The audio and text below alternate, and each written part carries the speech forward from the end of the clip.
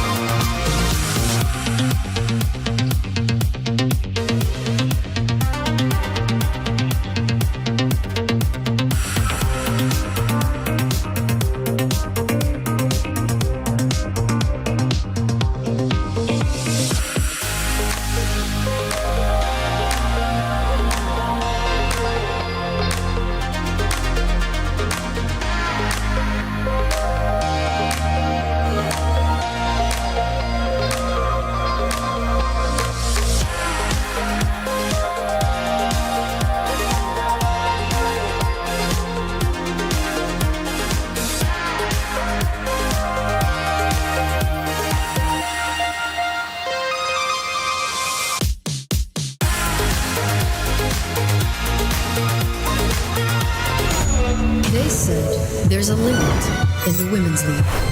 In MWI, we say, limit? Watch us bounce. From the MWI Queens everyone knows, to the stars who came out from nowhere, to the ultimate champions. Now, MWI is expanding greater than ever. Turkey, EECA, Africa, Mongolia, and beyond. We're stretching the map wider. MWI, where dreams get louder. This isn't just a tournament. It's your passport to the world stage.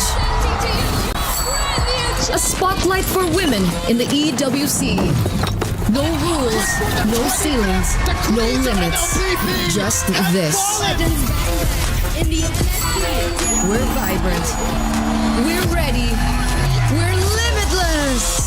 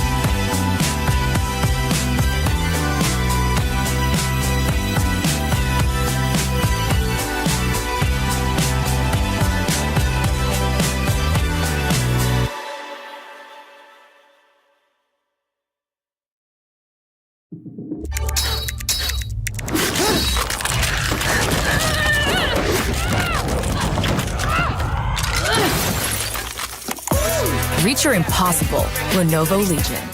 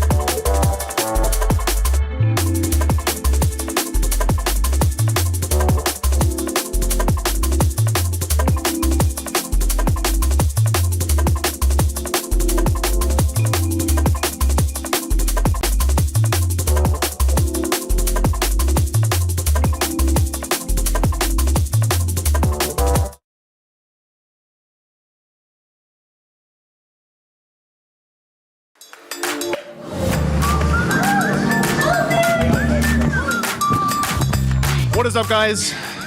Nice to be here, joined here with Foster Bunny, and we are in, of course, the Boulevard City, having a blast here. Now, it's MWI day number 3 at EWC. Unfortunately, yesterday, we had to say goodbye to 4 teams, but 4 teams also moved forward. Yeah, congratulations to the 2 Philippine as well as Indonesia team. We got Team Liquid, Navi Philippine, Onyx, as well as Vitality, who already booked their sets at the playoff. They are in the playoffs now. Today, there's still some teams sitting at 1-1. 4 will move forward. 4 will be going home. So we're going to have to find out who that is today. I hope we're going to enjoy the games for today, just as much as we're enjoying the balls and the House of Hype. And we're going to throw the balls back to the panel. Let's go!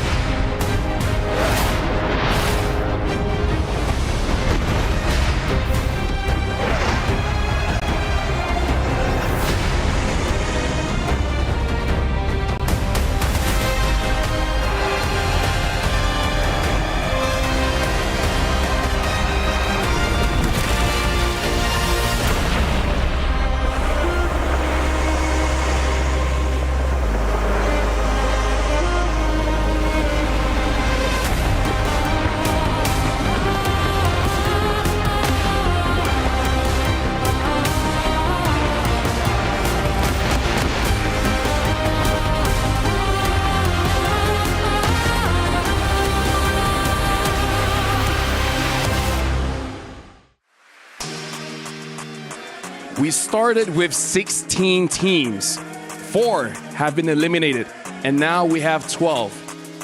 to prove to all the fans of MLBB to show how brutal MWI is this year. 8 more teams will be eliminated. The pressure doesn't get higher than that.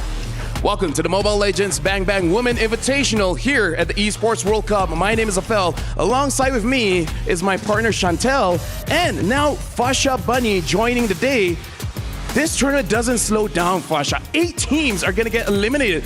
That's insane. It's insane because I've already feel sad for the 4 teams that had to say goodbye yesterday, and now we have to say 8. Oh my God, it is so surprising and intense, and looking forward what's going to happen for today. I mean, honestly, I feel electric. I feel excited today.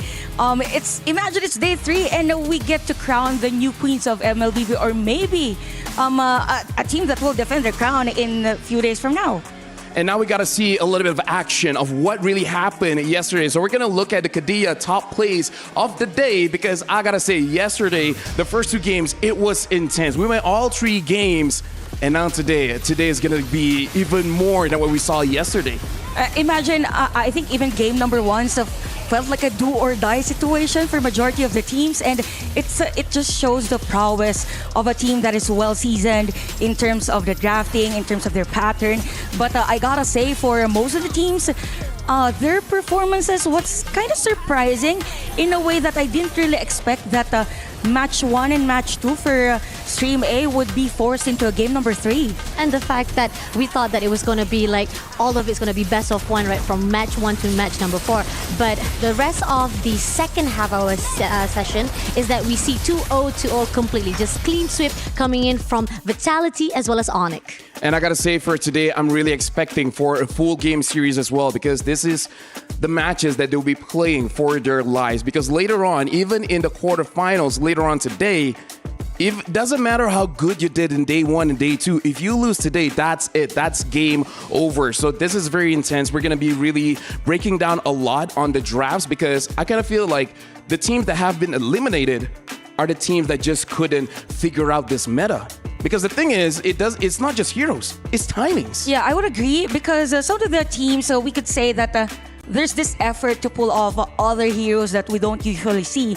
But at the end of the day, it's all about the execution. It's all about the timing, just like what you've said. Yeah, and now we got to see the emotions that we got yesterday. So we're going to look at the Sony top reactions, because the winners, they feel amazing. But again, we had 4 teams eliminated yesterday. So I believe that for a lot of the players, it must feel very heavy in their matches. Honestly, win or lose. Yeah, I could feel the tension for majority of the players. Like this, for example, a very, we could say, a mixture of sadness and even excitement from these ladies. And it's just the story of MWI and even these players that really need to step up every day, every single game. And the fact that we do have like a clips of how they show their culture, because like you saw just now, Food Esport, we're doing a little bit of hype dance, a Turkish traditional dance where they lead each other. But even though that was the start of the game, the start of their building up their hype, they did had to face their loss against their own Onyx opponent itself. But we hope for the best for them, because they still have 1 more life to go for today. I mean, we talked about the winners. I kind of want to focus on the teams that lost yesterday. I guess one team was okay because someone got engaged yesterday, so that was something. Even I didn't expect that. But overall, just to set it up a little bit, every team has a key, and if you're eliminated, we're gonna see some key crushing. So right now we're gonna look at some of the key crushings. And here's the thing: last year my heart broke, no matter which keys got crushed. So we're going to be looking at the key crushing right after this, and I feel like my heart is gonna break again. Yeah, I mean, the key is like the representation of your dream in that MWI crown.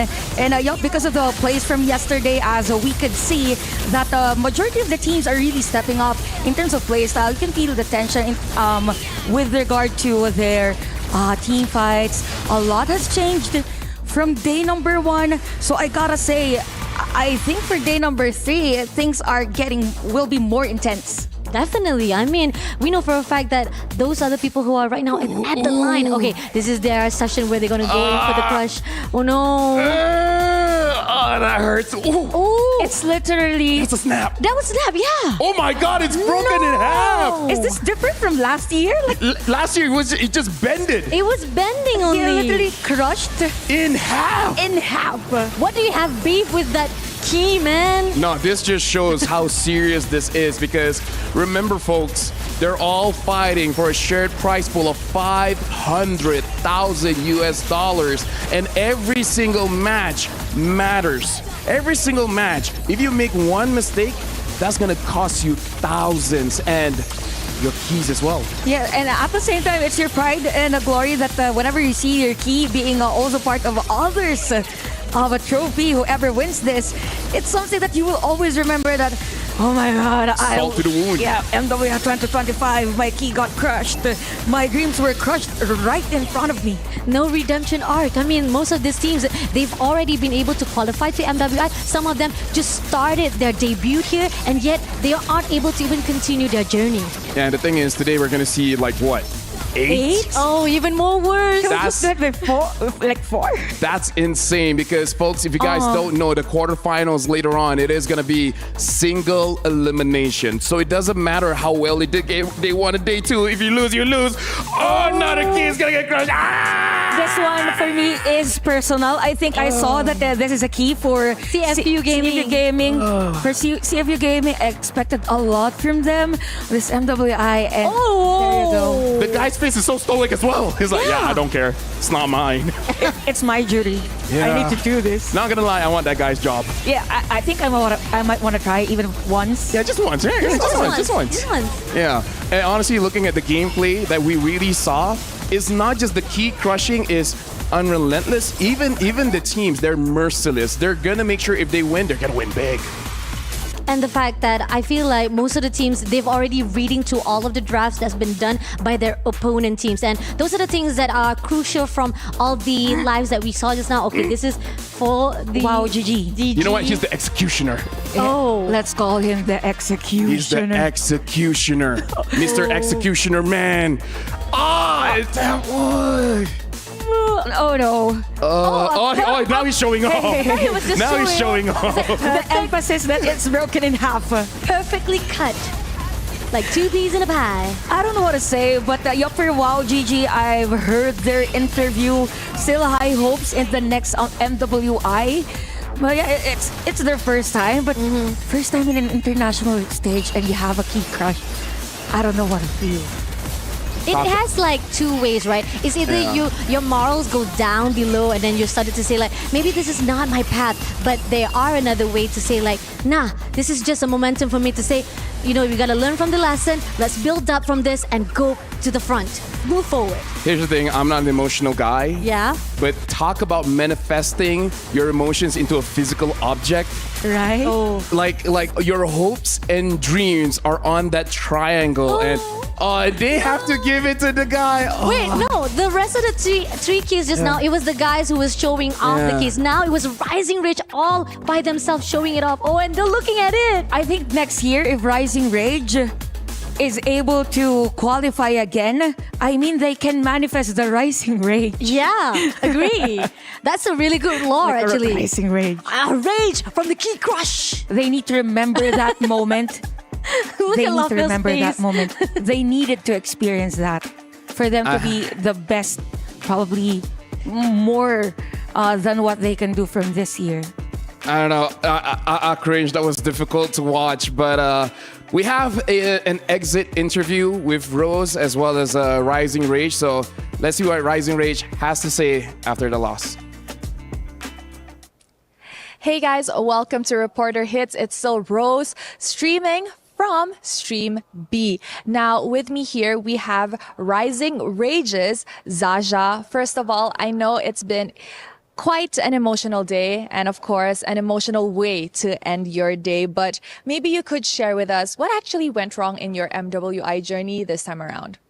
Firstly, we didn't expect it that we will be so nervous because it's a next level. It's an international level. So, yeah, just nerves, you know. That's all, yeah. I understand that sometimes nervousness does make us feel more pressured on stage and we have mental blocks and all that kind of stuff. I hope you guys can work towards improving your nervousness in the next tournament. Now, despite the loss, your opponent still respected your Freya. How did that feel? Of course, I appreciate it. Yeah, it's kind of honor for me, and I like it. Now, for those of you guys who don't know, Zaja's Freya is actually top global. She has like, what, 8,000 matches? More than 8,000. More than 8,000 matches. So that itself is crazy. And I honestly think it's a good thing that they respected your Freya. You feel more empowered. Yep. Now, before heading back to EECA, what lessons did you learn in MWI this time around that you can apply to the tournaments back home? Yeah. Firstly, work harder, train harder, and work with your nervous system. Yeah. All right. You know what? Thank you so much, Zasha. I really hope to see you again next year. And who knows, you guys could come back so much stronger. And with that, let us right back to the panel. Thank you very much, Rose and Zasha. And like she said, the nervousness, because the thing is, in your head, you know, you're going for an international tournament, so it's going to be tough. But the moment you fight against them, that's where the glass breaks. That's like, I didn't thought it was going to be this tough. Yeah, I think also it applies to everyone. You say to yourselves that I can do this, I can do this. Easier said than done, right? But I think that's the greatest lesson that these ladies have in this tournament, that at the end of the day, every beginning has an end and every end has a beginning. And hopefully this is not the end of their dreams and to finally be able to be the queens of MLBB. Hopefully. I mean, come on, like one door closes, the other door will definitely open. That's the thing. You have to always remember that there's always another opportunity coming. It's just at the moment, like, do you want to grab it or do you want to just let it go? You know? Yeah, and now to really recap on what's been happening for the previous 3 days, we're going to look at the brackets here to see the teams that got eliminated and basically who they fought against. We're going to start with Group A here, where again, this group is looking pretty strong. Team Vitality, they're going to the quarterfinals. They're just waiting for Team Falcons and Twisted Mind. Whoever wins that one will move on later on. Yeah, this is going to be an exciting match, Team Falcons and Twisted Minds. And I saw the game yesterday. I watched some of the games, and I gotta say that for Twisted Minds, they are playing really well. And even for Team Falcons also, the consistency, even the discipline is very evident for every team fight. So Team Vitality, the usual team that they are really swept the game against Team Falcons. So yeah, but pretty much that's it. And even for Group B, there are a lot of changes. I mean, again, I was really impressed on Navi MY. I mean, you get that first win, and we thought that the momentum was going to be able to pull through for the second match. But we're talking about Team Liquid. Like, at least they could have actually get one, though. But then, moving into the best of one is really tough. Definitely, Navi MY had a really good run, but they need to prove themselves here, fighting off with the Gaming Gladiators. Yeah, and it's going to be a rematch because the last time they met each other, Navi MY actually won 2-0. And now for Group C, the story still continues on. Navi PH, the players are the defending champions. We got to see if they can do it again. They defeated Terror Queens, and now Terror Queens have to fight with Virtus.pro to stay alive in this tournament. Yeah, actually for the game of Navi PH and the Terror Queens, everyone was surprised that they were able to pull off game number 3 against Navi PH that has the defending champions as their players. And even for CFU Gaming, a lot expected from them, but Virtus.pro was able to defeat them. And we have Group D, of course, Food Esports winning against Rising Rage, and even for Onyx won against the Food Esports. We have Remax Girls against Rising Rage with a 2-1. I think that was one of the longest games that we had. A lot of surprises, but there's gonna be another rematch for our players. Food Esports, Food Esports and Remax Girls will be facing in a qualification match. Yep, these are the groups from A, B, C, and D. And I gotta say, after the first 2 matches of the day, we're just gonna be looking at a different bracket. We're gonna be looking at the knockout brackets because today, after the first 2 matches, we will be going straight on to the quarterfinals. So the teams that performed amazingly yesterday will have to perform again today. So We got a lot of matches. We're going to be covering 2. Later on, I'm really looking forward to talk about Navi MY as well as Gaimin Gladiators because they faced on day 1. Now they got to face again in day 3. I mean, this is where we clean the slate again, okay? You got already your 2 victories, started off already with a really good win streak, but now we're back again to the square one. But the fact is, this is it. You have to fight again to go into the quarterfinals. And now we're going to be looking at the schedule to see the team that we're playing today, more importantly, when. Because again, we still have both matches, 4 matches for today in 2 streams. We got Stream A and Stream B. So we got Navi MY going up against Gaimin Gladiators, and then Team Falcons will be going up against Twisted Minds. Navi PH as well as Team Liquid. They'll be waiting for Group A as well as Group B decider winner to see who will they be facing off against. So for us, Navi MY against Gaimin Gladiators, who wins that one will be going up against Navi PH. Yeah, same goes for the last game for Stream A, and this is for our Stream B. So we have Terror Queens facing up against Virtus.pro, and we also have Food Esports versus DreamHack Girls, Onika Pertiwi versus the winner of Group C, which is either Terror Queens or Virtus.pro, and we have Team Vitality versus the winner of Food Esports versus DreamHack Girls. Yeah, and again, like we see 8 total matches coming in for today. I gotta say, you folks, you got your money's worth, man, because all 3 days we have 8 matches going on, but now we got to focus on the Saudi National Bank match of the day. For us in Stream A, it is going to be the second match, which is going to be between Twisted Minds going up against Team Falcons, where this is the match where we're anticipating there's going to be a crowd.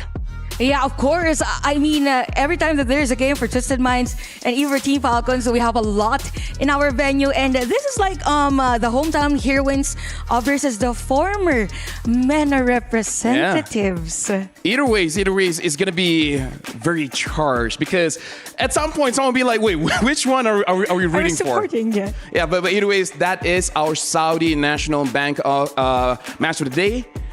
And then the thing is, for me, it's like for both Gaimin Gladiators as well as Navi MY, there's Malaysian representative for both. So me and Fasha were like, which one do we want?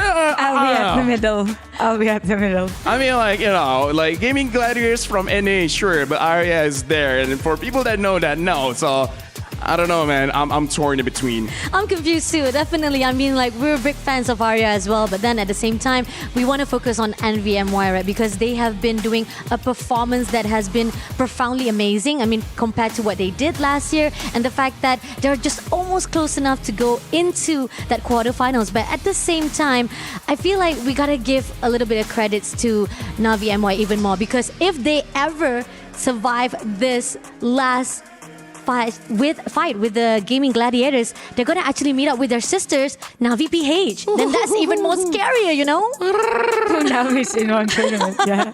Yeah, 2 Navis in one day. Good luck to the casters for actually calling for that one. And then later on, Team Falcons going up against Twisted Minds, because I haven't seen too many of their games, but talking to our scriptwriters, it really does seem like they evolved their own playstyle in the first 2 days, where they're really embracing the healer style, this enchanter supports. Yeah, if I'm not mistaken, there were games wherein there were a lot of backshots, and even I think Uranus for this team. So this is where the intensity will come in if these teams are prepared. If in case there is a draft wherein they're not ready for those heroes to be not available. But that's the thing, we've talked about it, and I've even like many times say I'm 50-50 when it comes to support heroes, okay? This is a hot take. I know a lot of people say like, hey Bunny, Estes still works. All the supports Enchantress heroes are still working off for the draft itself. But you have to remember, it depends on situational.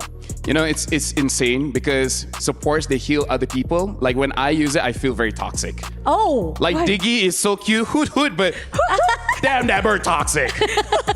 Like you die and you still get to spin around and actually cancel recalls. I'm actually one that I like supports. I like when I'm using it, I don't like going against it. Yeah, right? I agree. Right. Same case with Kimmy, right? I love it when it is the other players from my team using it, but if I'm using it, I hate it. Yeah, true. I mean, like, as a roamer, I love it. But I hope you guys will love the start of the day because, again, we have 8 amazing matches. 8 teams will get eliminated. So before we even start the day, let's check out the epic poses of the teams.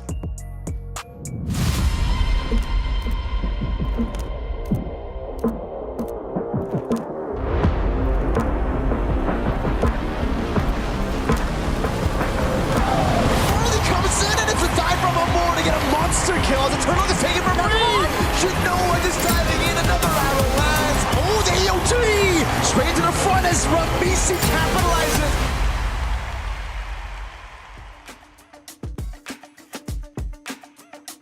And all those great actions is because a decade's work where Moonson has been pushing for 10 years to become one of the best. And because of that, we've been nominated for 3 different categories in the Esports Awards.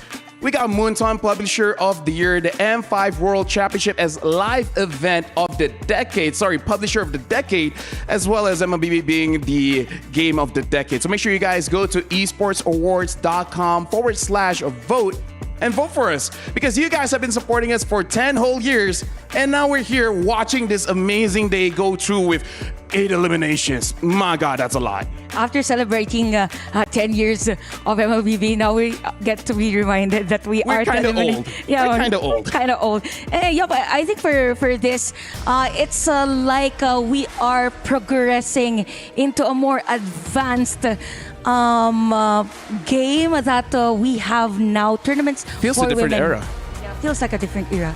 I have to beg to differ, because the fact is I am literally still new into the MLB scene, so it feels really warm to the fact that I can see you guys have built so much foundation with each other, the connection, the past history itself, and I'm a bit envious. Seriously, I admire and envious, and I wish I could be part of it as well, but little by little I get into it. Hey, you know what? Welcome to the team. We love you. She just started now on the international stage.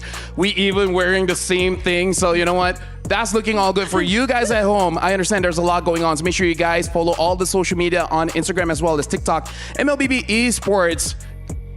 What's this called again? Underscore women. I don't know about underscoring, man. I feel like I only used that during the MySpace days, but those days are way over. Now, here's the thing, folks. You guys got to hold on to me, because we're about to start the day. We're about to get onto the stage. And just to remind you guys, this MWI, the whole prize pool is $500,000 US. And today, 8 teams will get eliminated. Today, we're gonna see the quarterfinals. But right now, we gotta start the first match of the day. It is gonna be between Navi MY going up against Gaimin Gladiators, where they will be going up against a revenge match. And this one of them will be eliminated. So hope you guys are ready for the teams to move forward, for the teams to continue the journey, for the teams to be limitless.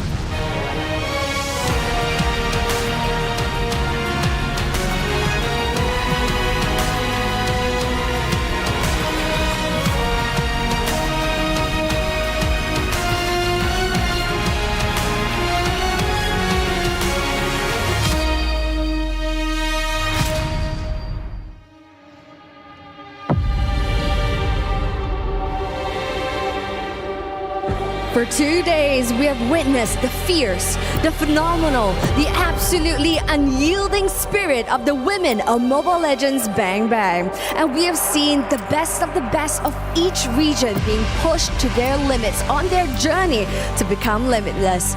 And with that being said, the fairy tale ends here for some teams. Yesterday, 4 teams packed their bags, dreams crushed, their tournament aspirations over. They were CFU Gaming, Rising Rage, WoW GG, and Tidal Legends Gaming. It is evident the Land of Dawn spares no one. And today is the day of reckoning. 4 group stage matches, 4 quarterfinals and knockout matches with 4 teams waiting in Onyx, Vitality, Navi PH, and Team Liquid. Both streams A and B live, unyielding and unforgiving. 8 teams will bid farewell. 8 dreams and keys will be crushed today. Today is the fight for survival. Today is a shot at glory.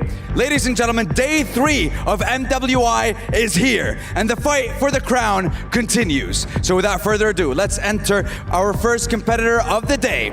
It's Navi MY.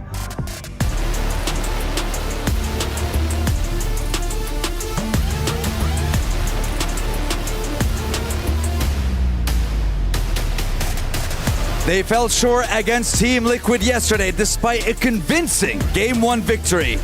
But this team has shown what they are made of on the stage before.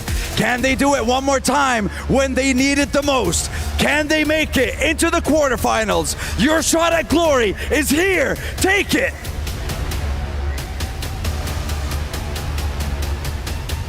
And now, presenting to you the crowd favorites, Gaimin Gladiators!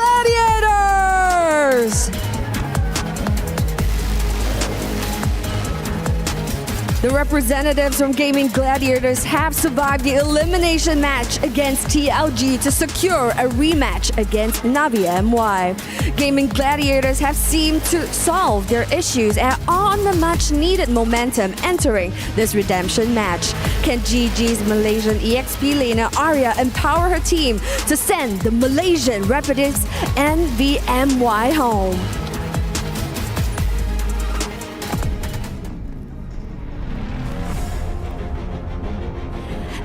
And now, Sandstorm, this is do or die. There is only one knockout position available, and these two teams are gonna have to duke it out and do everything in their arsenal to secure this hold.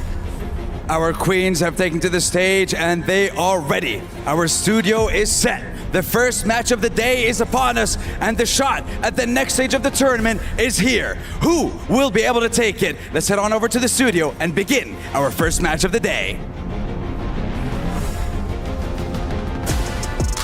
Thank you very much, Sandstorm, as well as Cheryl. Like they said, this is do or die. They faced against each other before, so now this is the real deal. Go big or go home. This is going to be between Navi MWI going up against Gaimin Gladiators, where, looking at history, this is favored for Navi MY. I mean, it's really tough. Like we talked about, we're quite confused for both because we're definitely rooting for them, but because of the national pride within me, I'm definitely going to root out for Navi MY because I love how they've been doing so well. They've been really showing off as well as improving from time to time. And now we're looking at the EXP matchup here, Arya against Sha, where Sha was one of the best junglers in the game. We're using a Phobius, able to get the turtle, able to get the Lord.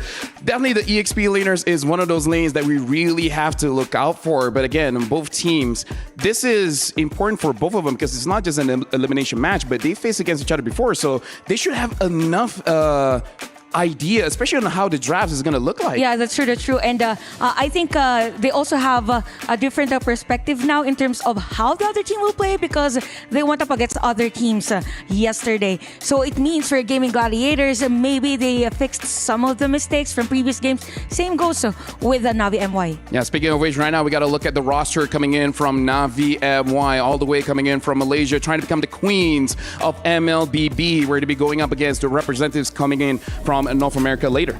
I mean, talking about how we saw the team of Navi MY meeting off with Team Liquid yesterday, right? They had a really good run on the first run, but then going into second, this is where the fine line, Team Liquid was able to find the weakness. They make sure that at least Fafa will not be able to get the mission of that goal lane.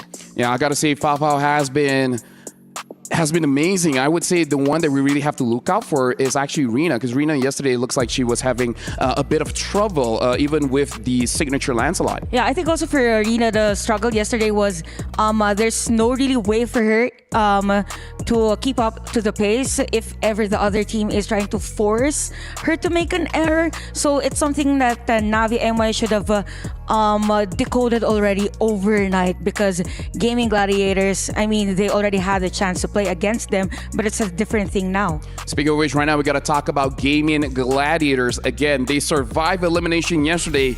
Can they do it again today? For Gaimin Gladiators, I have heard that they've been having some of the problems recently internally. So I think it's something that they should work around coming to this game, because this is a do or die match. If ever that they aren't able to fix that, it's going to be a problem. I mean, they even talked about it. Ashley was actually mentioning how even starting of the game with Navi MY, the reason why they were actually failed to play it out is because they were actually very nervous. And I think once they move into their second match, that's when they finally to overcome. They were able to fix out all that internal struggles. But for Gaimin Gladiators, the great thing that happened yesterday, because during their game against TLG yesterday, it was a complete turnaround. It's like a different Gaimin Gladiators playing, no mistakes, perfect execution, and the right draft for them. And now we got to talk about things outside of game as well, because they got to be mentally prepared. And for Arya, she has her family coming over to support, which kind of my family as well. So let's check out the video.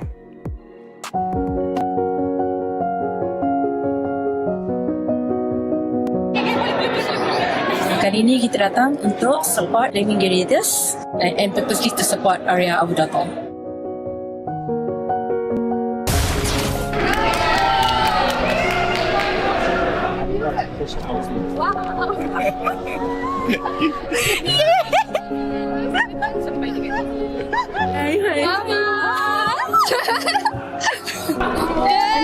I'm so proud of you. Coming all the way here, quite far. And today she won. I'm so happy. I'm her lucky charm. Yay! Please support Gladiators. Please support Arya. Only 2 kills to 11, an entire 8,000 gold disadvantage. Maniac! Gaimin Gladiators with the wipeout! Well done by Gaimin Gladiators. Okay, let's go! Next match, you'll be facing up against Navi MY again. Shout outs to my wife. Thank you, Vi, for coming. And her parents too, I guess. Either ways, looking into this game, we can definitely see there's a lot of emotions coming in for both teams. And I kind of feel like this is definitely the match that all Malaysians will be watching, because Arya, even though she's playing for North America, but she has established herself as a legend playing in the SEA Games and other international tournaments, bringing some fame back to Malaysia. But now, one of them has to be eliminated. Things are very different this year. Last year, both teams were able to qualify for the playoffs. And then for this year, it's sad that we get to see one of these teams say goodbye. And I felt kind of emotional, actually, in that video. That I'm honestly rooting for Navi MY to Gaimin Gladiators to actually... Steven, you're confused. Which one am I? Which one am I supporting? Oh my anyway? God, so confusing, because the fact is, again, we've seen them before. We've already...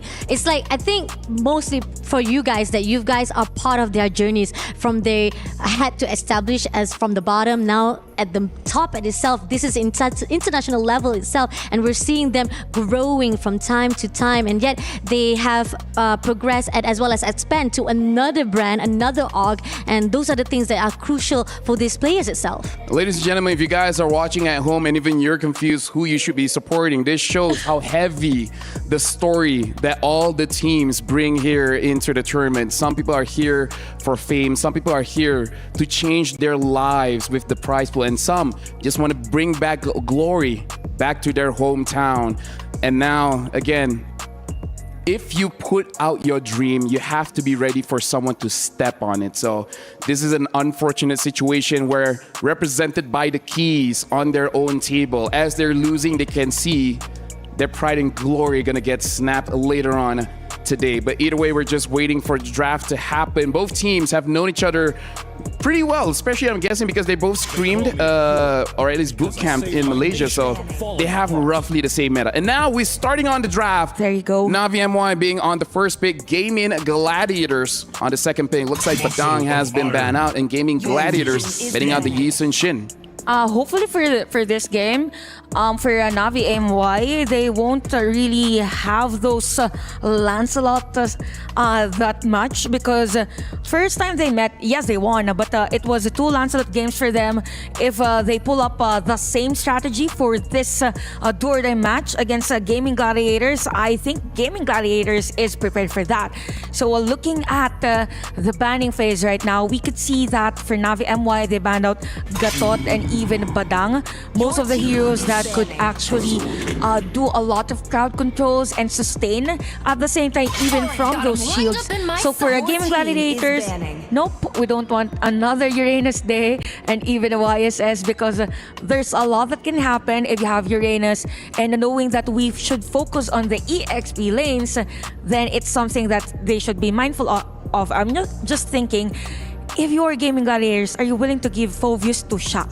I mean, that could be a case as well. But then again, we did saw was the time when they were able to pick up the Phoveus, but it wasn't going into their favors as well. So it's not really a permanent or a definite definition of them going to be winning. If they have Phoveus in their hand, they can actually be able to counter it. But the question is, there was a mid game that I saw from the side of Navi MY where probably they were too comfortable with the Selena pick to a point that they kind of abuse it. So that's the question, that can they actually try to turn things around here with their own mid picks as well?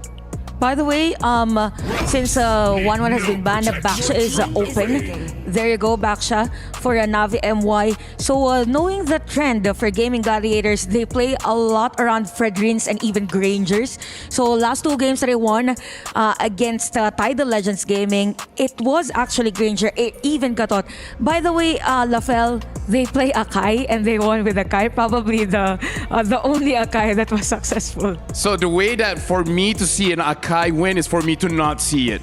Yeah. I mean, there you go. Right now for Gaimin Gladiators, there's still a lot of priorities here. I'm really looking at the Zetian or the Farsa, both having very positive win rates. And like you said, Fasha, where I'm kind of not excited for this Granger pick just because Navi can have a blue Iritel. So I really hope that they have an answer, especially considering, personally for me, I kind of feel like the CC is just a little bit too early. Yeah, they're rushing it a little bit too early, and the fact that are they like thinking that they're not afraid of Iritel, or they're thinking that there's a possibility that they don't Well, before we even say that Navi will not actually take that as a challenge to actually put out the Iritel as a counter. Definitely Navi say that that's just like an invitation to say that if you're gonna take Granger, we're definitely gonna take Iritel. Interesting, actually, since you've mentioned that CC is kind of early, I feel like for Coach Rexvin and Midnight, they just don't want to give the CC because for their previous games, they were really consistent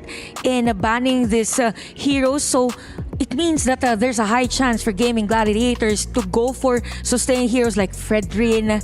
By the way, Arlot is still open. Yeah. They could actually take that one out or use that hero and have that Akai and Arlot maybe, but I'm not sure. I mean, for Gaimin Gladiators to have both They have of them, CC. they have CC, exactly. That's the problem. The reason why I kind of feel like it's a little bit too early, and now Zetian gets picked up. Looking at the first 3 picks for both teams, if we're looking at tier list, I gotta say that Navi MY, they got the cream of the crop. They got the Boxia, they got the Farsa, as well as getting the Iritel. Like, their opening draft is actually so strong. Agree, definitely. But the thing is, when I saw the opening of Gaimin getting the Zetian, this is actually the 2 heroes, or probably twice been used. Zetian has been used twice from the side of Team Liquid that actually locks in to the success of Team Liquid Philippines to get that river sweep. Yeah. I think right now, the best ban for Gaimin Gladiators is Selena.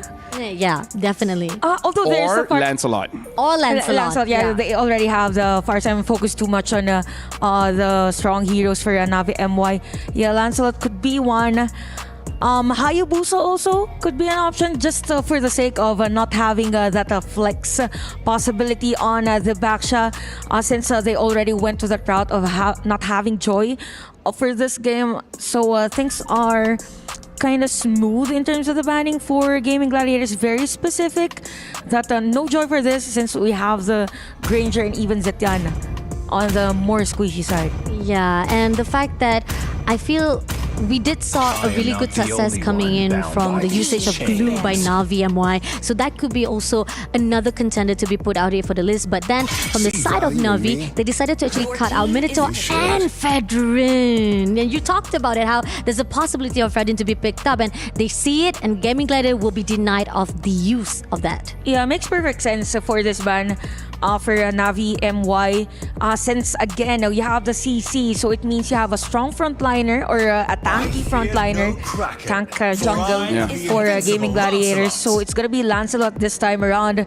So they need a heavy pos 5 for Gaimin just to complete their hero composition. Now for Navi MY, they're still lacking. I'm thinking Kalia.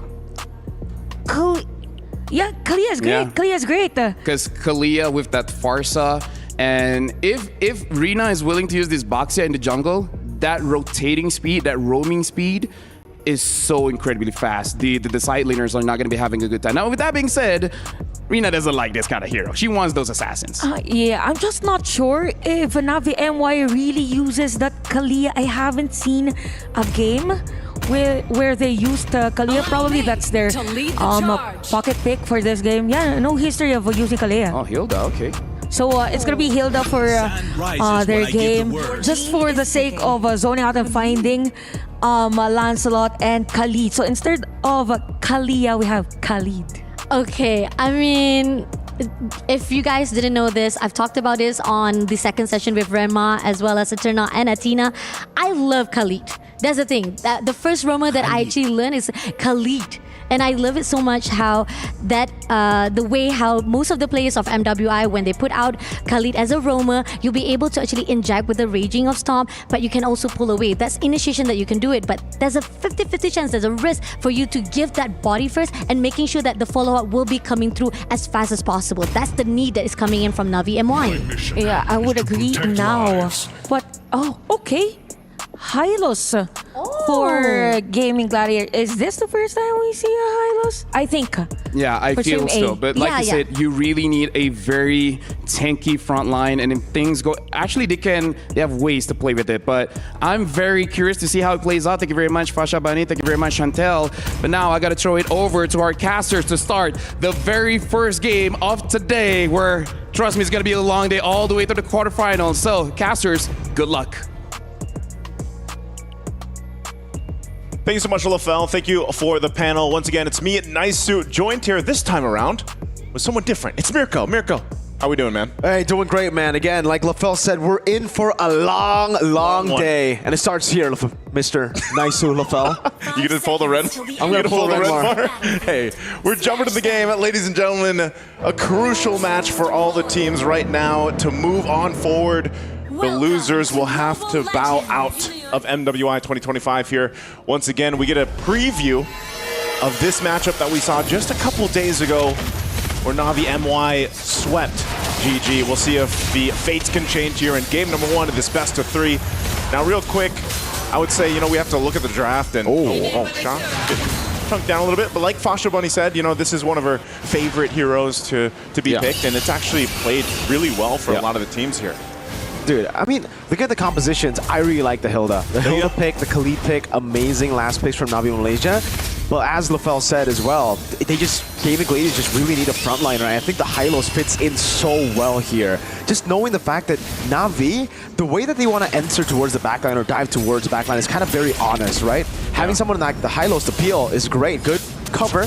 Then for the passive alone, Nicolette jumps in with the puncture and the Thorn Rose goes really for Wanderer and actually secures it for the team, as Ashley should be able to escape or to use a Revitalize. Redmond goes back in, finds first blood in enemy jungle. Nicolette unable to get a trade back, knows how tanky the Hilda is. This is why you like the Hilda, This is why a lot of people like the Hilda, man. I mean, the damage... Okay, she's got the quicksand guard. She's going to be fine. But that's the thing, you're kind of surprised, and I feel like we've seen this a couple times already for MWI, is that kind of burst, but then you get the concussive blast as we take a look at the emblems here too. There's a lot of concussive blasts actually going out from Navi MY, man.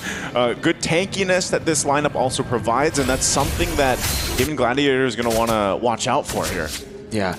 The only thing I don't like is the fact that the Hilda is placed on roam. I feel like the Hilda is a better matchup up against the CC, as the Khalid can constantly just get pressure in the mid lane. But they swapped it up, Khalid in the XP. It will give them a bit more pressure, especially Turtle 1, just with the Raging Sandstorm. Rina opening it up, Sayori in the bush, recalling.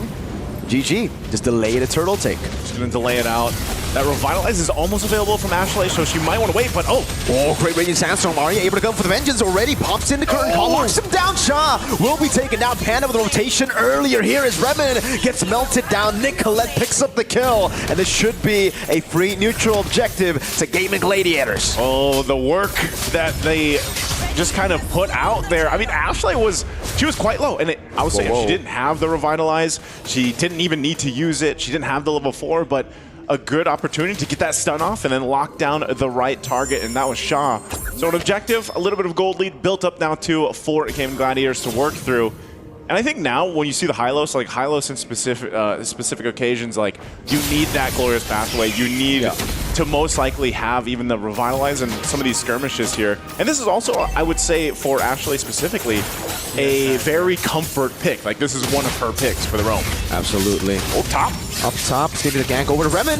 Good Detonata. Phantom Execution to the back as well. Fafao able to cut away. Rita pops in the shield unity. Ashley instantly with Revitalize to react to it. And a disengage from Navi Malaysia. And Naisu, I gotta say, man, I gotta give props over to Midnight because I really like the CC pick as well. First pick, it's kind of risky, you know? In a world where coaches get a lot of hate for random first picks, I love the CC pick right as he saw the Baksha.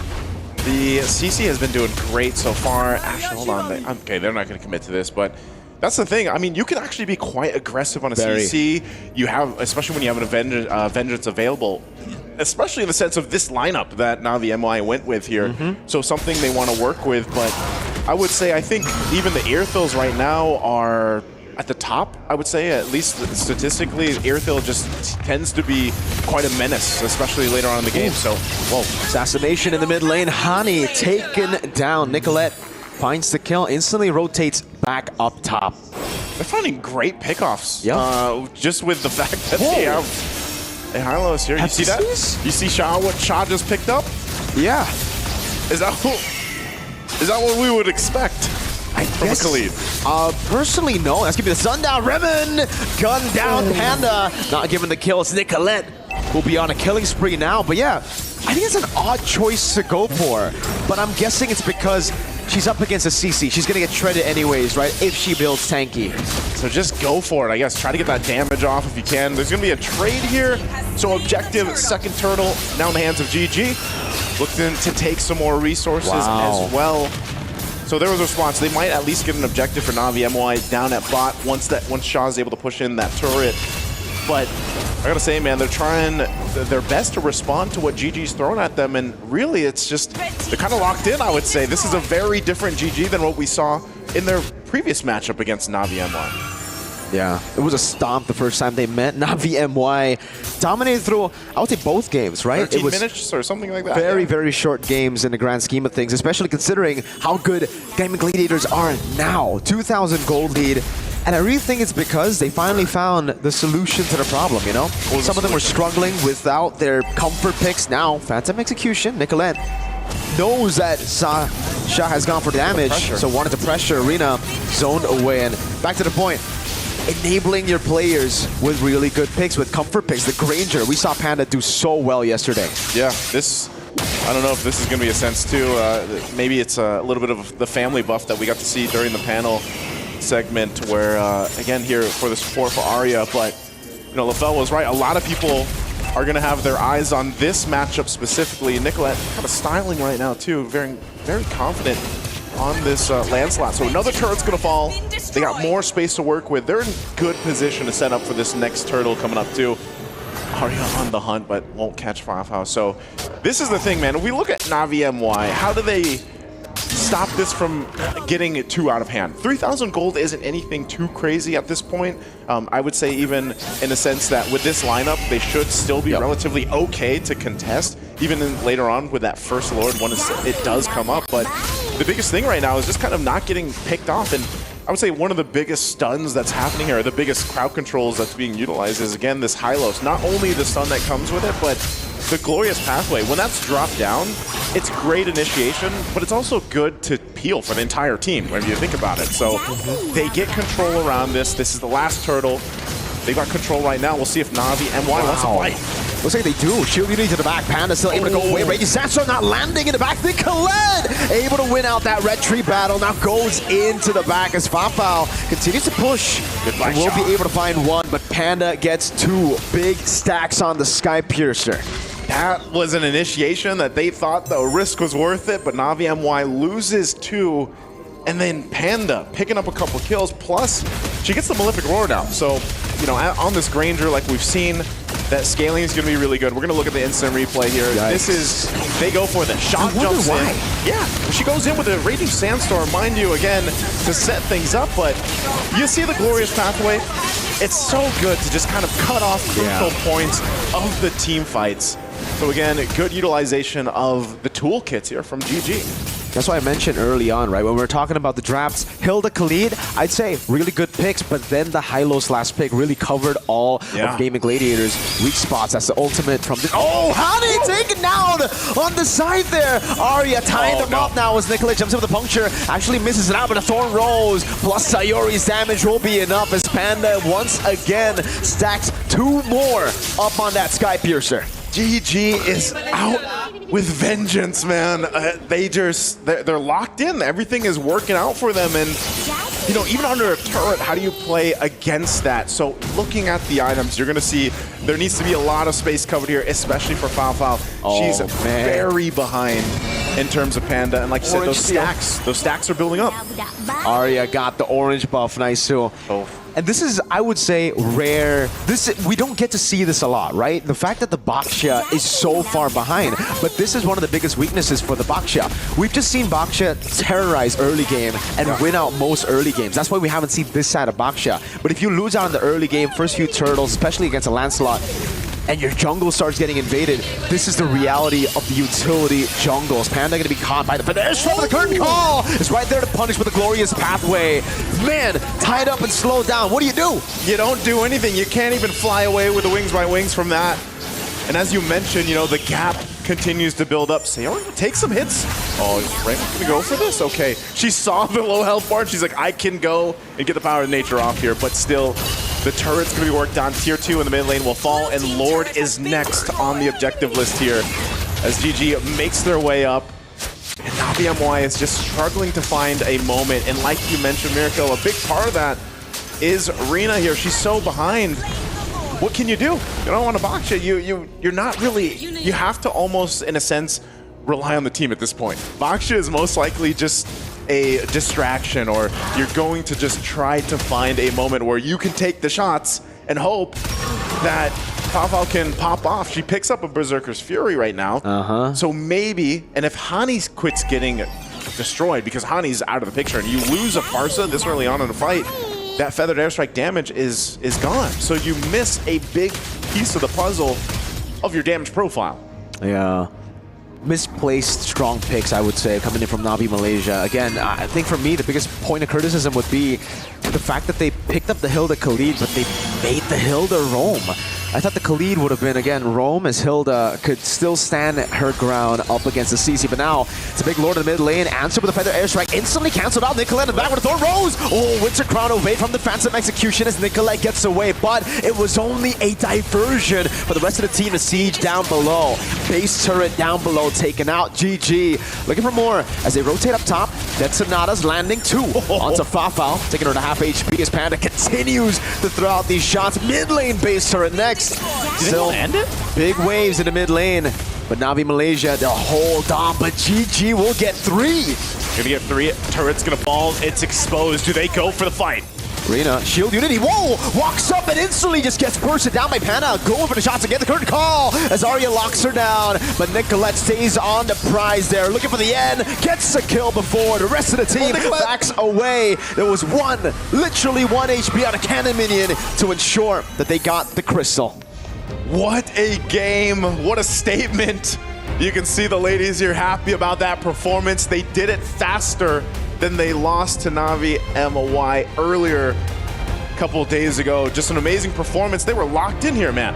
Took a while for them to download Navi MY, we would say, right? 2 games. And then, even for Title Legends, they had to go through 1 game loss, coming back from that reverse sweeping TLG, and how they find themselves in their element. They know what to do. The drafts look good. The execution might look a bit better.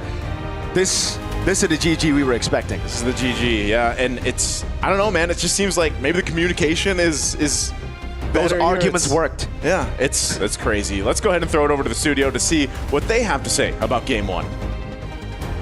Well, first of all, Sairi looked absolutely happy for that one. And the thing is, now it's not history repeating itself, because now we can actually see GG, Gaming Gladiators, actually taking game number 1 off of Navi MY. And I gotta say, I actually agree with our casters, a little bit of a mismatch here, because Box is an amazing hero, but it's not Arena hero, and then having the Khalid on the EXP, and it does feel a little bit forced to use that Blade of Heptases. A lot of mismatches here, Fasha. Agree, definitely. At the first place, when I saw they picked out the Roma or Khalid as well as Hilda, we expected, even what we have heard from the cast itself, if, for example, Khalid was being put out as a Roma and Hilda as the XP, probably it could have been having a little bit more fun time compared to what we see so far. Now, Team Navi MY has just been punished from one place to another place. Yeah, and it's really evident that for the side of Gaming Gladiators, they changed things up a bit in terms of the rotation.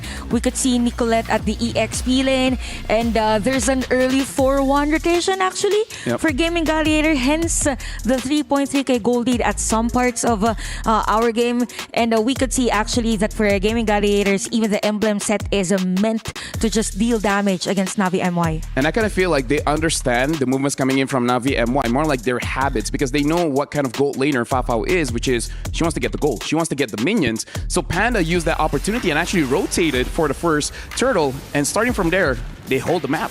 Yeah, that's true. And not just holding the area for Fafao, I think also for Gaming Gladiators, what really made the difference is that they always get a hold of that purple buff area onto the side of Navi MY. Hence, there is somehow a doubts from Arena and the rest of the team wherein are they going to initiate a team fight? Are we to do trades? And the Gaming Gladiators, I think we could see that later on in the highlights wherein they are to invade the purple buff.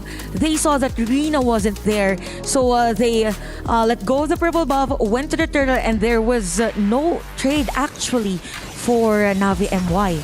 I think this is it, where the Raging Storm was trying to go into the front and they were going into at least invade the front line of Team Gaming Gladiators. There was not much of a follow-up. There was a little bit miscommunication coming in, even though, yes, Fafao did manage to get a trade, but it was not enough because at the end of it all, not only they were able to get away with the title, they were able to steal 2 lives of Navi MY. Yeah, I kind of feel like I only saw one Raging Sandstorm actually hitting, and that was in the base.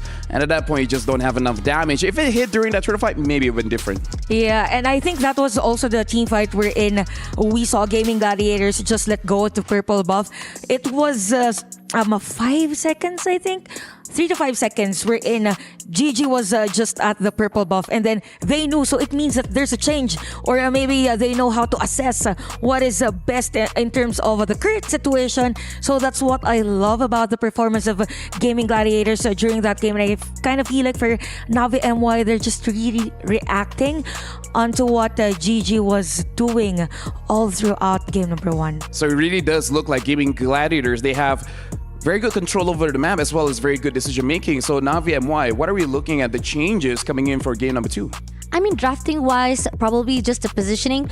Hero-wise, they has never a problem. Just the roles of how they want to actually go in right after the second match. And the fact is, I feel there were certain times that we even saw how the Farsa been used, the Feather Air Strike, opening up too much and to a point that she was in the front line. And Team Gaimin ready to say, like, this is like an invitation for us to just shut you down, honey. Yeah, and now we got to look at the head-to-head here. I believe we're going to be looking at the goal laners. We're going to be looking at Fafao going up against Panda. And one of the reasons why we got to look at is not only does Panda had a good game, but Fafao actually had the counter matchup. She got the Irithel going into the Granger, and yet Panda had an amazing game.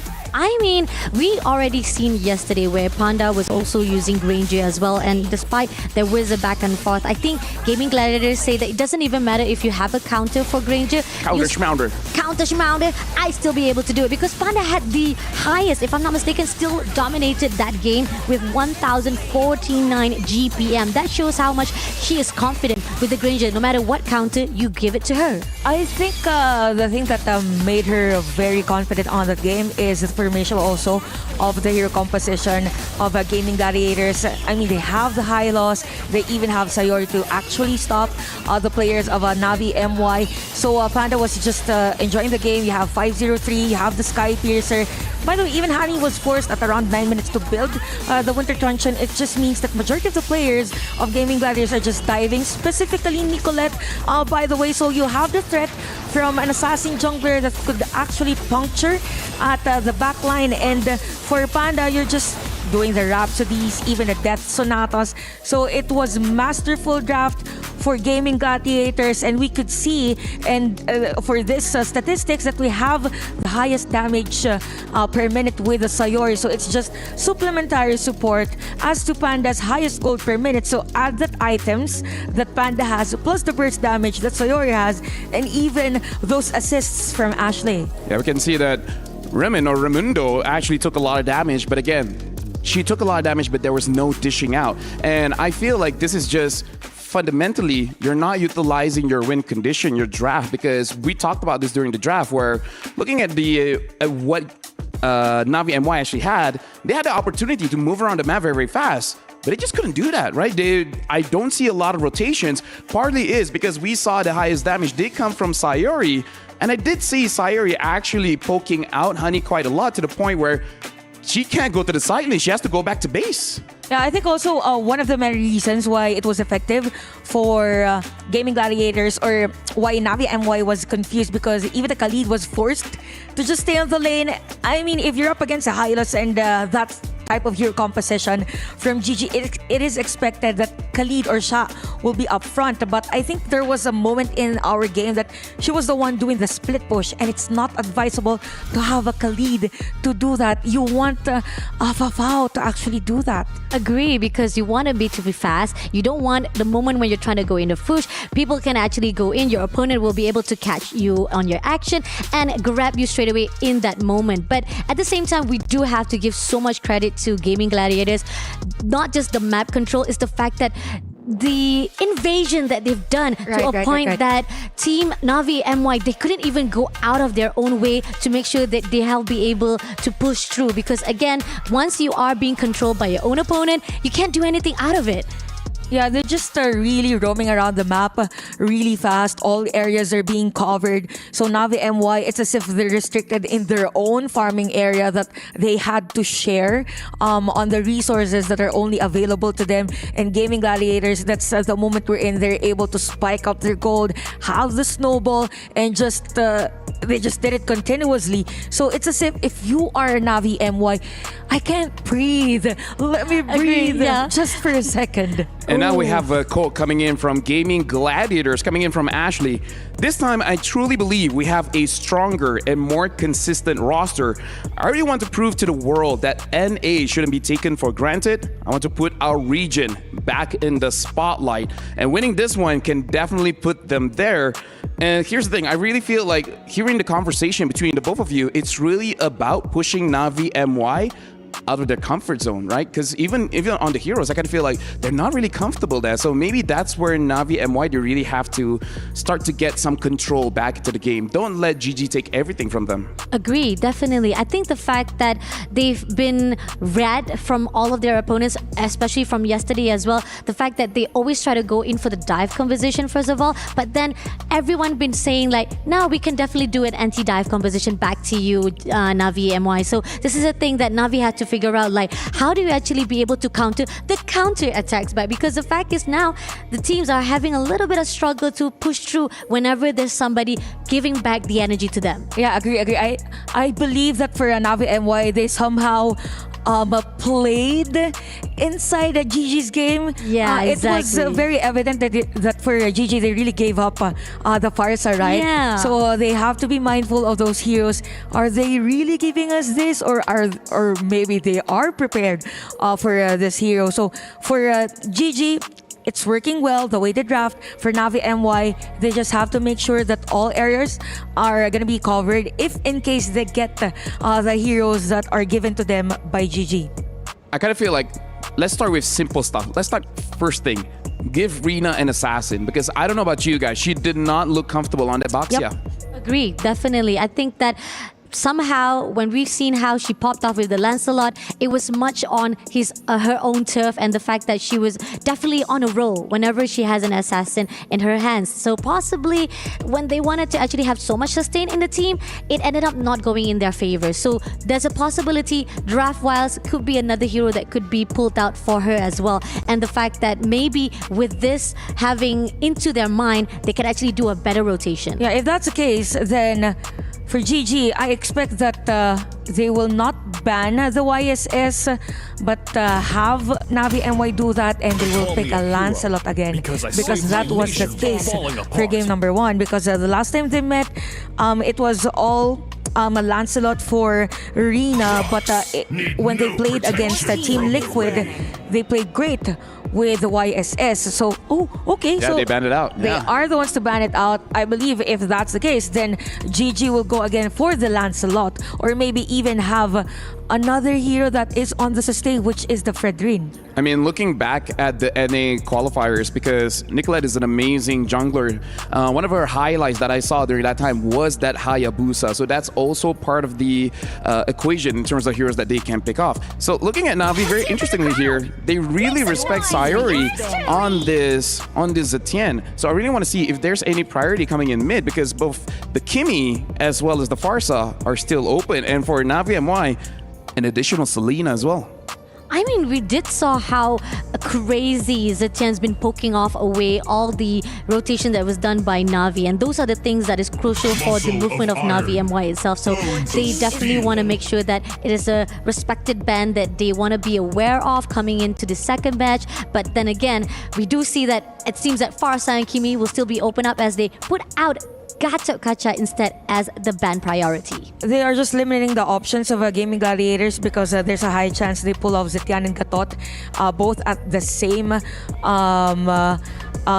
So Navi MY did the research about that. So GG, you have open heroes. Kimi, although Kimi isn't really working well. Yeah, 16% win rate. That's insane. Honestly, there is a lot open. Kalia's open, even though we don't see a lot of teams prioritize it overall. It's too early, but some teams, I feel like Pharsa is an okay one to open with, but it looks like they are gonna get that Kimi. And I feel like Navi MY, they predicted this because they wanted that Pharsa by banning out that Zetienne, but right now they don't even have to take it because they gotta assume that this Kimi is going mid, so maybe they will take Pharsa on red 3. Pharsa on red. Oh, red team. Okay, I thought Pharsa on red 3. I didn't hear it right. So I'm colorblind and you just have hearing problems. So, we're good. We have our own issues. Best friends forever. That's how it is. But then again, but they are going to actually pick up the Pharsa straight away with the Badang. So definitely a really good response coming in from Navi MY. I mean, if you have already the opportunity, why not just take it? A really good fizz crack and fizz break to actually have a really good setup for themselves. And maybe with this better combination, Navi MY will have the opportunity to give that push, the aggressiveness that we have been losing seen so far from these 2 days. Assassins hate Badang, but I kind of feel like Lancelot's still okay. Yeah, Lancelot and Arlot could be one, but Fredrin, okay. So, I think this is the same draft that I had. Just to know, Arlot is one of Arya's favorite heroes. She even uses it in Rome. Okay. By the way, this is the same lineup that Gaming Gladiators had when they first met July 15. So they have... Ooh, okay. So we have Kimi, Arlot, and Fredrin. I'm not sure if they will go with the Irithel and Kalea because those heroes are still open. If Navi MY will give it to them. So Pharsa and Badang, they can get the Lancelot now. I kind of feel like Granger is a good pick as well, and then just ban every other marksman. Like I kind of feel like Panda was one of the reasons why they lost. I mean, this is also they pick up Lancelot, yeah, because the repeat of what we see between the TLG with GG, right? The fact that they had the Arlot Fredrin combo as well as the Granger. I like the fact that you actually noted about the Granger. They could have actually pick up, steal away the Granger so that they won't give so much leeway to the side of Gaming Gladiators, because that was the reason why they had so much potential to fight off with TLG yesterday. You know what? Looking at the draft, there's a high chance that Navi MY will go Harith again. since you have heroes that are more on the melee side from the side of GG, so it's gonna be hard to go for that energy eruption and even the final slash. So we ban out the Minotaur as anti-crowd control. Kaleo could be an option for them to ban out. Even the I'm thinking about the Jushin, but you already have the Kimi. I mean, Kimi could go gold. Like, we don't know, right? Because I feel like this is the good flex. I feel like Kimi flex gold admit is still possible. I don't know about this Arlet, because I don't know how much practice time does Ashley have. So, personally for me, I'm still assuming this Arlet is going over to the EXP. Now, GG, they are betting out that Granger. I'm really looking at heroes like the Moskov for GG to actually deal with the composition that Navi MY has, but not entirely sure what their comfort is, so Irithel gets banned out. So with this, GG has the option to go like Moskov or Bruno even could be, although it's gonna be hard if you're up against say a Farsa in terms of mobility, but Kari could be one so that you can do those dashes. So GG could actually limit more in terms of the EX lane. So they ban out the Phovius for this game, and with that, they are somehow forcing Badang to be the EXP lane and have or let them take Lapu Lapu. Yep. Yeah, because I kind of feel like Badang, Roman, and Lapu Lapu EXP is actually quite good for Navi MY. Yeah, definitely. But then they picked up the 1-1 instead for their goal lane, huh? Clever. Banning out the Irithel. Clever, yeah. Not gonna lie, I forgot about the 1-1. Not gonna lie. Okay. I did. Almost not see 1-1 because of the bans also from the other days. I think we have seen 1-1 getting through like 2 or 3 times only. And after that, we keep on saying 1-1 been taken out all the times to deny the entrance of 1-1 inside the draft-wise. But then again, right here, I do feel like, yes, damage-wise, Navi has the opportunity, but is it enough though? Possible for Navi MY as long as GG doesn't get the Akai. I mean, this is the best way to pull off that Akai Arlot combo against a 1-1 and even Lancelot. I'm just not sure if they're really confident on pulling that off, but it's gonna be Mathilda and Bruno. Okay, just when we said that it's hard to have a Bruno against a Farsa that could potentially just rotate on the lane, but you have the Mathilda, so in terms of escaping, it would be a lot easier for GG. But the strength of GG here is literally the Mathilda and Kimi because of the fast clearing of minion wave, so they could just go in the EXP lane and have, if it's gonna be Badang on the EXP lane, to be at a difficult situation. At this point, I kind of feel like GG, they're really trying to win the mid lane. And I kind of feel if they're able to kill off Farsa or whoever their roamer is before the turtle starts, I think a very big snowball will start to ensue, because we saw in the previous game, they controlled the jungle very, very well. They might do the same. I was thinking of the Lapu Lapu, but looks like they are going to pick up that glue. So going up against Badang, Farsa, and Lancelot in mid is going to be a challenge for Gaming Gladiators. Thank you very much, Fasha Bunny, as well as Chantel. Looking at the draft here, I actually feel like both teams are able to get a very good draft. So now I'm going to be giving it over to Naisu as well as Mirko to call for the second game. We'll see whether, Navi can actually win it back, or they got to return the favor and lose 0-2.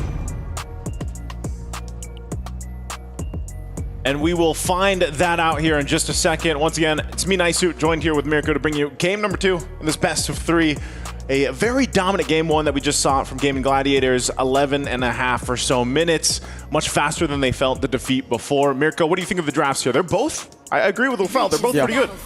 I agree too. I mean, there are winning conditions, solid ones for both the compositions, right? The 1-1 though, it's picked up, and it really comes down to how good Bafao can be on the 1-1. Because up against Panda, here on the Bruno, this is much more of a safe weak side pick than it is a way to beat 1-1. Yeah, I think that's always the difficult thing when a 1-1 comes into play is, getting the marks off and then getting the crossbow tank, finding the right moments to be able to do that too. And you do have a lineup that can actually snowball pretty quickly, I feel like, because of what they drafted. And we know Glue has actually done really well too, to be that front line, obviously, to bring back members. You can see Arya dealing with that bullying that we usually see from a glue in that XP lane. Yeah. But that's an interesting thing, man. Absolutely. I think it's a very weird start to the game already. Level 1, you try to go for the fight against the glue. You can see Arya struggle, almost a solo kill. You gotta usually ignore the glue level 1. Let him be. He's too strong level 1, especially on an Arla.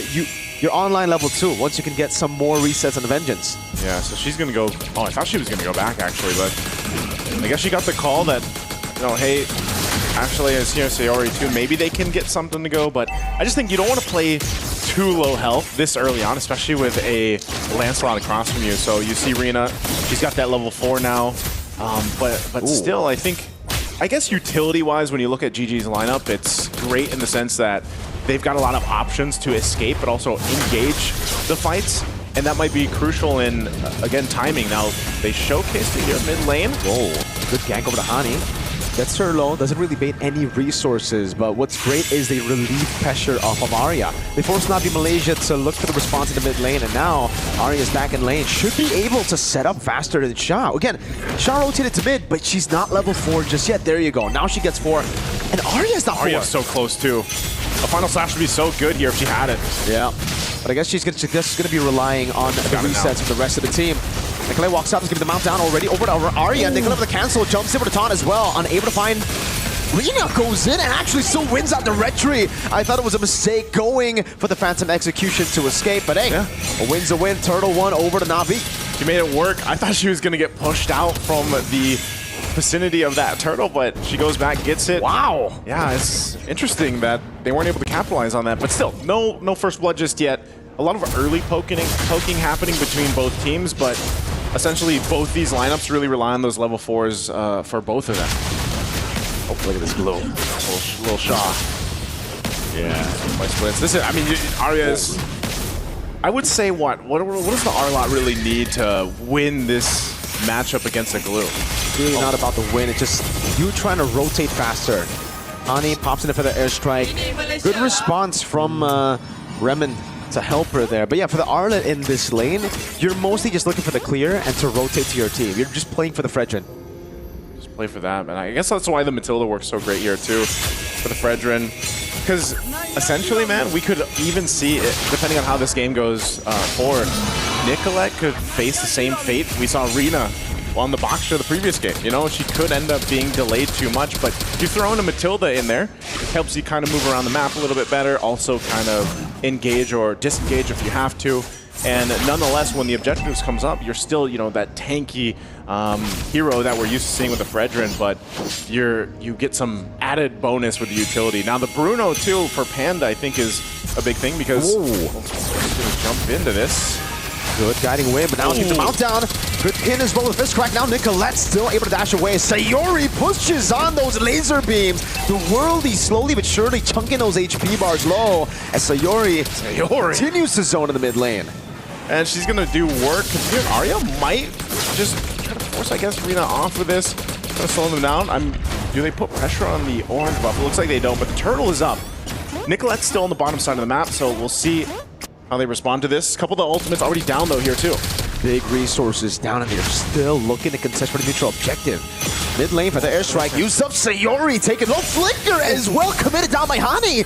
Not too sure about that. Now the circling eagle able to go for the knock up to the back. Arya now looking for a final slash, able to bring him back into the traction pulse. All the free hits for Sayori. First blood in 4 minutes. That's a mount down onto Arya as Rina picks up the kill on Nicolette. Arya forces the flicker out as Rina jumps back in, but a guiding win from Ashley plus the flicker gets Arya back to safety. It was looking so good, I would say, for GG. I mean, a great layering of the ultimates, but then Navi MWI knew that, hey, we've got Sha here.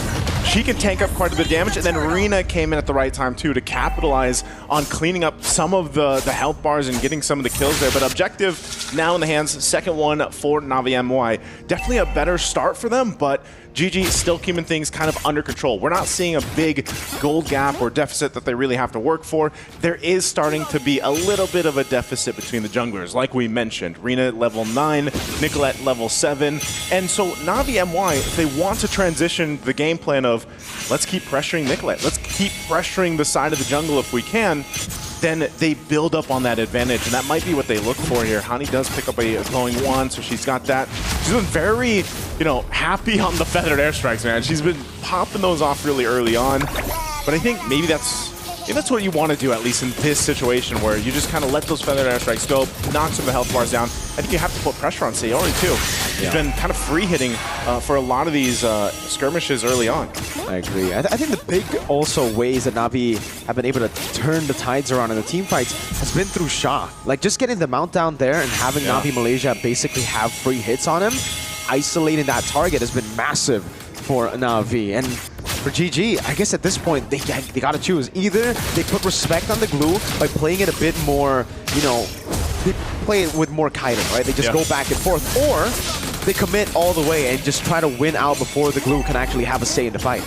Sha's already so tanky. I mean, just early on. They are going to get a turret, though. It's going to be a trade across the map as Arena gets the tier 1 up top. So a little bit of trade here happening, but all set up. We're 20 seconds away from that turtle. So we're going to have to see Navi MWI get in position. Actually, half health, taking a couple shots. Has to respect that damage. And again, this might be a standoff, but look at the push happening, too, from Fafao. Still up top. She might get a little bit of damage on that tier 2. Not sure how they want to play this. It looks like they want to pressure this out, especially with Raymond having that flicker. Sha, though.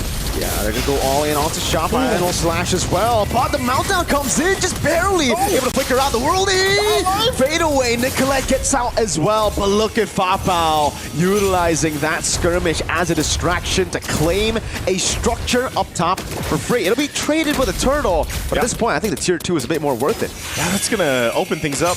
She's just a couple hits away from getting it. Nicolette will get the turtle. I wonder if they want to continue fighting. Some big items being picked up here too. Across the side, Berserker's Fury for Panda. You got the Flask of the Oasis now for Ashley online. That turret finally goes down here. So Navi MWI, Mirko, they're playing for the macro here. That's the advantage they want leading into that Lord when it does come up in about a minute and a half. You really wouldn't expect that, honestly, right? If you look at Navi Malaysia's composition, it really looks like more of a team fight comp, especially with the Wan. But they've done things really well. Gotta give them props. Now, Melpic Gun done as well for Fafao. A big power spike here. How good is that for the Wan? It's really good, dude. I mean, again, the limitations for the Wan, the restrictions usually is the fact that you just have pretty bad range. You get outranged by a lot of heroes, and then by the time you get close, you get CC locked. Your skill 2 gets baited out as well by, again, the amount of CC Gaimin has. So having that means that you can shoot, you can get the crossbow attack online much earlier. Feather airstrike over to Sayori. 2 shots landing, 3 on Ashley. The turret up top, traction pulse. Final slash landing, but it's only as Remen gets a pin down in the back now as Fafao looks for the crossbow tank and won't be able to find it. On one member, Arya will have the crossbow tank popped on her. Translating over to Nicolette now as Fafao has to respect the damage from Panda. So much coming down, but it will just be a 1-for-1 roam for XP. Trading each other here. Still, the focus is mid lane. They might be able to go ahead and get a little bit of extra damage, but Sha. Massive mount onto Panda, flicker out already, and now Sha finds herself in a tough spot. 1v4, no one's there to follow it up though. Slight tackle in. Nicolette, look at the chase. This is what Glue does. They're hesitant for some reason, but finally they decide, she's alone. Sha gets away in the end. The hesitation killed Gaimin Gladiators. I don't know why there was the hesitation. They but thought it was a bait or something. I guess so. And that's what Glue does. How many times have we seen the Glue do something like that? 1v3, 1v4, and still survive to tell the tale. So a big moment there to happen. The Lord is up. Hani gets a Divine Glaive. We've already seen how much damage Hani's able to do. Now you have a Divine Glaive. You have that magic penetration to help you out. As I say it, you can see the damage charts. They are unreal. We're going to look at the instant replay once again. Shot 1v4. They could have committed to this. I think, you know, maybe capitalize on the kill, but even Nicolette, she thought maybe that they were going to actually get it, but they don't. So Shot once again proving that this Glue is a huge value pick for Navi MWI right now. But the Lord is up. We'll see how they play this out. We still have the junglers going to go ahead and focus on getting prepared for this. Ooh. Remen, fist crack, lock in Sayori. That's going to be the all-in with the final slash as well. Sayori kiting back, but will be taken down inevitably here. Mounted up as well. Rina doing work in the mid lane, getting the assassination onto Arya, and now straight to the neutral objective. Navi they're back in the game too. I think Navi is the, you know, they're seeing the hesitation, they're seeing some of the mistakes that GG are making, they're punishing it, and they're capitalizing on that. Because even there, Gaimin Gladiators, I feel like, didn't know, like, should we, like, some of them went back to base, some of them were there around that side of the jungle, and they go back here. They'll have to find a defense now. You're looking at the items breakdown, at least for the gold lane, neck and neck in terms of items and gold. But again, a big disparity still between the jungle. And that's the biggest thing. When you are a utility jungler, we talked about this in game one, you know, but it was flip-flopped here. What do you have to do? Now, Fred is still essentially that front line that can tank things up. You, of course, have that crowd control in the kit that works for you too. And that might be the thing here. She picks up a Radiant Armor, got a little bit more defensive for this magic damage that is just coming out from Navi MY, and it's a lot to handle for them. Yeah, I mean, wait, Remen, it's caught by the immobilization. Still able to find an angle to rotate back into the mid lane, and Navi continue to siege down. Holy defense. Oh, good rotation, or good hold by Nicolette in the mid lane. Stopping the Holy Defense from being taken, but still bottom. Holy Defense was popped in. Now Lord up top will be able to get a charge down. They should be able to deal with this. It's going to be a turret take. But nice. So I think at this point, Gaimin needs to understand their composition is all about longer team fights. They'll have so many more ways to dish out damage in a long team fight. Navi, they're kind of like a big smack up front, and then they have to back away right off of the cooldowns. Yeah, literally, right when that Feathered Airstrike is expended, you lose a big part of the damage. But then even the Crossbow of Tang, if they can just wait for it, I think, again, as the game goes forward, that's why I want to see these lineups work in a longer game. Maybe we do get a chance to get to, what, the 18-minute mark plus, and then we get to see both of the compositions shine, because right now, like you mentioned for Gaimin Gladiators, they don't have that ability, I feel like, to drag those fights out. At least it seems like that, just because of how they're getting picked apart. Now, Wind of Nature picked up for Panda. That might be the name of the game. Pick up those defensive items. Get to that point where you can withstand that initial window of burst that comes from the lineup from Navi MY. You can see that too. Winter Crown available for Hani. So Hani has been really good so far in this game. I know she doesn't have crazy kills or anything like that on the far side, but really that's not her job. She drops down the Feathered Airstrike, gets people to, what, half health even, and then you have Rina or Fao to come up and clean up. So we'll see it once again. It's Gaimin Gladiators. You know, the aggression here. Pick up attempt over to Remen, but they're split up now. Nicolette is all alone. Crossbow Tang ready with the Feather Airstrike as well. Papao, Inspire Crossbow Tang. Now Panda tanks it up with the Wind of Nature, but finds herself in a tough spot. Rina gets the assassination. Arya's next on the chopping block as Rina claims a double. So Yori and Ashley left to defend. 14 seconds on the neutral objective, but Navi, they want to end the game. They want to force a third game in the series. They might be able to here. It's Sayori only here with Ashley. They go in.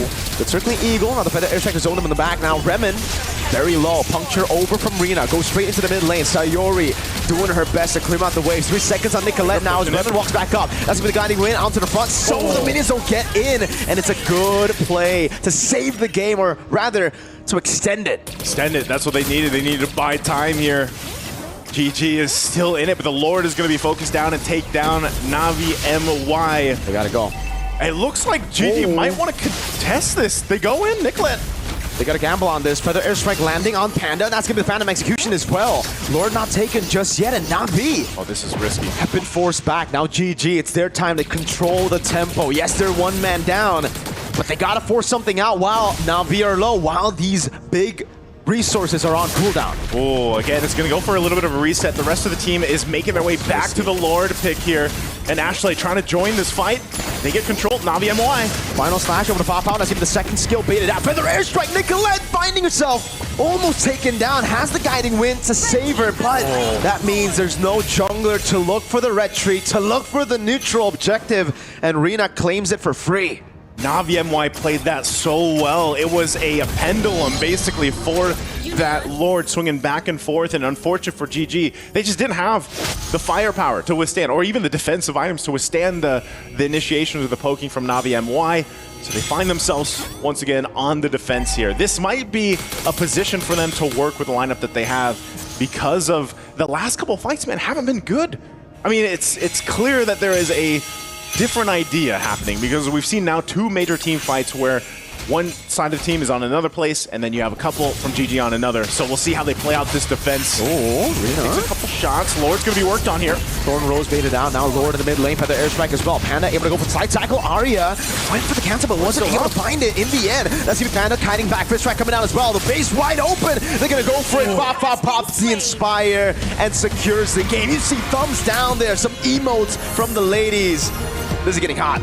It's getting close. We wouldn't have it any other way. This is a crucial game for all the matches today.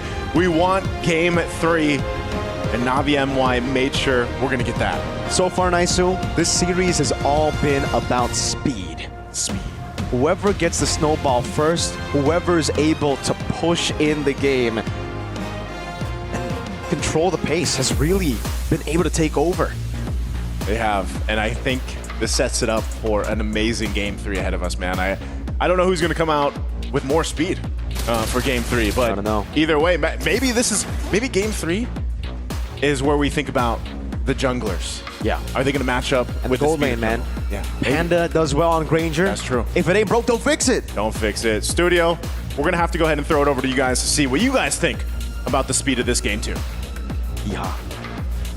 Yeehaw indeed. Like you guys said, speed kills. The question is, kills who? Because so far we've seen whenever the jungler gets an assassin, namely the Lancelot, the entire team gets this kind of confidence. But when you have this utility jungler, everyone starts slowing down. Yeah, and it's very evident on this game. I think there were a lot of moments that wherein Rina was able to secure a kill. Like this, for example, when she had a double kill when in fact Gaimin Gladiators still need to position themselves before going to a counter engage. So it's just Rina puncturing all throughout the players of GG, and you also have supplementary damage and even supplementary crowd control and all those layering of skills from Navi MY. And I gotta say, I'll be honest, both teams played really well and smart for game number 2, that we actually saw moments wherein they're forcing each other to commit mistakes. I mean, again, back to the speed topic we're talking, right? The fact that we were holding on to the hope that maybe Gaimin Gladiators, if they will be able to go for the late game itself, getting all the powers they need, that could spike out a different path for the game itself. But it didn't happen here because Navi MY keep pushing and pushing forward to a point that Gaimin Gladiators couldn't do anything. If I can highlight one player, I gotta talk about Raimundo or Remen, because that Badang really cancels out any kind of ideas that Gaimin Gladiator really has, because it's either the fist break or the fist cry, but either ways, the displacement, the mini stuns, it really did affect them, because we saw there were moments that they wanted to try something, but Raimundo was like, I'm one person, I'm stopping 4 of you. Yeah, agree. And if you look at the mobility of Gaimin Gladiators, it's just the Mathilda that actually speed them up. I think we saw play from Raimundo at the bottom lane earlier, wherein majority of the Gaimin Gladiators just want to position themselves to the usual pathing that they do. But the Navi MY, they saw the opportunity right at that moment. That's why they were able to somehow set up a play for them. And we could see actually that all throughout the game, you even have a shot up front. But early parts of the game, it was actually Sayori that has the highlight. I think there were moments wherein Navi MY wants to set up a play at the middle lane, but because of her early damage, they were stopped. I mean, Sha, give a little bit more time for her, right? The fact that 4 players was just chasing after Shaw constantly to a point that she still survived. She was able to get away, just a little lifeline for herself, and yet they couldn't do. And this is where the fine line, we know for a fact, Shaw is just too comfortable when having that glue on her hand. Yeah, using the spread hitting onto 3 people, making the immobilized unable to catch, that's really key. And honestly, looking at the game, I think we all agree that both teams play very smart. Yep. And you can play very smart when you have a lot of time. So I really feel like a burst is actually more valuable in this best of 3 compared to DPS, damage per second, because we saw the Lancelot, we saw the Farsa. These are the kind of heroes that can eliminate you before you can actually do something else. And I kind of feel like that's one of the keys that we have to look for game number 3, is that eliminate this person before he or she is able to outplay you. Yeah, good point, because there were moments in the game wherein Hana was just like finding Sayori in the middle of the team fight, and then if they already already see Sayori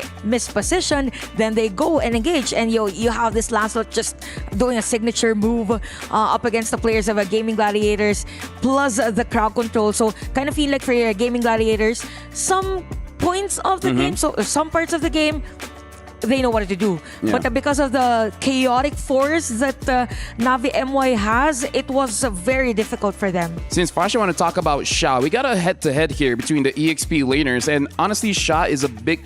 The front lines, Raimundo and Sha, they're big disruptors for Gaming Gladiators. I mean, talking about how she was just giving her body right on the front line, making sure that nobody will be able to break through to the front line of the team itself. That's how Navi MI was able to get away with every position or even every threat that was thrown out by the team of Gaming Gladiator itself. I mean, they did manage to actually go in. This is the moment where they actually try to pull through the players of Team Gaming Gladiator and then come in Raimundo straight away with a fist break to a point that they couldn't actually get away from the team of Navi MY. I kind of feel like also the difference as to how Sha and Arya played, it boils down to the hero composition also of their team. Because for Sha, it was a lot easier to set up a play or be up front because you also have another layer of crowd control from Raimundo's hero as compared to Gaming Gladiators. The next crowd control that they will have is going to be the energy eruption or even the guiding winds from the Matilda, and it's not really that efficient if you have heroes from Navi MY that is more on the aggressive type. And now we see Hani having the most amount of damage. That's 3,522 damage per minute. And I believe that most of it is just for zoning Gaming Gladiators away. And I kind of feel like this is a smart way to play, just to make sure that they don't have forward momentum so that they are not the first to arrive around Turtle, around Lords, and everything like that. Really giving a lot of time for Navi MY to set things up. Now, before the game started, Ivan said, like, give Rina an assassin and they can win. So that's correct. So maybe this time, both junglers will have assassins. Possibility, or else they want to actually try to turn things around or try to define that issue, right? Because the fact is, we want to make sure that either you are giving allowance to that or are you going to deny it immediately. Yeah, now we got to look a little bit deeper into both teams to really see how they compare amongst each other here, because we're going to be looking at Navi MY as well as Gaming Gladiators. Very interesting enough here, if we're looking at the players, it does look like Gaming Gladiators have that advantage, but if we're looking at the objectives, Navi MY has that covered. Yeah, we could see that in terms of average Lord Slain, it is actually Navi MY that is on the upper hand in terms of GG. So we could say that there is a possibility for GG to have a fallout in terms of decision making on longer games, which we actually saw during that game, because game number 1 was really fast for GG, and for Navi MY, they're just continuing that momentum, starting the game and even on the latter portions of the game. So I feel like for GG, since they have that potential to somehow have difficulties in terms of decision making, then they should go really for the assassin heroes or probably burst in terms of the mid laners. I think this is where the fine line we are seeing that the maturity of Navi MY, because we've seen from day number 1, we keep on seeing Navi MY keeps on going in for the diving composition, always trying to go for the harassment, the aggression, and then we talked about that this is going to be a really risky for the side of Navi, because if you keep on pushing on the enemies or you trying to push in on your opponent, people started to read it up and they will try to backstab you or try to counter attack you. But now finally they are trying to actually portray a little bit of priority to the objectives, and this is the one key that turns things around. Ladies and gentlemen, let me remind you why this matchup is so intense between both teams, because this is for tournament life. They went all 3 games because they know losing means going home. Winning will advance to the quarterfinals, where later on they will be going up against Navi PH. Now that's a difficult match, but we gotta have this mindset one game at a time. And now for both Navi MY as well as Gaming Gladiators, we went from a best of 3 now to a best of 1. One mistake and then that's it. You go home. And speaking of mistake, one mistake could be through the draft. So we've been mentioning from the previous days that as much as possible, you want heroes that are more on the flex side. So I think for Gaming Gladiators, now that they learned again that their hero composition is not as effective as to how they pulled off in game number 1. I mean, they played it against the same team from day 1 of MWI, and they lost that game. And they tried it again on a do-or-die situation. It seems as if for GG, that's it. Let's not try to use it again. But for Navi MY, since they are able to defeat that same lineup again, then they just have to continue giving Rina those assassin heroes, having Hani on the burst. I won't be surprised actually if they pull off another Selena, just for the sake of having that comfort on winning against GG. I mean, this is really tough because, again, it's all about whether you want to actually go in with the comfort picks that you've already done. And so far, the players of Navi MY is able to play it out into their hands for Team Gaming Gladiator to fall through. But then again, the question is how much you wanted to deny, because glue was actually already expected, but the first one was been denied completely. That's the reason why Navi MY couldn't get the comfortable rotation that was done before. That's the reason why they actually won against Gaming Gladiator on the first day. But then they finally go in with the same rotation again. Now that you've mentioned about the glue, I think the winning condition, or the best thing that the coaches should consider in this game, is whichever EXP lane has the winning matchup, not on the lane, right? The hero up against the other hero composition. I think that's the winning recipe. If the glue was effective against the rest of the players of GG, then that should be also the answer of Coach Rexvin and Coach Midnight against Navi MY.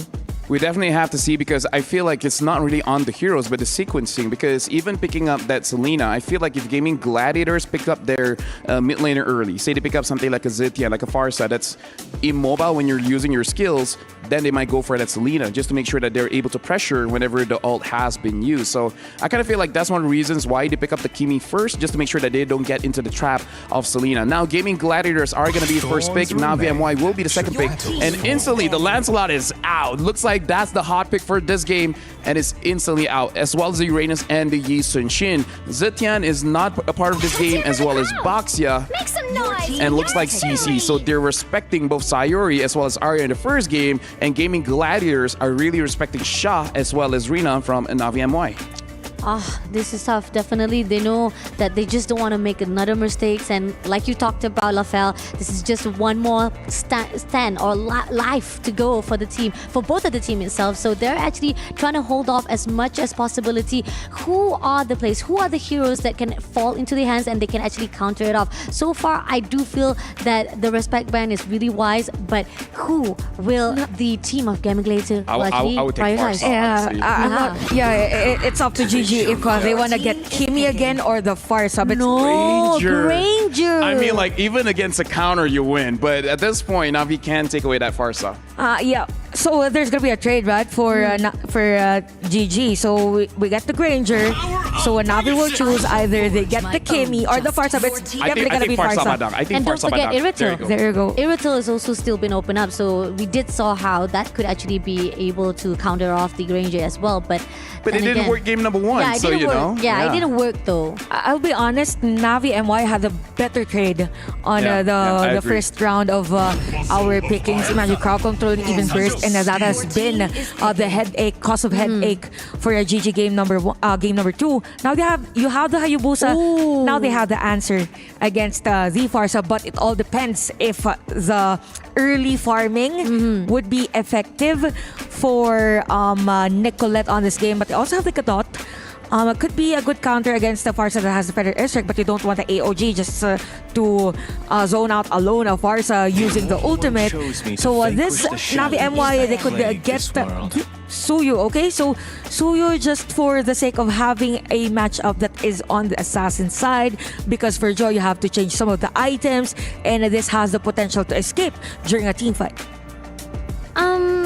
I don't know. I mean, it's really tough to say though, because I know when it comes to Suyo, yeah, you got a really good high, definitions of the front line. You'll be able to go in with the Kriller and stuff. But then again, I mean, there's a lot more jungler that you can actually pick up right here for the side of Navi. It could be in a little bit of rush on the side. I don't know. Maybe this is just a hot take for me. What do you think, Rafael? Personally, for me, I feel like both coaches are like, shaking hands, be like, okay, let's just get our comfort, okay? Because Nicolette won the NA qualifiers with that Hayabusa. We saw how amazing Panda is with that Granger. And even you, checking back your notes, GG does use this God Thought a lot. And looking at Navi MY, they pick up the Farsa and the Badang again, which in my opinion is the winning condition from the previous game.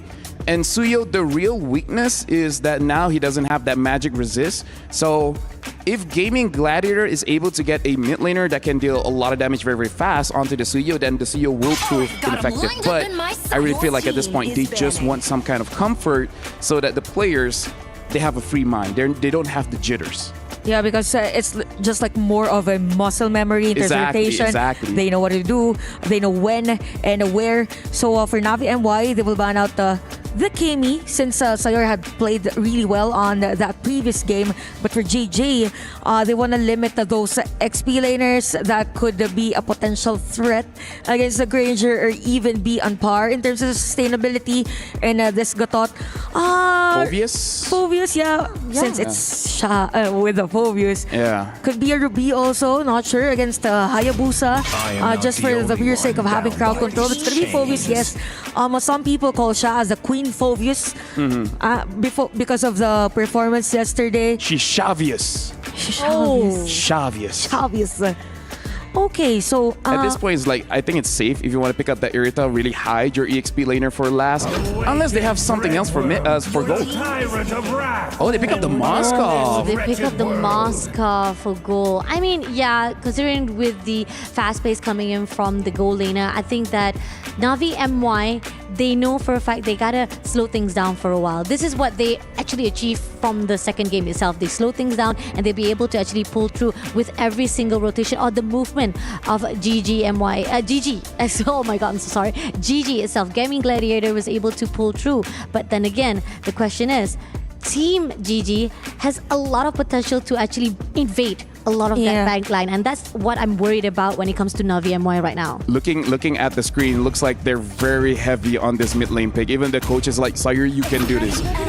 Just pick this here. I feel like they're really discussing this mid. Oh! Yeah, no wonder they're really discussing it. Yeah, because in terms of burst, yes, Lilia, and I really like that. I actually don't like it. I like it. Or personal bias, probably. I mean, like for me, when I use a Lilia, I don't like going up against a Farsa because my HP is very low. Right. And she can burst me and force me to use my black shoes. That's the only thing I don't like. So they really need to win this mid to make sure that Lilia doesn't get punished by this Farsa. The only question now for the Lilia is the priority, or in terms of the itemization, is she gonna go for an enchanted talisman first? I believe so. Because I don't really see Lilia that effective. If she can't really go on and spam those kills. But you also have the Esmeralda, yes, more on the sustain. But you have the Teresa, which is actually a nice pick for Navi MY. You have short-range heroes. I don't really consider Lilia as a long-range hero. So just with the penalty zone, you can force the usage of the black shoes, and then you can deal damage against the rest. Honestly, I'm very unsure about this draft, but thank you very much to both our panelists. And now I gotta give it over to Mirko and Naisu, being the last game of this match. Who is gonna get eliminated?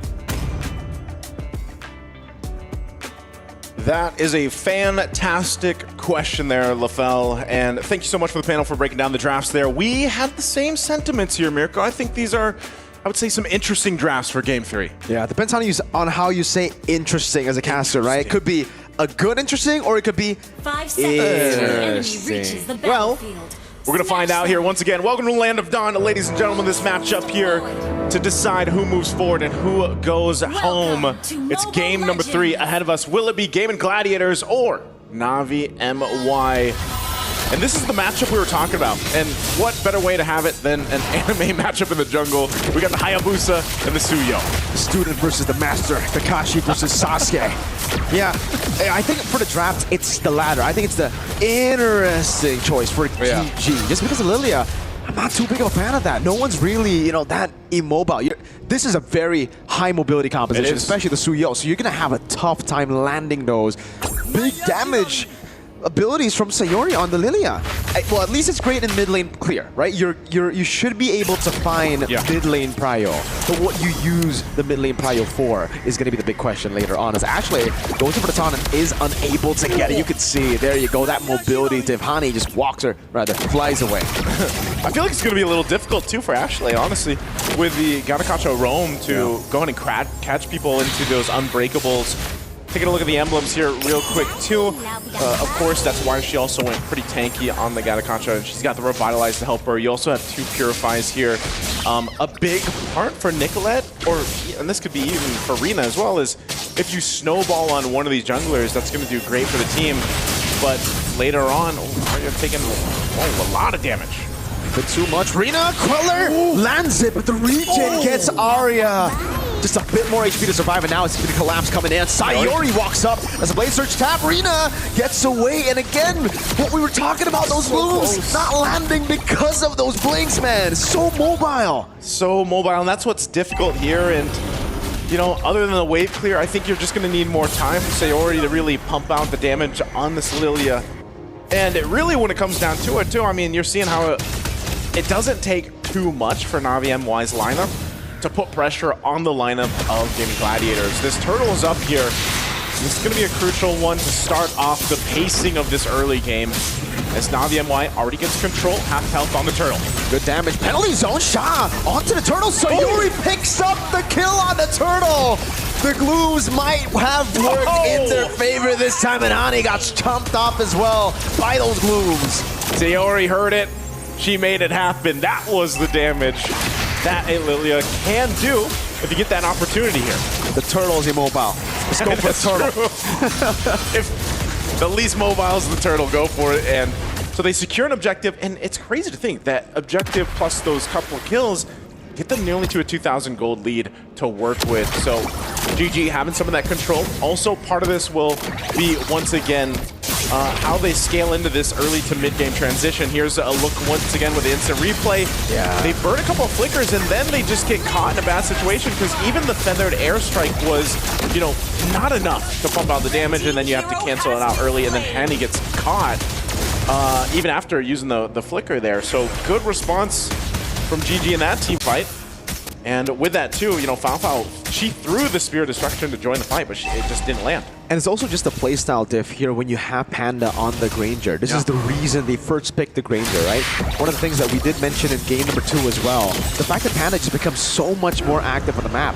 She definitely enables the team way more when she's on a Granger. In the early game, just adding damage. In the late game, being that executor with 50, 60 stacks on the Skypiercer. Definitely, that's exactly what she wants to replicate from game 1.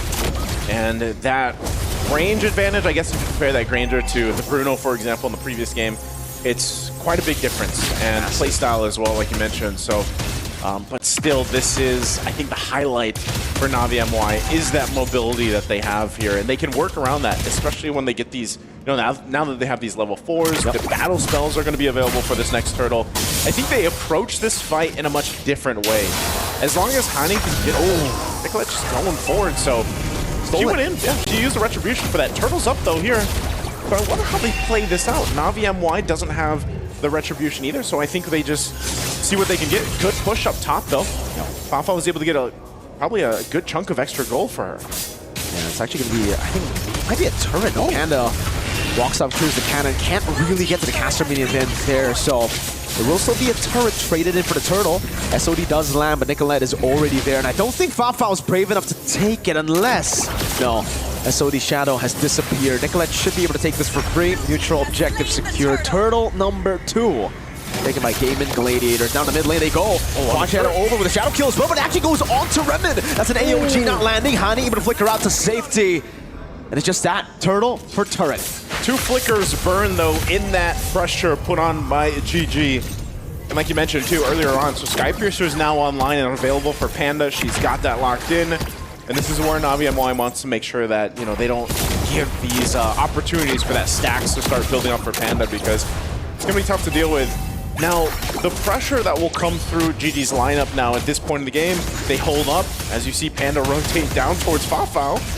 Actually, another flicker burn. 3 flickers down. Yeah, they're doing a good job of just getting that resource down alone, Mirko. And that will really benefit Sayori. We've been talking about how mobility is crucial for Navi Malaysia to outplay Gaimin Gladiators. The fact that now they won't have 3 flickers means that Sayori is going to land more and more glooms. Good SOD landing. Instant revitalize from Ashley, respecting the damage that couldn't come through from Fafao, but the poke is right there from Panda, still coming out. Hani rotating bot, and GG go back mid. Clean Gaimin. Yeah, it looks like they're trying to find these windows of opportunity. Ashley having the Avatar, the Guardian available, can usually jump into those turrets if they want to, but they didn't have the wave pressure either, so they've got to manage that. Navi MWI just stopping things from getting too out of hand. So we're going to take a little breather here in this one while our players, of course, get things situated. But again, it's a small lead, 2,000 or so for GG right now to work with. We're 6.5 minutes in, as you can see this, and this is a 1-for-1. This is game 3 here for both these teams. I think when we really look at this though, Mirko, what is that power spike for Navi MWI to showcase here, to show up? Because as mobile as they are, it seems like they're kind of just lacking maybe a little bit in terms of the fighting power that they have against the lineup that GG has. I think the main win condition was definitely win out Turtle 1, grab a snowball from the start of the game, and see who's faster, right? See if they can catch the speed. And Navi Malaysia, they weren't able to do it. The penalty zone was off by Shah, wasn't able to set up for a proper red tree for Rina, and that really costed them. Now their main win condition is down, so this is, I guess, the reason they went Moscow. In case plan A doesn't work, which again is the snowball, they still have Fafao who scales pretty well. What? It's an awkward fist crack. Arya just goes to the Purify and gets out, gets a few shots of the Feather Airstrike, but she can take it. A little bit of a push up top for Nicolette. I don't think she gets any hits herself. Arya with a sliver of health. Going to be able to survive. Looks like the focus. They might make a play under the turret. Yeah, Nicolette jumps in into shadow kill. Ashley walks up with a taunt as well. Just locking her down as AOG comes in to bait out Shah's flicker. Fafao gets the turret down below. So they have plan B in action. Golden Sap already. But it's looking like plan A is falling a bit too far behind. Ashley planting herself right there, right in front of Arena. That's going to be a turtle secured. Shah takes a couple hits. Gonna go ahead and redo. I don't know about that, Rina. This is tough. Look at the Blade Surge.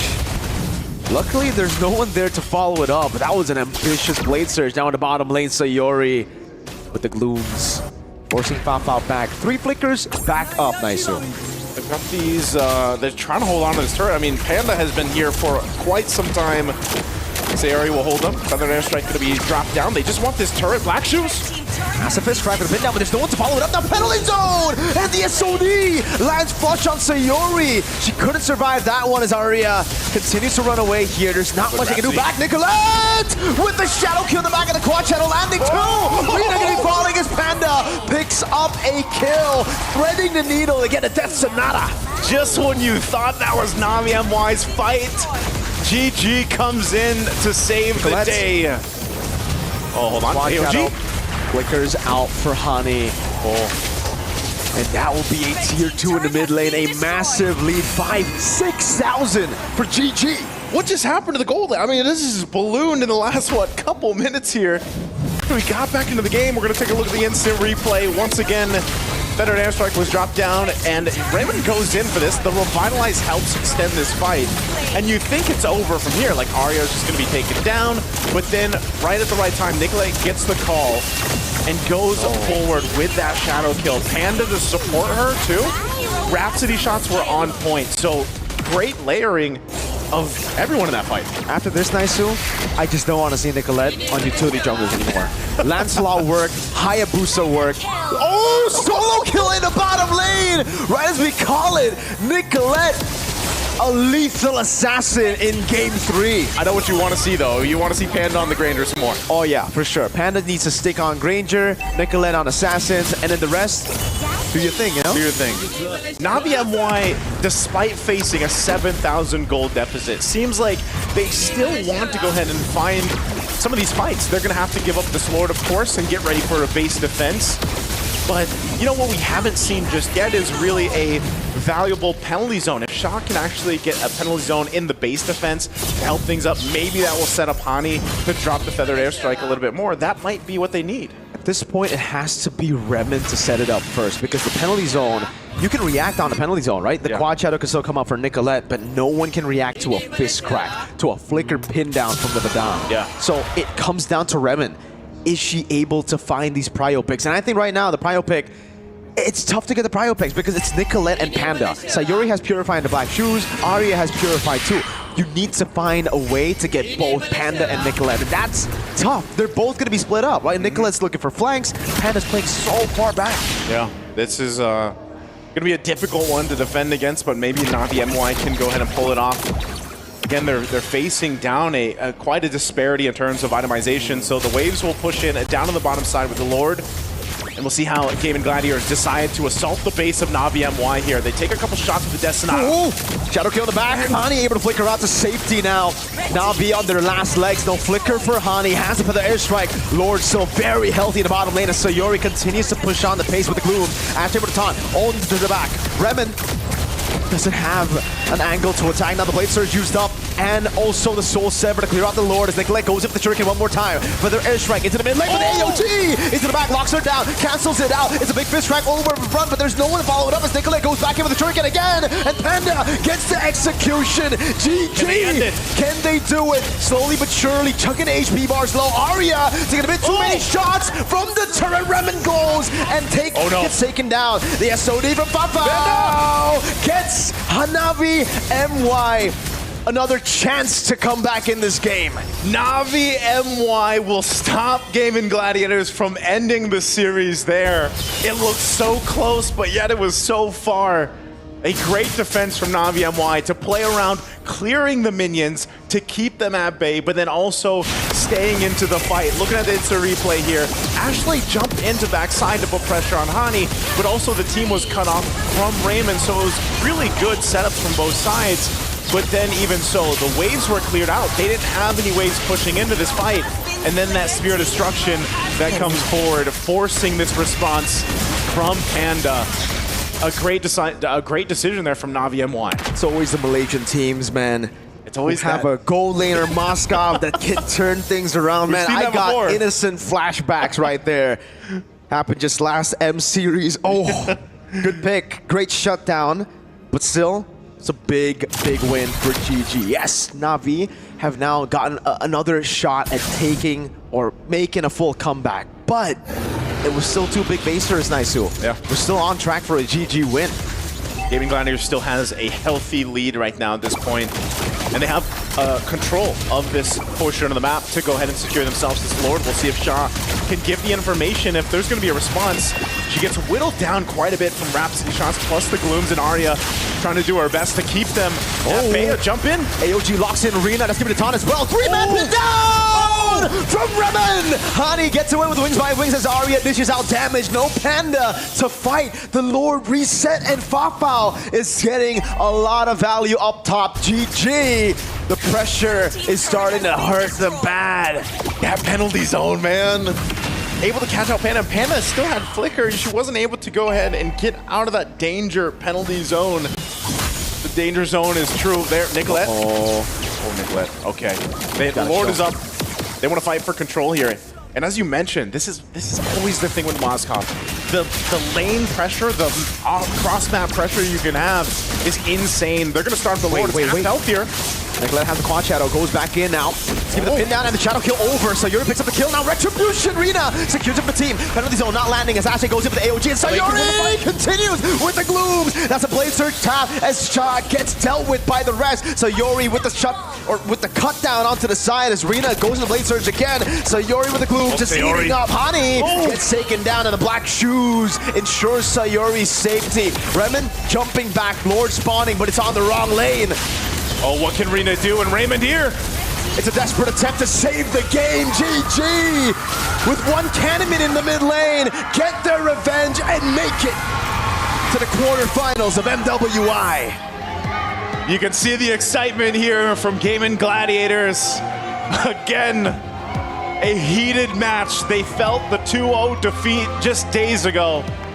And now they'll be the ones to send home Navi MY. A very close, it looked very dicey at one point, man, to say the least. But they chose that fight, that last Lord fight. They knew they could win the fight, the team fight that broke out. So they get the victory here. Ashley, in an interview, said, last year, we were in a group of death.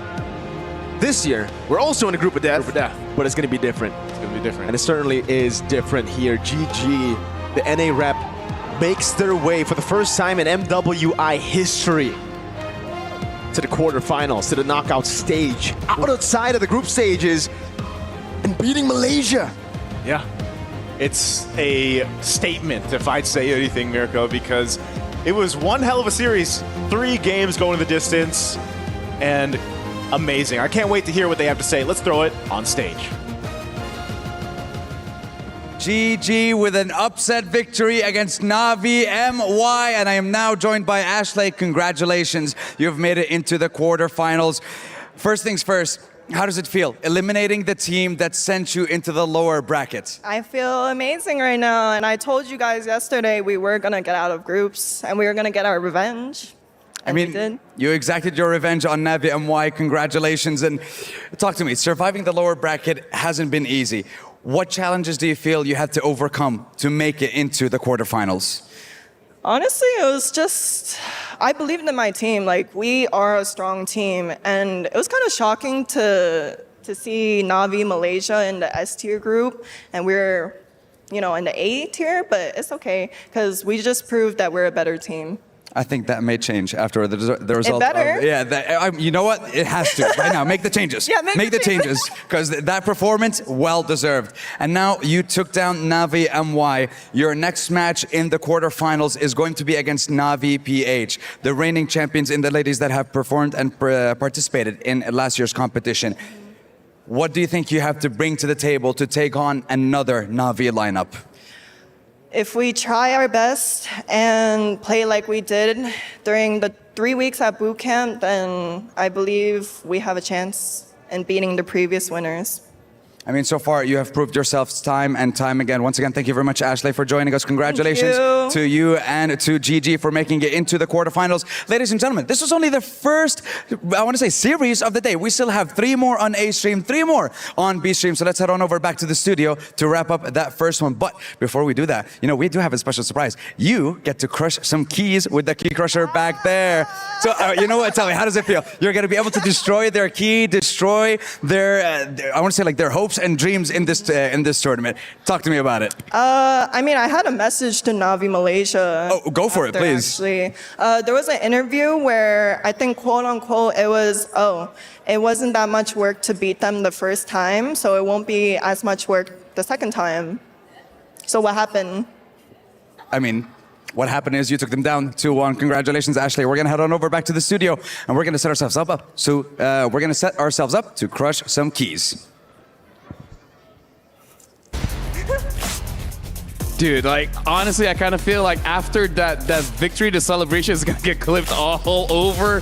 But anyways, what was that match? I feel like that's one of the best matches we've seen on the MWI. And I can't believe that's the very first one. That's the opening series of today. Yeah, very technical. And we could see that all the girls are not willing to let go of the game. At this point, I honestly thought that it was Gaimin Gladiators winning the game, but then there was this crazy defense by Fafao and the rest, even shutting down a Panda and forcing to another stretch during the game, even securing the Lord.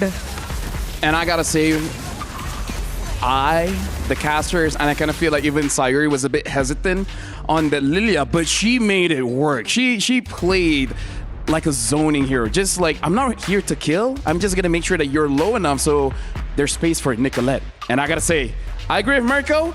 No more utility for Nicolette. Get her on that Assassin. Heck, I don't even care if she has to use a saber. Yeah, of course.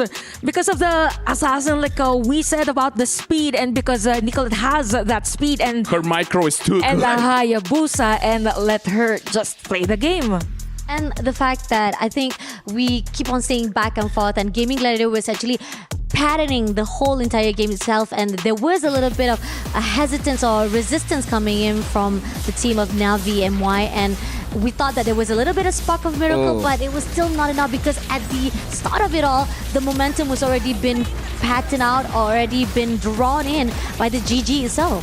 I feel like this clip is really something that we really have to say. If Sha hit that penalty zone, the entire sequence would have been much different. Sayuri getting the kill, getting the turtle, having that turtle buff, turtle shield, really made Gaming Gladiator start dominating for the next 5 games, 5 minutes. Sorry. Yeah, I would agree because also at that moment we saw the SOD or Spear of Destruction from Fafao not hitting any of the players because the movement of Gaming Gladiators was just more on pushing forward against Navi MY. So there's a lot of space for Ashley to actually go for that AOG. So it's merely because of the aggression also of Nicolette that paved the way for the rest of the players of GG. And I gotta say, even the usage of AOG was a mixture of both defensive and offensive. So it was a lot easier for Sayori and the rest to somehow negate that presence from Navi MY.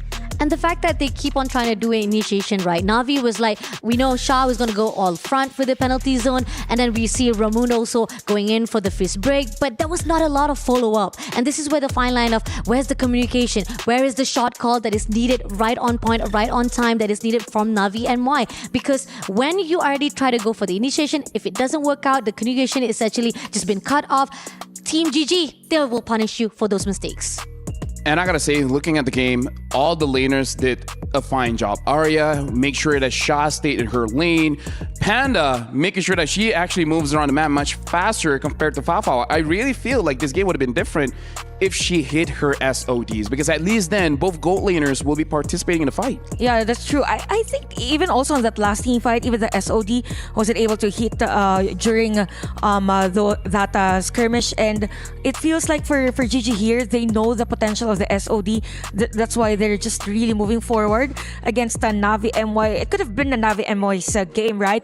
But it just so happens that for Gaming Gladiators, the mastery also of Nicolette's usage on the Hayabusa was just so on point. Imagine that kill against Fafao in the middle of the rest of the players of Navi MY.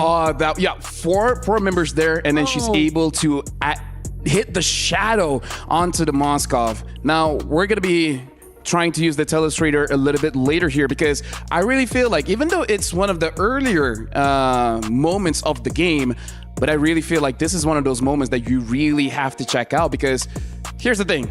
If you're an analyst, you're going to be scrubbing through every minute of the game because there's so much to really break down. Yeah, and I think it is all about that team fight. On this Lord, it was around 13 minutes and 42, as you could see on our screens. So there was a bit of a change in terms of the rotation of the players, and you have Rina taking that Lord.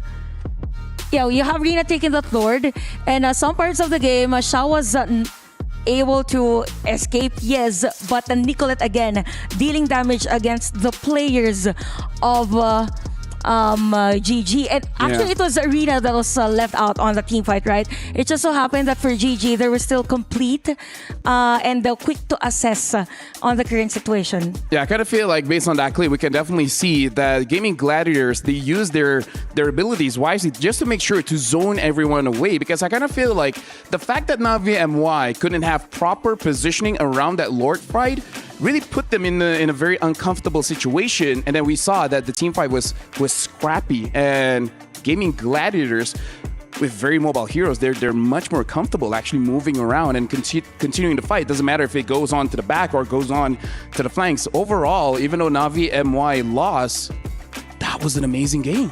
Oh, it was definitely. I feel like to the point that we were able to go for the best of one. This shows that so much improvement, so much of changes that has been done from both of the teams itself, from Navi or even from GG. But heads up for the team of GG. Now they got to actually pull through to go to Navi and to Navi Philippines. And they talked about it. They even asked about it on the interview just now. And she said that they're just going to do their best. It doesn't matter whether they were the champion titles from last year. And I just want to go back because we had an assassin going up against a tank going up against assassin, but game 3 it was assassin going up against assassin. So we're gonna look at the head-to-head here of Nicolette and Rina, and really I kind of feel like you really just gotta say, you know what, Rina, Nicolette, even if it doesn't look good, just use it. Because I saw during the qualifiers, she did things I didn't know a Hayabusa could do. Yeah, it's merely the, let's say, the mastery, even of the usage on those quad shadows. The range itself says a lot about how Nicolette actually maximized the potential of the Hayabusa, because sometimes during a team fight, I feel it's here. This is the moment where Nicolette really turned things around. Yeah. Like, look at that. She's able to get Pao Pao. Right in the middle of like 4 more players from Navi MY, and Pao Pao was the best target around that time, so you don't really have that damage per second from Navi MY. And as we could see in terms of our boss 5s, both from Ashley and even Raimundo, so there's a difference in terms of let's say the kills and assist. So you have 1,163 for the Badang as compared to the Gatot, but it just so happened that the skill set for both heroes are very different. Yeah, we're looking at the gold distribution here to see where the roamers actually got the gold, and we saw a lot of the gold went over to Ashley around those neutral objectives, the Lord, the Turtle, which really showed in this game that most of the gold generated by Gaming Gladiators was just securing those objectives. So we saw just a little bit when we're looking at the numbers how they're really playing for the macro. And now time for us to get a little bit uncomfortable, where we got a key crushing already. I don't know how to feel about this, because this is Navi MY. We only have one Oh, dude, no. Oh, no. No, dude. And we even saw... Stop. We saw it's Arya. Arya. Oh, this is so gonna get clipped. Oh, no. The Malaysian destroying the Malaysian key. Oh, that's... I don't know. I don't even know how to say about that. We even saw Ashley earlier jumping, right? Oh, that's it. A Malaysian crushing a Malaysian key. Oh, this is so going on TikTok. I don't know how to feel she's right pressing now. the bus. Oh, bye-bye. Even saying bye-bye to the key, to the Malaysian key. Oh, looking at their reaction, even they're like, whoa, it snapped. You know what? Shout out to Arya. Shout out to Arya. That's a very brave thing for her to do. You know what? Shout out. But it was a nice... It was a nice game. If I were Arya, I'd do that too. Yeah. Arya, we have a lot to talk about after this. We have a lot to talk about this, Arya, but it's okay. We can do it back home. But either ways, that was an intense match. But after this, it is going to be the Saudi National Bank match of the day. It's going to be Twisted Minds going up against Team Falcons. And again, loser gets eliminated. Winner goes over to the quarterfinals. We're going for a short break, but after this, it is going to be the SNB match of the day.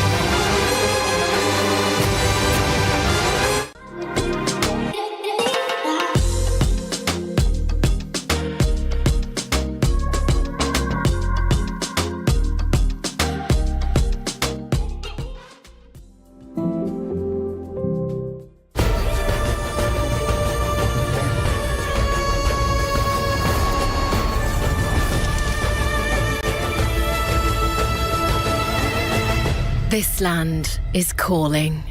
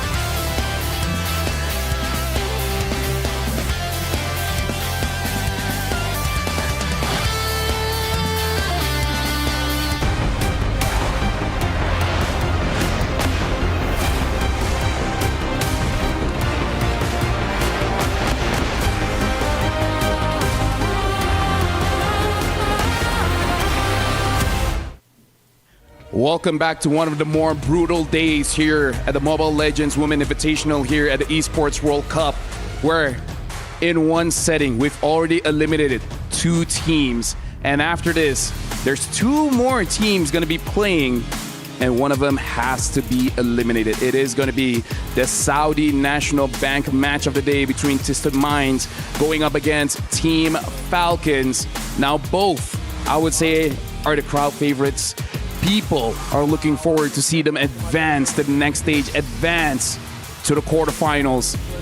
But as we saw earlier, Malaysia was upset. Here, looks like Mena is going to be a little bit upset. Welcome back to the MWI here at the Esports World Cup. My name is Afel. Alongside with me is Chantel as well as Fasha Bunny. And if you guys just joined us, Gaimin Gladiators went up against Navi MY. It was an intense best of 3. If you guys missed it, make sure you guys catch it.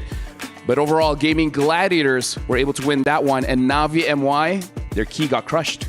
I feel that heartbreaking moments, and I think the fact that Arya was the one who did it is even more worse. It's like, you betrayed your country, how could you? But it's all for the sake of the game itself, you know. I mean, like, you are representing NA itself, and at the same time it shows how much she has grown throughout and giving more potential here coming in, going into quarterfinals. Now, here's the thing. Everyone looks at Arya like she's the good, nice, innocent girl, but knowing her personally is like, nah, fam, she's spicy as hell.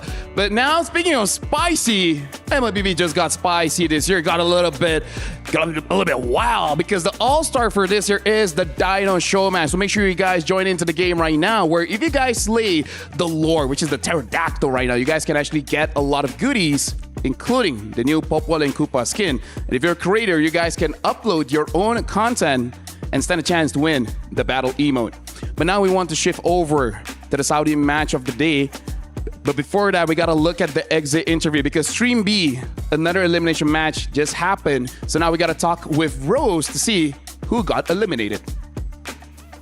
Hey guys, welcome back to Reporter Hit. You are still with Rose, live streaming from Stream B. And unfortunately, Virtus.pro's journey in MWI ends here today after being swept by Terror Queens in a 2-0 series. And right now beside me, we actually have the coach of Virtus.pro. Now, Coach, I know that you guys have met Terror Queens twice in this tournament, but still you guys kind of lagged behind. What do you think that Terror Queens had that you guys didn't?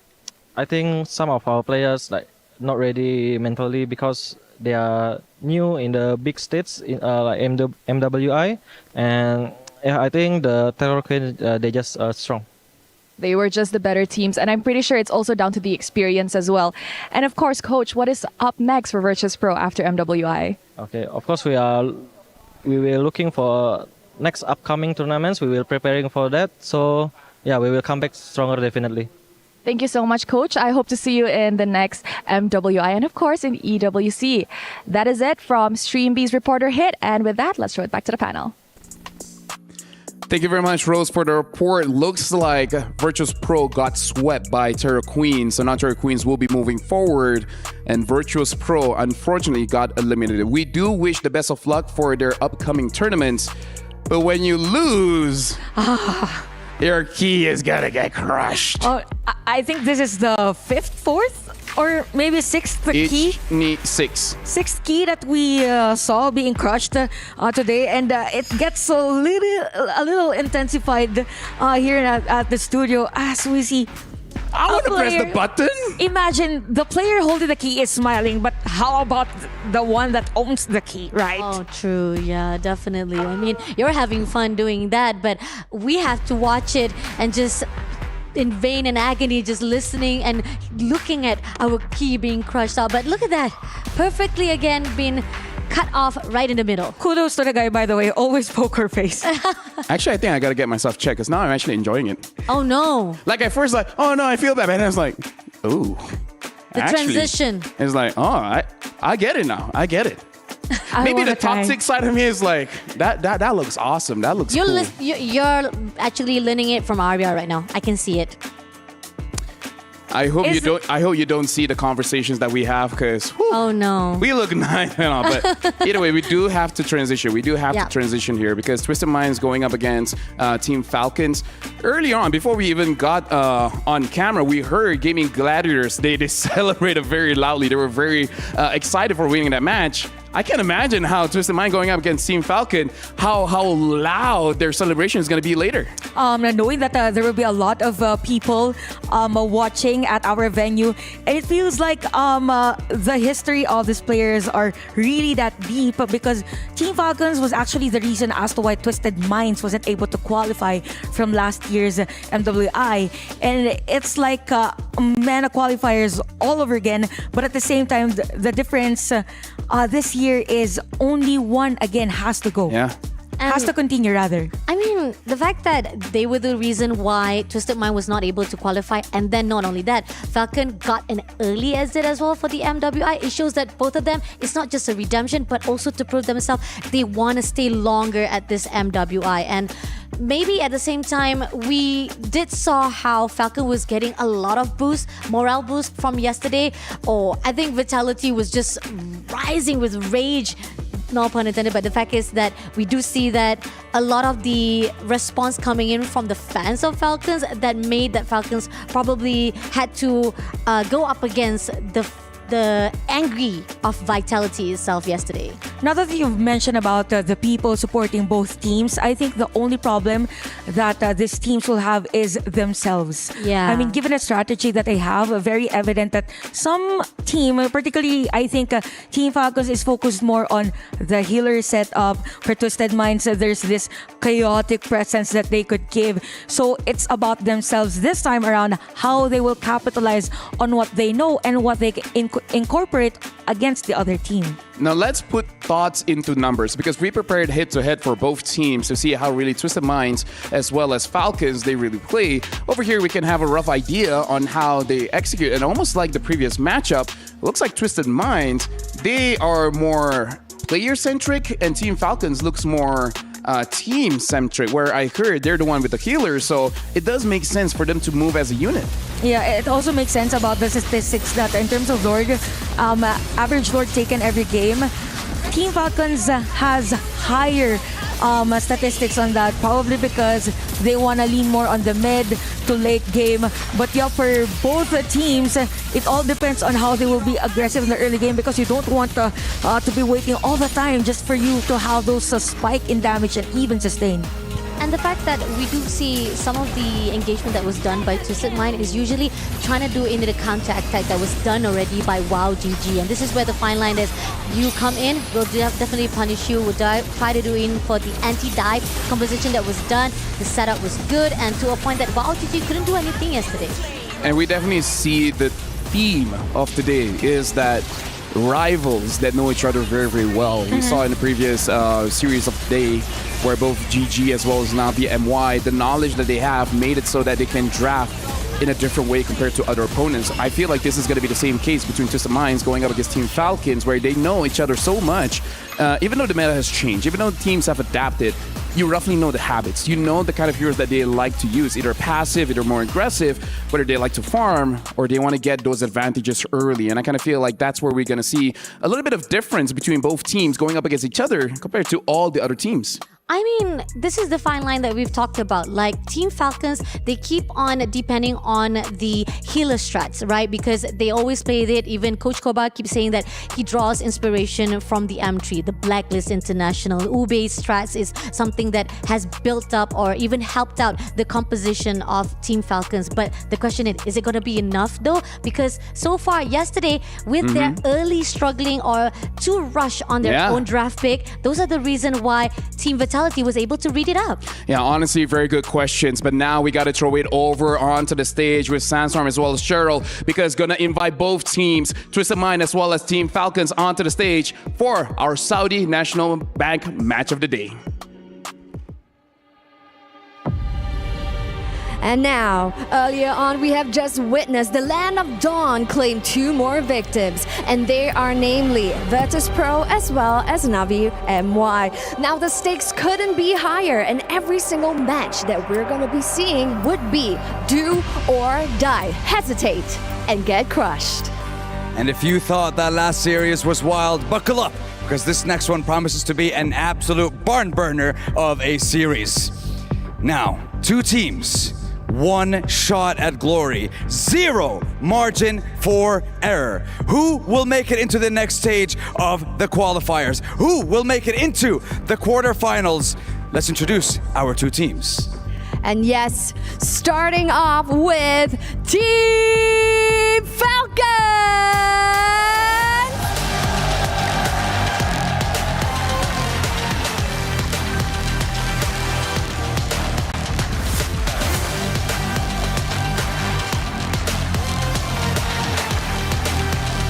And the teams is ready and the stage is set.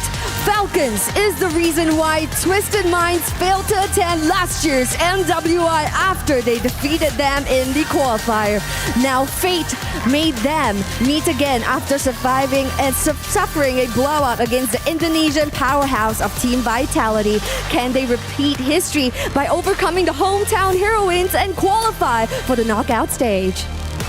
And their opponents on the opposite side, give it up for Twisted Minds!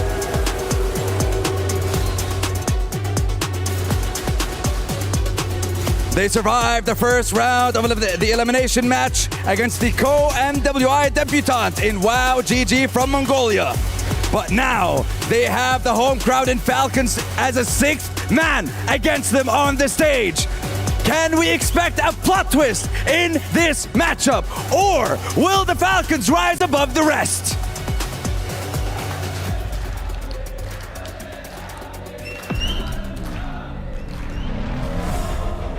Ladies and gentlemen, the stage is set. Our next series is ready, and I can hear that the crowd is ready for our next series. And it's a match of the day. It's a series of the day, Cheryl. It is truly an absolute banger. Now, both of these teams that stand behind us right now have everything to prove, proving why they deserve to be here, to be worthy contenders, to represent their region. And with that, we're gonna hand your time over to the students to shake things up a little bit. Over to you guys.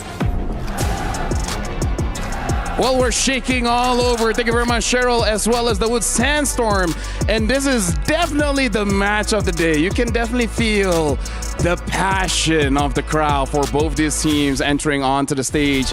So for both Team Falcons as well as Twisted Minds, this is going to be a very difficult matchup because I'm actually going to bring up something that we never really bring up because you don't see it in numbers, which is how do you feel on stage? Yeah, I imagine that even here at the studio, we can actually... we can hear them. We can hear that it bleeds through. Even we have our audio monitors. So I hope that the ladies are emotionally prepared for this because it could get mental whenever you hear, like, even see the crowd if there are so many in front of you. The signs, everything. the banners. Especially for Twisted Minds. If I'm not mistaken, it's their first time also in the league. So, yup, it's about being emotionally prepared, mentally prepared. How much more if... Same goes with Team Falcons. Yeah. I mean, we've seen it already yesterday, right? And what Vitality said, Vivian even said, like, the more you push us, the more that you put us down, the more that it actually gives us that feeling of wanting to prove you wrong. We want to prove you wrong. You push us even more, we're going to make sure that it will burn our motivation even more. But Team Falcons, I think that this is also something that they will actually take it as a moral support as well. And I think Twisted Mind will also try to imitate or even mirror out what happened to Vitality as well. Honestly, I really understand that mindset because true friends and my wife know if you say no, the more I want to do it. Exactly. But now we got to look at Twisted Minds to see their roster coming in. And yeah, this is going to be a very big test because it's not just in-game, it's out-game. Even professional male players, they do say they do get affected. Yeah, I think for Twisted Minds, it's the moment we're in. They have so much to gain, and we saw their potential from the previous game. I kind of feel like for them, it's just them trusting their coach, Coach Dalyot, because Coach Dalyot has been coaching also some of the teams. I think also for the counterpart for Twisted Minds. So, yep, it's all about trusting him, and at the same time, trust the training. Trust the training and even their teammates. I mean, I'm kind of hoping for more action from the Double Sisters because we've seen it so far from the Double Sisters of Vitality, and we were looking for the showdown, right? But it seems that Vitality, because of the range of experience they've had, because of how much they have already under their belt, those are the potential that we are wanting to see, that maybe there's going to be another Double Sisters history to be unfold here between the team that is right here inside the Twisted Mind. And now we're going to look at where clearly the crowd favorite. We're going to look at the roster coming in from Team Falcons to see who will be competing for today. And again, even though, yes, people are cheering for them, but some players do feel more pressure when you're getting cheered on. Oh, definitely. I mean, you want to make sure that you can exceed or give the expectation that they already put out to you. You want to make sure that you can not disappoint them. And those are the things, the crucial potential or even crucial pressure that is put out on you. And we don't want to actually have that kind of problem in your hands. And when you disappoint them, you're like, oh no, you guys support us so much already and we've already disappointed you if we don't get what you want. And now I want to go back into the game because we're going to start with Team Falcons, because looking at the numbers, they're really more macro-centric and they really like to use this healer. So they're going to be moving as a unit. So that could be good, could be bad. Good in the sense that you anticipate that's going to happen, so you're prepared for it. But what if even with all these preparations, it still doesn't work out? I believe that has been a problem for Team Falcons from the game yesterday, since we've been mentioning a lot about them being comfortable on the healer meta, going back to the Ube strategy. It is something that always noted by the other teams. So when they faced up against their game yesterday against Team Vitality, it was very obvious that they're leaning towards that same strategy again. So draft might be an issue. Now for Twisted Mind again, they have a great coach, they have great hero composition that they want to pull off. It just so happens that in terms of execution, there is a lot of pressure coming in.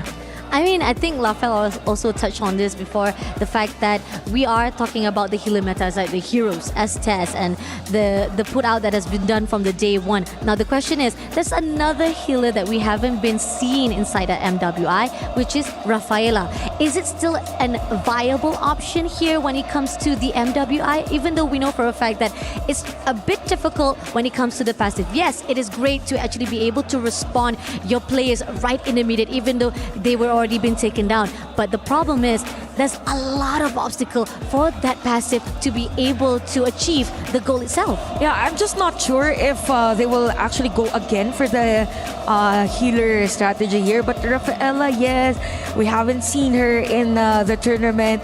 But it always situational, right? And I think knowing that they have their own coaches, so they're prepared with regard to whatever play style they have in this game. So I think for Coach Dalyot, if ever Team Falcons goes in for the healer strategy again, he's prepared. Same goes for Team Falcons, because we all know that Twisted Minds has this. But oh wow, the shout from the crowd. Yeah, we can hear it. Yeah. Anyway, going back to Twisted Minds, since there is a lot of jitters coming to the international stage, what if Team Falcons puts in a lot of pressure, like dive heroes, something like that? Well, you guys were talking about the Rafaela. I haven't seen her so long. The last time I saw her is as a cosplayer on Instagram. But now we're jumping into the draft, and this is where we see they know each other so well. An Angela ban early on. The Uranus makes sense, but that Angela, that feels very targeted.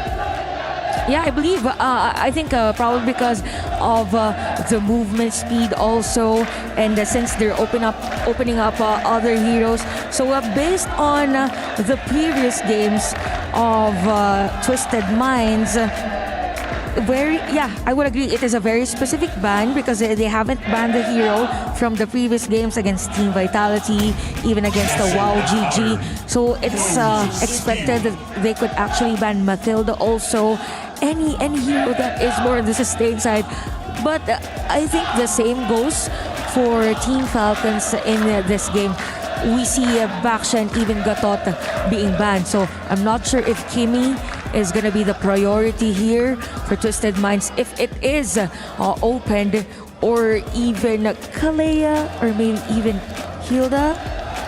I mean, that could be a possibility, but I think this pretty much for the Angela ban wise, it's just a little bit of a respect ban, because we know for a fact that they are trying to actually tone down a little bit of Team Falcon's priority pick, right? Because they are going in for the same support draft. This is just a little bit of precaution measure coming in from the team of Twisted Mind. 1-1 been banned off as well, because we know for a fact that 1-1 has the potential inside our MWI. There's a 50-50 chance, because there are certain times you might not be able to pull through, but last game that we saw between GG as well as Navi, it was amazing. I mean, Navi picking up 1-1 wasn't really expected, because when it comes to 1-1 rage, it's really questionable, but Navi was able to pull through despite it. Yeah, I would agree. And 1-1 with all the items, very unstoppable. And you don't really want it up against a team that is more on somehow trying to build up that momentum early game. So it's really interesting that it is Team Falcons banning out the sustained heroes, because they are the ones actually using this hero. So we see Badang not being part or not being available for this game. So the question is, for Twisted Minds, are they gonna get Yi Sun-shin or Kimi on this game, or probably take Zetian? Because I think for Team Falcons Vega, they prioritize Zetian a lot. Yeah, very interesting as well. Seeing the 1-1 ban kind of tells me that they want to have a frontliner that can actually stay in the front line, because that's one of the advantages of a 1-1, able to actually use the front line for your own advantage. And maybe they're going to go for a composition with not a lot of catch. They first picking this Kimi. Now this is very interesting, because you do let that Yi Sun-shin through. Either it says, I'm pretty sure you're not going to use it anyways, or they got a plan to stop him. Yeah, that's true. Nonetheless, wait, let me check. There is... Because if you're using healers, I don't know how well a Yi Sun-shin really likes that. He kind of wants someone to be a distraction for him to jump in and out of a team fight, you know? Also, there is no history also from Team Falcons using the Yi Sun-shin. So probably that's the reason as to why even for the Twisted Minds, they just got the key, because it's a lot easier for them to use, and it's going to be faster for them. Surprisingly, I thought it's going to be Zetian, and you have the Fredrin, which is again on that sustained side and even has the crowd control. But because of that, Farsa should be very on point in terms of the feathered air strike, just to be able to zone out the Kimi in the middle of the team fight. I mean, high ground wise, definitely Team Falcons has it done already. They can cover those grounds already. At the same time, we'll be able to actually counter out even the basic attacks, or even the very quick and clean wave that will be done by Kimi itself. But the question is coming in from the side of Twisted Mind. They still have the junglers that have been opened up, because no matter what, we see Hayabusa was doing well. Go into the back line, no problem whatsoever. TT will be the opener, as well as Yi Sun-shin. Since they let that go, Twisted Mind say it's us for take. This is very interesting, because it does show that Twisted Mind, they're going to be the aggressors for this match. My only worry is that the damage that they have is really not bursty. It's really like prolonged, you know, and damage per second kind of style. I wonder if their damage is going to be higher compared to whatever healer that Falcons is going to pick up for themselves. I think for Team Falcons, knowing that this is the lineup of Twisted Minds, Mathilda is a great option. Mathilda and Fredrin, just for the sake of having that sustainability and longevity in the middle of a team fight. And for Team Falcons, somehow, a little scaling more on the DPS, but again, this is the first time that they will be using YSS. Probably that will be the change in terms of the dynamics of the team whenever they are rotating. It's going to be Phobius for Team Falcons, still living up to that name, or living up to that expectations that they will go for that sustain. I won't be surprised if they will take Estes or Mathilda just to complete that, you know. Maybe even Florin. Maybe even Florin, just for the crowd control also. But Hylos has been banned by Team Falcons and Twisted Minds. I thought that, No, Mathilda is a great ban for Twisted Minds. I mean, they already coming into the reading of the draft of Team Falcons, and this is where we keep on talking about it, right? Team Falcon is too predictable to every single teams or even their own opponents, and this is where the fine line that Twisted Mind say, we can see you, we're gonna ban off any possibility heroes that you're gonna pick up the next after the ban off started out. Yeah, good point. I just think for Twisted Minds, knowing that they are focusing on these types of heroes, they need a really good tank, like has heavy crowd control, because the Kimi's skills is just for those in the front, so they are lacking on skills that has large AoE, so they need a burst hero plus a heavy tank. So Balearic has been banned by Team Falcons. For Twisted Minds, they could really focus on utility supports, so or healer supports. You have Florin, even Estes could be banned, not unless Team Falcons will change things up. And right now, interesting enough, we see this Balearic getting banned out. I believe it was yesterday that we saw Balearic really countering a lot of this very sustainable kind of matchup. First game. Yeah, first game. Yes. That was Navi, Team Liquid. Yeah. Liquid with Navi MY. Navi MY. So we could see Black Ban, which is nice because Irithel for Twisted Minds. Of course, they're still lacking in terms of DPS, but Moscow is an option. This means that the Granger would be a good pick, no, for Falcons? Yeah. Right, because even the counter is out. Definitely Granger is could be a priority for Team Falcons, or is it a bait? Could be a bait, but there are still a lot of marksmen open or any here for the gold lane. So not unless they want to go for Ruby gold lane and just go 5v5 most of the time. Wow. I mean, I'm not against it, but that's wow. Yeah, it's kind of expensive, but it's going to be Moscow here for Team Falcons. So you have a nice laning phase and even can go for a split push for Team Falcons. So if in case Twisted Minds will just go dive in 5v5, you have other lanes winning and somehow has the potential to turn things around more on the safer route. Now, Twisted Minds, again, they're still lacking in terms of crowd control and even their burst. They already have the Kimi really on DPS, so they need sustain heroes just for them to be able to have this Yi Sun-Shin and the Kimi do that damage per second. If possible, some kind of disruptor as well to stop this Farsa as well as Moskov. I mean, yeah, definitely something that can be in the front line, making sure that they can actually have a catch or probably a setup for the team of Twisted Mind. And it seems that they're going to take up the Bruno and the Minotaur. Yeah. So kind of trying to fight healing with healing, but this is very interesting. Personally for me, as a roamer, I will take Minotaur if my team wants to heal and that big CC, right? Big crowd control, which if you're looking at the team, there's almost none. So the good and bad, has heal, has CC. The bad, not the tankiest of them out there and the more easily punished, because trying to escape with a Minotaur is very difficult. Yeah, I think for Twisted Minds here, what they want to do is really have that 5v5, you know? They will group up early, just limiting the areas for Team Falcons. I just think that the winning condition is just difficult to pull off. And wow. Team Falcons. Wait, what? Picking the Selena. They are changing the script so much. Wow. It's like as if they're like saying to us or to everyone else, like, you predict us too much? Nah, now we're gonna make sure that we surprise you all.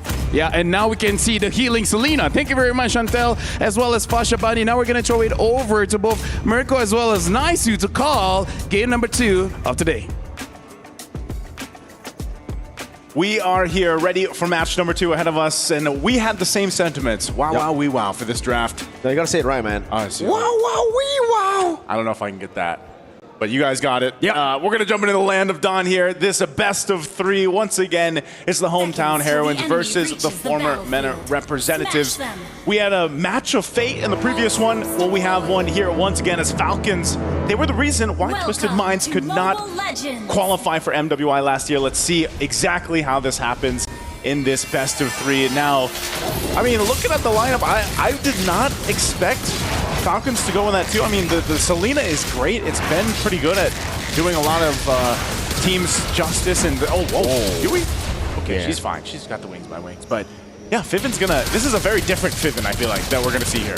Very, yeah, and it's going to be the Roam Selena, by the way, right? This is something that's also kind of strange because we're used to seeing more Selena mids. Yeah. And you can already see the impact of that in this game. Yui is having a tough time in a duo mid as Feven continues to just rotate around, looks for traps, looks for poke, but even then, I'm not too sure about the poke, right? Because early on, without level 2, without the clear, I still think the playstyle is should have been clear out mid first, but here, Sunlight, good rotation over to Miss Meow, getting Yui a bit more. Ooh, good arrow. Basic go, nice Abyssal Arrow landing there, but not enough damage to take her down. Also, do gotta say, Twisted Minds, it's almost like they asked their coach, yo coach, how much gold do we need? Yes, they're gonna have to get a lot of gold. I'm surprised that only one dude, or sorry, one lady went Bargain Hunter. Yeah, it's an expensive lineup is what we're basically saying here for everybody watching and tuning in. This is one of the lineups that definitely will be a little expensive in terms of building up the items that they need. Ooh. And, hold on. Okay, Fiven's gonna be fine, mid. Over to Yui, gonna go for the kill as well, but no, good flicker out. All right, good flicker. She survives once again, Yui, but this turtle's gonna come up here, and this is once again where we see how things break through. I think that is a big point, though. You're kind of relying on the fact that, yeah, you don't have this sort of tankier roam that we're used to seeing in the hands of Fiven, but maybe they play around it, and that's why the Phobius and the Frenchman work so well in this. Okay, good Abyssal Arrow into the taunt as well. Now Sunlight continue to go for the pressure. This is going to be Appraiser's Wrath, and now Velvet, Dark Wave, and the Abyssal Arrow landing. Velvet claims first blood, and now Lyrics on the CC. Gets the curtain call down, but the Dark Wave continues in. Velvet with reset one more time, but she's got to be careful here. Has to flick around. That's going to be the Bracelets over forward. Velvet very low. Hyde couldn't go for it. Sunlight still on a neutral objective. It's gonna be a 50-50 retreat battle. Hyde has the Mountain Shocker, but Sunlight claims the first neutral objective of the game. Wow, I am so surprised Velvet actually survived that. She even burned the flicker earlier on, still able to get away. Just not enough damage to get that one hit in from Hyde earlier on. So an objective secured and a kill in the hands of Team Falcons, but Twisted Minds still on par here to keep things from getting out of control. Lyrics for the majority of the time too. Once again, this CC has been really good in the XP lane in these fights and the skirmishes, but Twisted Minds might have to go ahead and look to play in the fact that if they want to go ahead and set things up there. They've really been trying in the mid lane, but now that you have Livin with the Minoan's Fury available, maybe they can do that. The combination of Minoan's Fury and the Traction Pulse is going to be something that Team Falcons wants to be wary of. They want to watch out for that, and I think, again, that's why they have this lineup that they have. Durability, sustainability themselves, but also options to get out of the fights if they have to. And that's what we're seeing now, right? When they don't need to fight, they don't need to. It's fine. They don't have to. They're just going to wait for the neutral objectives, play their game, and play it slow. And Twisted Minds kind of get value out of that too, though, because they want the game to be slow. They want to farm up. In the bottom lane is going to be the gank over to Velvet. No flicker this time around. And Velvet gets out despite a two-man attempt down below. What the Phobius does so well, you know? You can, it's maybe not as good as a glue where you're going 1v3, but almost to a sense where it's like, okay, if Phobius especially is able to get these procs off, yeah, really good weak side play. I remember just last year, Naisu, MWI 2024, it was shocking for the Falcons members to finally receive this kind of reception from the crowd. And I'm only thinking now, is it the same for Twisted Minds, right? Going up against Falcons with this crowd, is it added pressure for them? Because Velvet seems like she's super comfortable here, wants to go for more, actually wins out of the trade against Lyrics. Falcons, again, have set up better for the neutral objective. Despite the early push up top, Names is in a very comfortable position, and Falcons just want to contest it. Go ahead and pull this tunnel out. The objective, wait for it, go grab the buffs, and build up on that. Once again, for a lot of these teams, especially at MWI last year, we heard that shared through some of the interviews where, maybe being on the stage for the first time or dealing with this type of environment and setup, played an effect, right? And for Team Falcons, they've definitely locked in since then. This turtle looks like it might just be theirs unless... Yeah, no. Pre-retry for Sunlight with Minus Fury, but only to the front liners there as the feather airstrike dishes out damage. Blazer's Wrath, big bonk forward. Tracer's coming out. Bevan goes in for the flicker, finds the kill. Velvet very low, but it doesn't matter. She gets away as Sunlight wants to go for more. Doesn't actually go and get the gold crab. Will let Lyrics take it. Names. Oh, Livin wants to jump in there. Yeah, that looks scary for a bit. Velvet, very risky recall. Yeah, at any moment, Livin could have just jumped in there probably, but nonetheless, a turret's gonna fall down too here. Team Falcons winning on the objectives, winning on the macro level so far. Twisted Minds is gonna want to respond to this. Retribution? Yeah, good curtain call, good damage, but Sunlight just wants to lock her down, and she will be able to. Look at the resets from Velvet. Good rotation from Lyrics. She's baited out well, these Falcons have baited out the Vengeance. Traction pulls! Brings Bevan back. Mountain Shocker there too as Lunar gets a shot down to pick up a kill. Okay, a response is what they're able to find. They put themselves on the board here for Twisted Minds. So at least that's something for them. They don't want to let this get too out of hand, and Twisted Minds will have to go ahead and play that part. We know this too with the Bruno.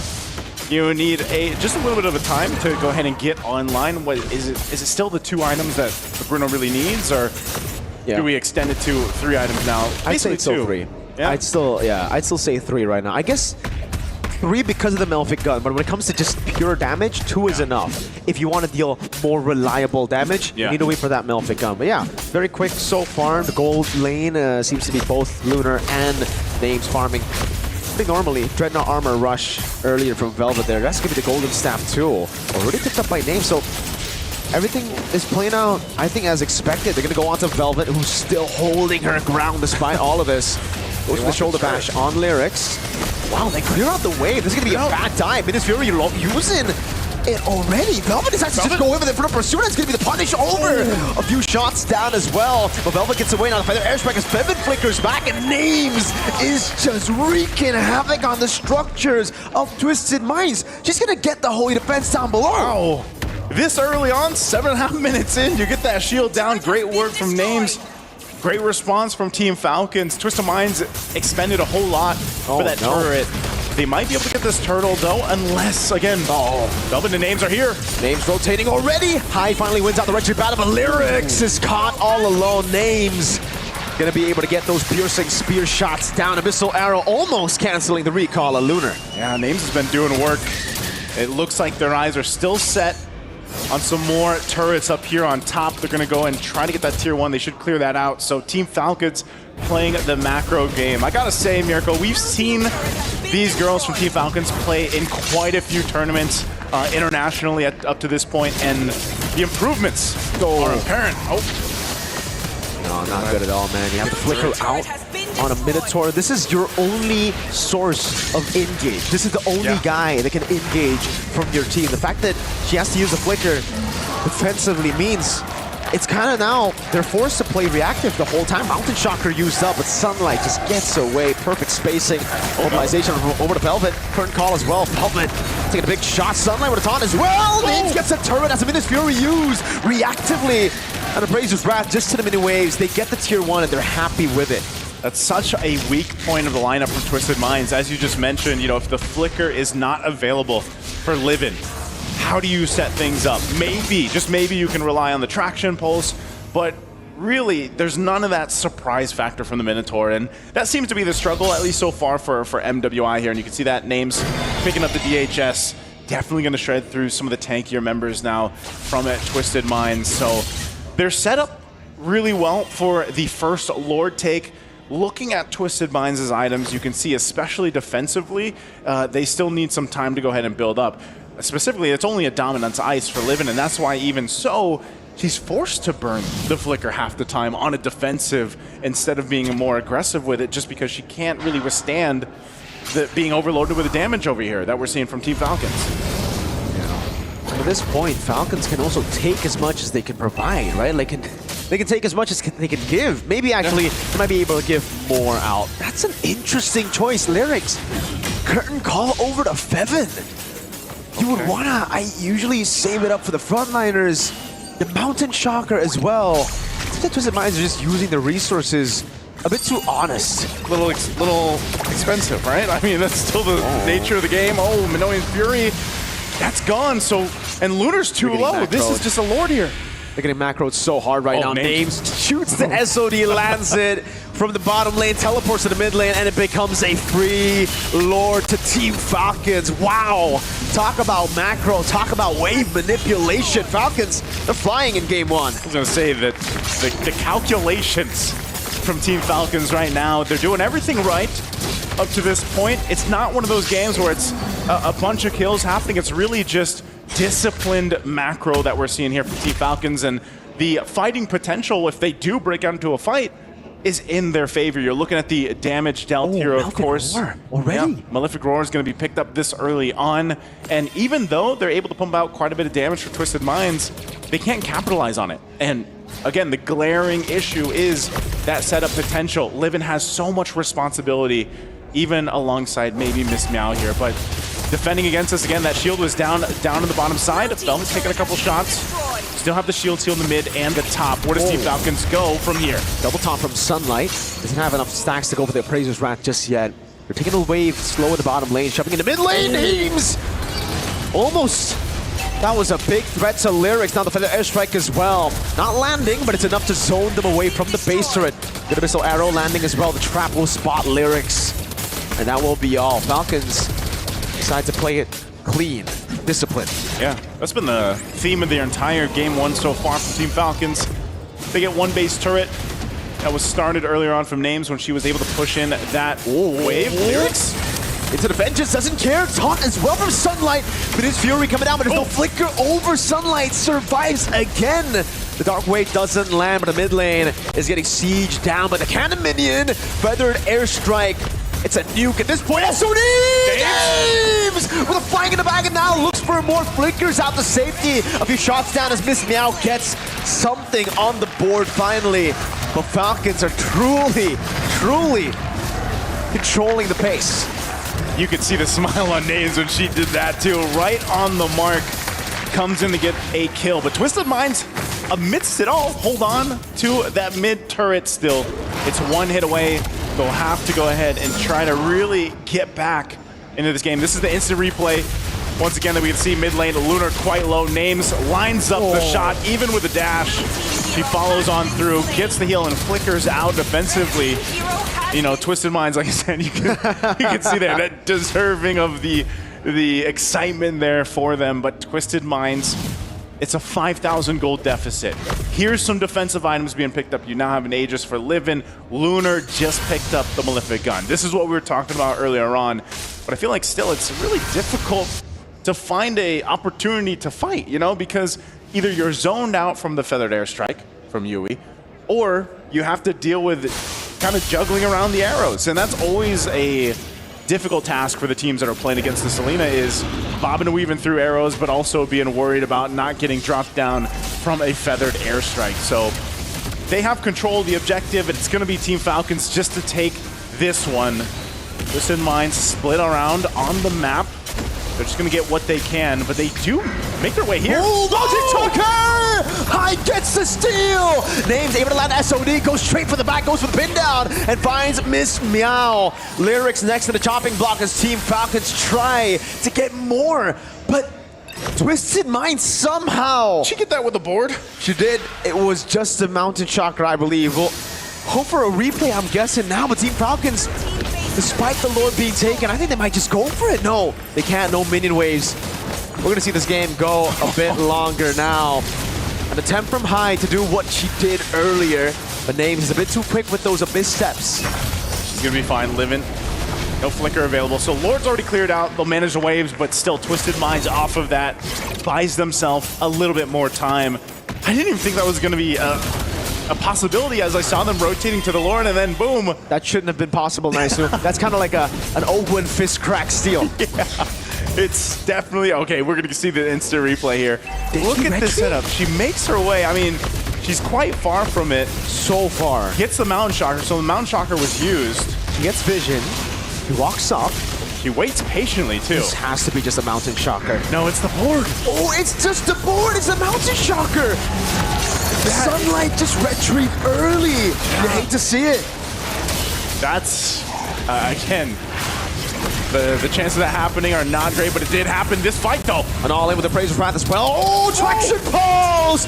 Miss Meow brings them all together for the AoE damage to come through, and all of a sudden, Team Falcons are the ones on the back foot. They take too many of those interactions. They're going to find themselves without that gold lead anymore and without the control around the map. Still, it is all for Team Falcons.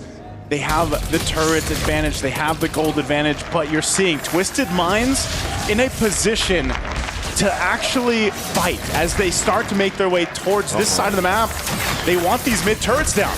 You gotta remember, Nice, we were talking about how expensive this lineup is, but once you get the gold, it's gonna be massive. Appraiser's Wrath, the Feather Airstrike, oh, everyone low. Names on the other side, the SOD! Last of the back, Names takes it, an Abyssal Arrow almost landing. A wave up top, crashing down to the base turret as Team Falcons looks to capitalize. Another Abyssal Arrow landing over, now it's gonna be Spirit Misery, no, not used just yet. Names, slowly but surely getting through it, Miss Meow. Unable to punish the overextending Moskov. Man, I'm just thinking, you know, I know she threw down the Spirit Destruction, but what if she actually pushed in that turret too? That would have possibly been another base turret down for Team Falcons to work on, but ultimately they weren't able to capitalize on any kills. They'll have to clear out these waves. That Lord's coming up in 10. So the advantage right now that Team Falcons has is also the base turrets being down at Twisted Minds. So Twisted Minds is gonna have to deal with these waves that are going to be pushing in. The Lord is up now. You can already see the positioning happening here.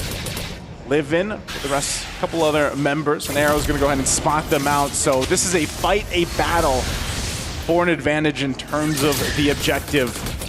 Now, if Hyde can pull that off again, man, I don't know. Like, maybe you just go for that. You gotta keep on going for it, man, if you can. Twisted Minds at this point of the game, I would say damage-wise, they're better than Team Falcons. Right now, Team Falcons, they need to play the way they did when they got the lead. Yeah. They played the macro game. They played with the side lanes. Not like this. Oh, Velvet. In the midst of it all, Names able to go in, but it gets knocked up instead. Doesn't get the kill on Lyrics now. As Sunlight tries to go for the cut. Lyrics able to escape still. Names doing some damage, but Lunar, the crit damage is going crazy. Kiting away against 4 members. Yui takes her down, and Team Falcons are back where they left. Now with a massive lead on the Lord. 17 minutes in, not evolved, but it should be enough to finally close this game out. Okay, they secure that. They got 2 kills off the exchange. It looked a little messy there for a second. Yeah, a little dicey. But Team Falcons, with this Lord, will possibly be able to end it. Can Twisted Minds defend? We're going to look at the instant replay. Again, this fight was started. Names joined in. Lunar almost got Names. I mean, if it was maybe one more crit or hit, she would have taken out Names, and that would have been big. But still, she was overloaded, gets taken down. And now this Lord making its way to the mid lane. Team Falcons will play into the top side as well as they clear it out. Looking at the defensiveness here that Twisted Minds has and enough firepower, it's still, again, Lunar, respect that damage. You can see she is still looking to build up. Oh, Narrow. Oh, no. Dark Wave. Lunar taken out by Vivid. 3-man Minus Fury there. And he's giving it all in over to the back. Velvet still walking up, but the front of her super will be taken down. Names has immortality. The Vengeance gets her down. Names still able to survive as, again, Hyde continues to hold that Lord from hitting the crystal. Falcons very low. Base turret, one last one up top. Names goes for it here. Lyrics doing some damage. Rose Gold Meteor keeping Names alive. Lyrics walks up and with the flank, but against the wall. Names Spear of Misery and a step forward for Sunlight to get the stab in. Oh, Names actually pulls it off. They're down a couple members and the waves are going to be pushing in. Massive Feather Airstrike over to Miss Meow, zoning her in the back now as Traces gets used up. It's a big move and it will be punished. Livin' won't be able to get much. Miss Meow gets a traction pulse and the burn on the glowing wand takes Names down for the first time in this game. They were trying to decide, do we stay here? Can we end the game? And Twisted Mind says, we'll take that shot. Again, they have to watch out for so much. Again, the traction pulse alone is enough to put a threat on Team Falcons, but the job is to get those base turrets down. They did that. It took them a little bit longer. But, you know, you said it, Mirko, the fighting potential of this lineup, because the game has continued up to this point, we're past the 20-minute mark. I would say Twisted Minds can win these fights. Still, Team Falcons has to be very careful on how they approach the next fights that are going to be coming up, you have less than a minute for that Lord, but I think, honestly, Twisted Minds, I expect them to contest it. Part of it, though, is, again, they need someone to manage the base. Yeah. That is always going to be advantage. Maybe we see Team Falcons now decide to, you know what, names, be that pressure. Go to the bottom side of the map or maybe and push those waves in so that Twisted Minds has to respond and we just secure the Lord. That could also be a plan of action here for Team Falcons. At this point, I'm thinking more like Names needs a bit more range. You went for the Malefic Roar. Yeah. It's a good item to get when you're ahead, but now the game's a lot more equal, a lot more even. I think she might have to swap it out for the Malefic Gun. It'll give her more value, I think, at the end of the day here. Lord Evolve finally spawning in the game, and this should be the final Lord of the game. But again, for Team Falcons, they got to play the macro game. They can't just go in for a head-on brawl against Twisted Minds, who have weathered the storm to a point where their item builds are just like Falcons. At this point, the goal leads on Twisted Minds. You can see this now. It's a face-off. Full items. They kept Miss Meow there. Ooh. Sunlight's going to jump in. You got to watch out for Livin. Livin has the flicker. SOD lands. She landed it. I don't think she follows through, though. Fight, though. Names. Lord. The SOD was still open. Velvet jumps up in the front pursuit now as they go for Lyrics.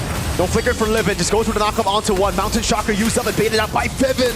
This should be a free Lord as Velvet continues to chase in the back, but will be in a bad spot. Pops into a crowd. Flickers out the safety. Fevin there, and Lunar gets the kill. Who gets the Lord? Sunlight secures it for Team Falcons. That's an evolved Lord. Livin goes over the knockup now as Sunlight walks up. No praise or sprat. That's going to be Lunar! Flickering forward, getting the damage. Worldy over the crits. Almost getting Yui down. 3 members stay alive, and Team Falcons walk away with the evolved Lord. Twisted Minds is still ready to fight. It doesn't matter. They'll take those chances, and Team Falcons might have gotten the Lord. But can they end this here? Still quite a bit of time for those death timers to come through. And this is an evolved Lord. They should be able to push this in with Twisted Minds. How do they handle this? Lunar has been phenomenal so far in the positioning. Will she be able to stay alive and live in? Doesn't have the flicker for this defense. It looks like they just want to stall this out. They just want to clear this out. They know they have a numbers advantage. That SOD is... No way. That's suicide. Lord Evolve cleared in the 22nd minute of game 1. It's our longest game time right now. This got to be a 23 plus. It's up there. It's up there right now. Might be able to beat it. This might be the one. Because right now, Twisted Minds has done an amazing job at bringing this game back under control, now in their favor. Yes, they still need to get turrets down, but you're seeing it. I think even by the next Lord, it's going to be nearly the same thing. Sunlight. Oh, good dodge. Nice sidestep there. Feather to airstrike baited out too. Might be going for the all-in attack. No, they gotta respect this. Curtain call, that's about it. I think they still need to send Names into the bottom lane. They're playing a bit too scared now after losing the lead and now giving over a 4,000 goal lead to Twisted Minds. They're playing scared. They're playing how they used to get the lead. Names. This is a little dicey right here. Very dangerous position to be in, and she realizes that, backs away. You just don't want to be caught, you know, all together too with the traction pulse from Miss Meow. Oh yeah. And especially with Livin, because Livin was having she was having a different time living earlier on, like on the Minotaur, right? But now she's tanky enough and she has enough defensive items that she's able to go ahead and survive a lot of that.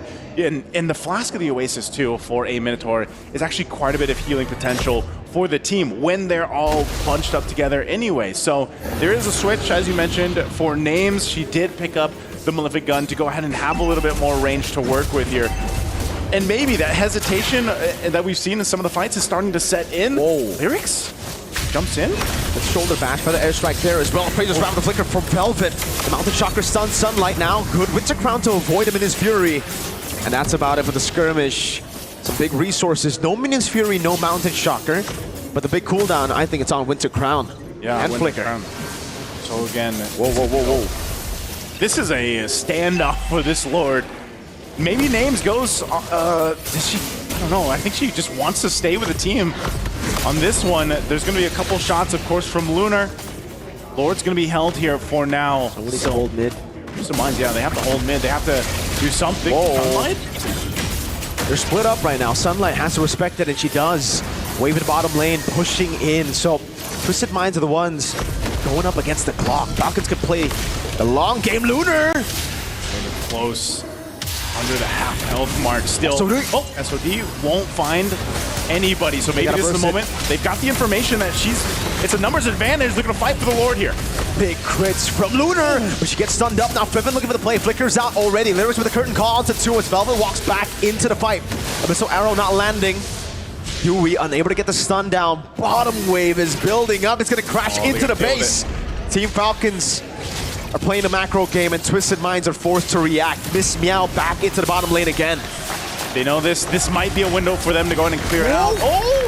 Velvet very low. Lunar already there. Infernal pursuit from Velvet. Now constantly looking for it. The Dark Wave doesn't land, and Lunar is still able to pre-hit. His hide goes for the kill. Finds the kill on Velvet. Names now caught very low. Has the dash backwards. Has immortality. In a way, bottom lane is dealt with already, and the Lord will be taken by Twisted Minds. Twisted Minds making it happen again. They have an exposed base. All the work the past 10 minutes have now brought them to this moment. They're going to be marching down the mid lane with this beefy Lord. This is going to be tough for Team Falcons to go ahead and deal with. You can see it, Lunar picking up an immortality as well. This is where some of these defensive items come into play. They're all immortality'd up here for Team Falcons. Velvet still down. Here's the push in. Lyrics will die. Straight up, walked up a bit too aggressively. That could have costed them the game-ending play. Sunlight in the front, going for the dash backwards again. Fiven taking a lot of damage. The base turret down. Lord Evolve giving them a lot of damage reduction. It is not over yet, ladies and gentlemen. Usually we expect the Evolve Lord to be the final Lord of the game, but we have gone past 2 big Evolve Lords and survived. 27 minutes in. This one definitely one of our longer games so far here at MWI, and I think it's going to be a statement for the series ahead of us. Whoa, no, names. You don't follow that little check right there for Team Falcons.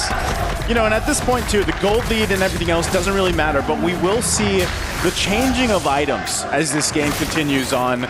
For both these teams, as we've seen, again, a lot of immortalities will come into play, but once those are popped, then you have to consider the winner crowns, and even down to, possibly some shieldings here with, for example, the rose golds, depending on how the fights break out. So it's really a fight, a battle for the Lord objective. And I guess if we bring it up to what is the advantage that Team Falcons has, it's still, they hold on to some of the base turrets. And maybe, like I said earlier, I said this about 10 minutes ago, man. I was like, maybe Names needs to just be on the other side of the map. I agree. Put enough pressure on the off lane down on bottom to maybe end the game or just get enough time. Yep. But that, it's really easy to say, like, yeah, just put Names, just put a Mozkov on the other side of the map, push that lane in, win the game. But there's a lot that goes into it. You can see this too. Lunar taking a couple shots. They'll spot out, live in. But this Lord is up. This is almost a 29-minute Lord.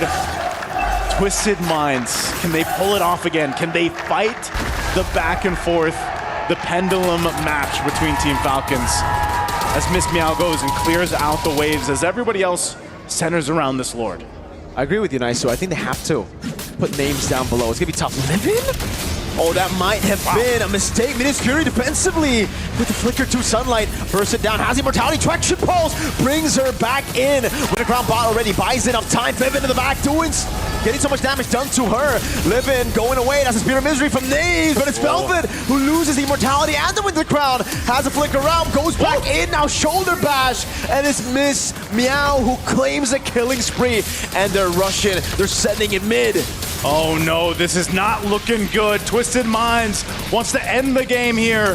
Can Names and the rest keep it from happening? Traction pulse landing. Names getting brought back. Lyrics able to go for the curtain call now. Sunlight provides the peel. High very low. Gets taken out by immortality. Lunar still alive. Names. Immortality down as well. Now Fiven gets the back line. Rose Gold Meteor bought by Names now as Twisted Minds are unable to end the game. Falcons hold on. She has the spear too. She threw it.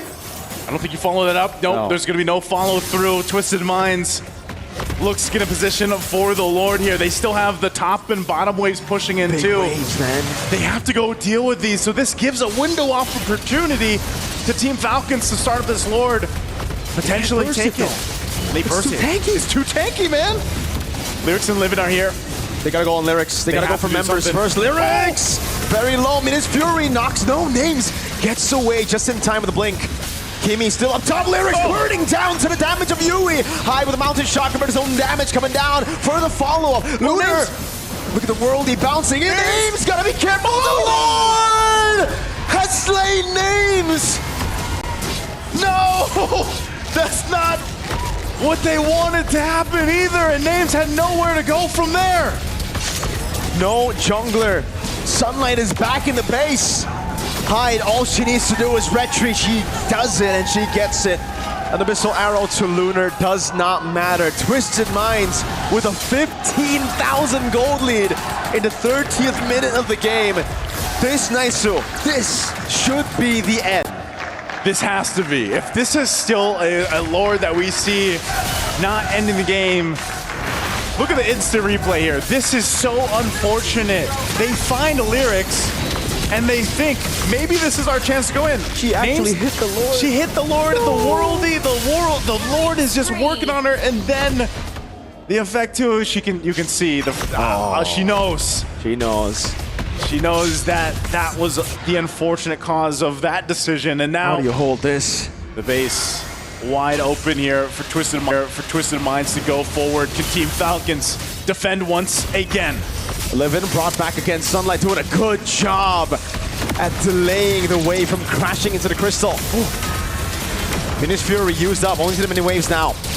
Lord so very healthy. Yui caught immortality down. Miss Meow. Zoom in, laser in over. Names next to the chopping block. Still able to survive now. She goes for the clear as well, but tries to buy enough time in the back nine with the winner crown as well, but will be taken down. It is going to be a full-on comeback from Twisted Minds. Our longest game so far here at MWI, and what a turnaround it was for Twisted Minds. Defense after defense, fight after fight. You can see the smiles on their faces because, man, that takes a lot of endurance, a lot of fortitude mentally to stay in the game that long, man, to turn these fights around and, you know, capitalize on the own mistakes that were there from Team Falcons. So, hey, Twisted Minds, they made it happen in game one. They did, against all odds. Another underdog run that we might not have expected. We saw it from Gaimin Gladiators, able to slay one of the major MLBB regions in Navi, Malaysia. Could be another one here today with Twisted Minds taking game one off of the hometown heroes. Let's throw it over to this Thank you very much, Mirko and Naisu. And let me just say, I don't need to know the stats to know that this is indeed the longest game that we've had all MWI. And because it's a very long game, there's a lot for us to break down. At this point, a lot has happened that I don't even know where to start. I mean, Team Falcons could have won the game around 16 minutes, 12 minutes even, or probably 15 or at an earlier time. But Twisted Minds, surprisingly, they made a way to make it work and even extend the game and eventually win the game. And this is where the marksman heroes shines when they already have full item, Minotaur with a flask of Oasis. The rest was history for Twisted Minds. And I think that there's a lot of things that could be said, that the timing, the itemization was so late for their own positioning as well as their own choice of timing itself. Because the fact is, I feel like it could have gone to the way that they could have known that, oh, this is a time that we could attack. This is a time that we know what damage we could done, what is the setup that we could do to backfire or even to counter-attack every single motion that was done by the enemy. I gotta say, we really gotta look at the items later on, because this is one of those games where we have the time to, by the way, it was 33 minutes and it was only 12 kills to 13, so. Yeah, imagine the discipline. Yeah, the discipline, right? That's so good. Yeah, I think they really know how their heroes are somehow spiking in terms of damage, specifically for Twisted Minds. Early parts of the game, it was just literally Team Falcons dictating the game. But at some point, we'll see that later on, the progression of the item. At some point, for Twisted Minds, they get those items that are needed to actually negate or somehow keep Team Falcons at bay. That made it very efficient for them. I mean, if you don't win with the three marksman hero composition with full item, I don't know what happened if that's the case. Yeah, now we gotta talk about actually the Minotaur, because we noticed in the game, Flash of the Oasis is kind of important on Minotaur, but she completed it on 21 minutes. Literally almost at the end of the game, then you completed one of your core items. And lo and behold, after the Flash was completed, then they started winning. I mean, the fact that they actually take so much time to actually progress that, and to a point that they know they did it that, and also we see the fact that there were certain times that Spear of Destruction that was used wasn't actually getting the follow-up that was needed. It got hit, but then there was nothing that could be done to continue the attack that was done by Team Falcon itself. And the question is, right now, as we see from time to time again, those are a lot of damages that was done by both sides of team itself. Let me just take this moment to say Lyrics did 114,000 damage, Miss Meow 108,000 damage, Names 143,000 damage, Vivian the Roamer 120,000 damage, Yui 160,000 damage. LaFell and Pasha, it was a 30-minute game. Yeah. It is expected, but probably because they dealt so much damage, but at the same time they also have heroes that could sustain damage over time. And if we go back to the thought, a lot of emphasis on the Flask of Oasis. Normally when we see other teams build the Flask of Oasis, it is at the early game, because we know the edge of a Minotaur with the Flask of Oasis, not just from the heals but also the cooldown reduction. So that's why for the side of Twisted Minds, okay, I have the Flask of Oasis, let's do this. Let's just jump in front of the players of Team Falcons. And for Team Falcons, there's no other way out, because there's the physical penetration. You even have the Malefic Gun for the Bruno, and the rest was just like compiling from time to time that the damage isn't that sustainable anymore for the heroes of Team Falcons. Just to say how big of a difference without cooldown reduction, playing Minotaur without the Flash is like between 50 to 60 seconds, and then with the Flash, it's around 40 seconds. So that's like a 20-second cooldown, seconds difference. So just by itself, it's already good, because she built the Athena shield as well as the Immortal early, and none of that has any cooldown. None of that has any cooldowns, and the fact that there was a lot of hesitant as well for them to jump in for any initiation. And those are the things. They've already got one of the players from Team Falcons to shut down, but then even more, they were like, can we go on? Can we continue on this fight? But then they pull back again and gives more leeway for Team Falcons to just get back up on their feet. And now we got to look at the head-to-head for both roamers, because I really feel like for both really contributed a lot into the match. And may I say, rarely do I see a roamer with over 100,000 damage. Kind of doesn't happen. Yeah, that's true. And this is like the oh my god, average damage per minute is already high. Okay, go on. 1,238 average damage per minute, but it all was done on that kill participation, very high for Livin, but again, the hero kills is at 12-13. So it means that for Twisted Minds, they just needed those equipments or even items just to be able to set up a play against the Team Falcons. Because if you look at the draft alone, definitely early game, it will be Team Falcons winning the game. They have the burst, they have the crowd control on Vivian's hero. But for Twisted Minds, as long as there's a solid frontliner, full item, 3 marksman lineup, then they are really able to win that game. Now, the question is it because that Team Falcons already throw away for the first game that they don't want to use the healer method, the healer support heroes itself, that they're kind of a little bit not compatible or not comfortable with the pick of Selena itself because they're already used to the draft that they've done. They want to have a Enchantress, they want to have the healer support for themselves, but then now it doesn't seem like it, you know? Yeah, not that I disagree on a Team Falcon's hero composition. It's just that they don't really know how to end the game, or maybe just Twisted Minds really knew how to defend their base. But anyway, because of that, it's really evident on the game that the highest damage per minute is gonna be Yui. We have Livin, Miss Meow, and even the Livin sharing a piece on the other factors of the game. Yeah. Damage taken per minute. We have the heals also, the motivation roar. For the Minotaur, you have Miss Meow. Miss Meow, by the way, was very efficient early game. Maybe one of the many reasons as to why Twisted Minds was able to somehow defend their base. Clearing the minion wave was easy if you have 3 marksmen. Yeah. I love that in a ranked game. Honestly, for this one, I feel like for both teams, you just got to figure out how to end the game. But also, this might be just because of them knowing each other very well. They kind of know how to defend against them. Because, like, I know this person won't overextend. So we'll just do this, do that, and then we'll be fine. It's tough, definitely. I think that there's it was too very much, tough. It was too much course. respect, too much of questions in their head. They're pondering too much of what decision making they want to do. So coming into this match number 2, hopefully they will be a bit more confident with their decision making and the shot call for this game. I gotta say, personally for me, as a roamer, there's a time, don't respect your opponents. If you think you can just go in, just go in. Yeah, specifically if you have the flicker, you have the immortality. It's like the go signal that you can dive in anytime. If you are up against a healer type of composition, it means that you need to bring in a lot of chaos, because playing a healer meta means that you're very systematic. You have someone up front, and then you have the heals. Let's just sustain everything.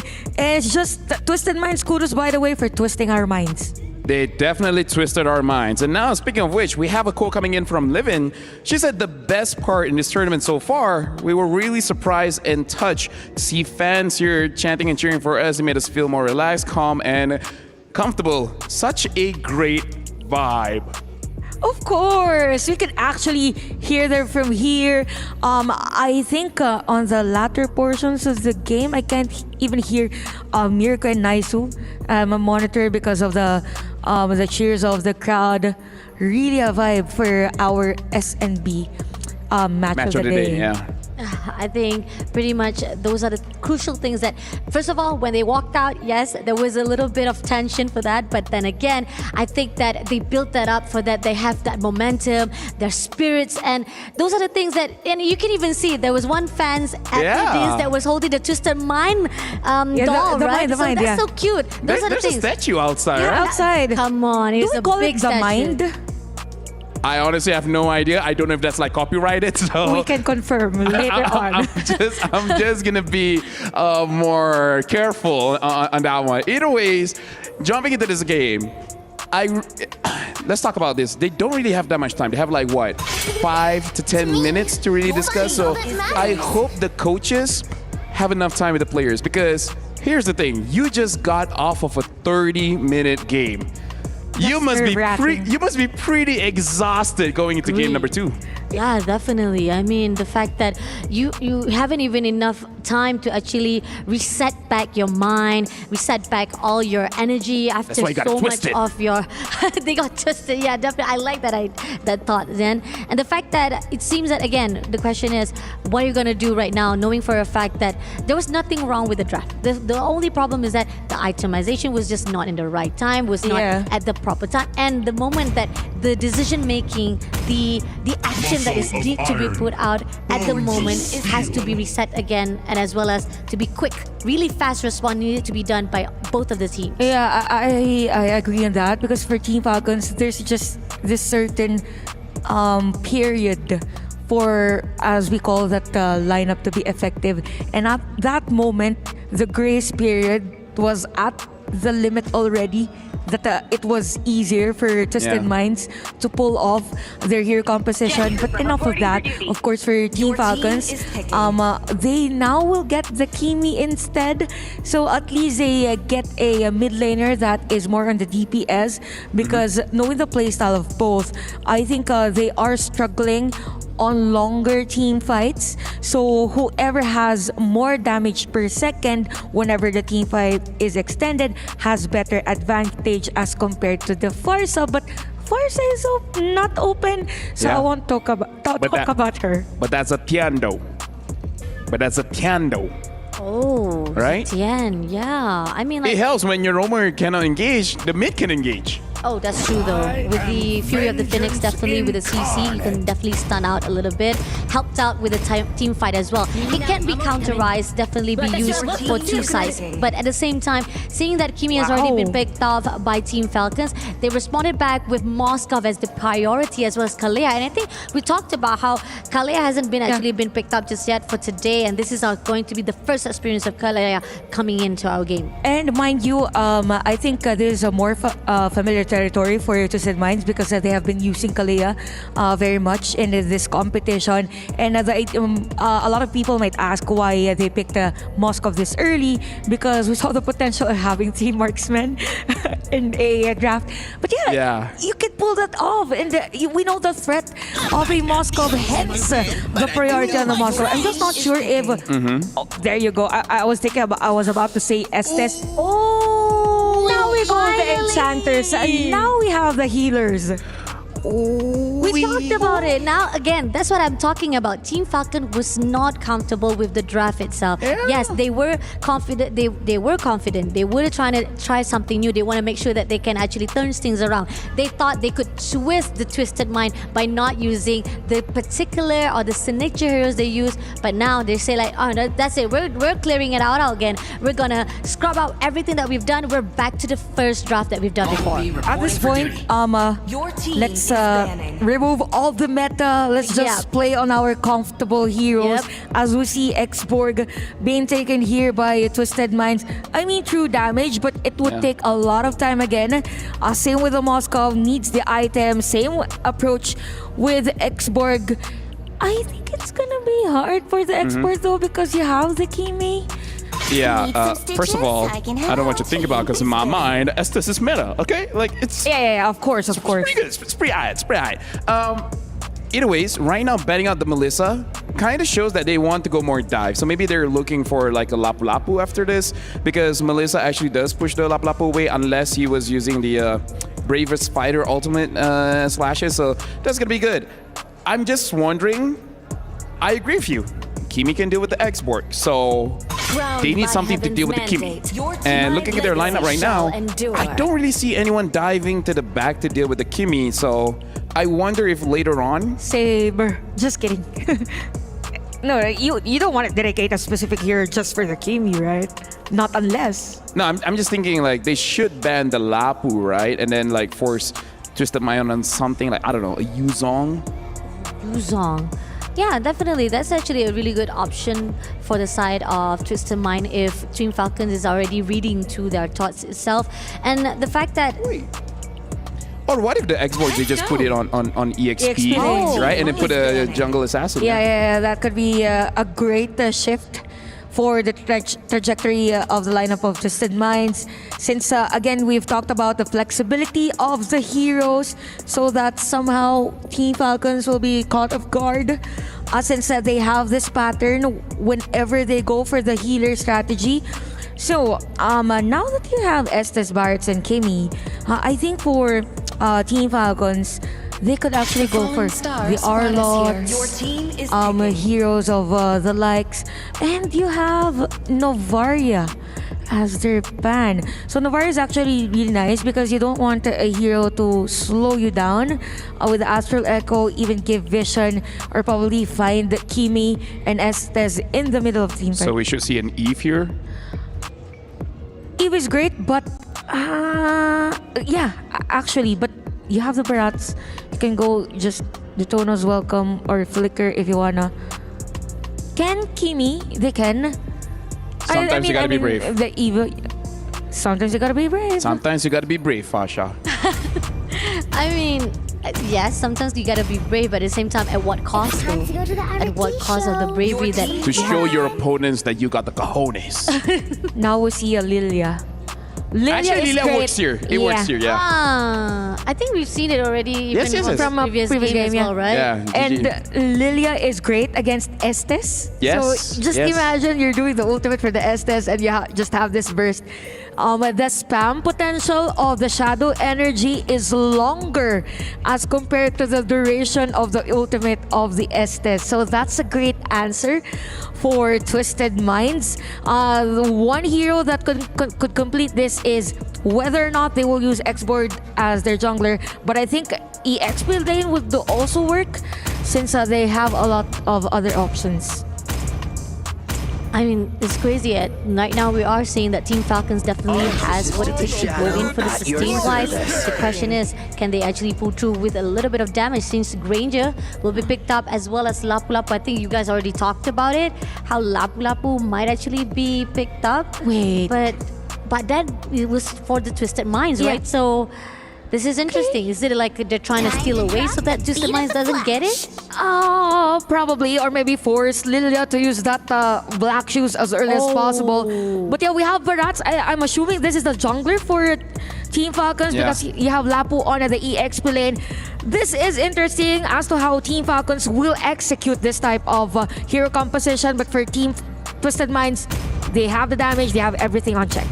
Yep, like we predicted, it looks like the X-Board is going to flex on the EXP. So now we're going to throw it over to Mirko and Naisu. Hopefully you guys had enough rest because we're jumping into game number 2. We did get enough rest, but I hope the players did, man, because Mirko, that was an intense game number 1. I mean, the longest one we've had so far in MWI. Yep. We literally heard them. I mean, they were in front of our casting room. And we heard the coach say, you know what, guys, we only have 4 minutes. Come on, we gotta talk about strats now.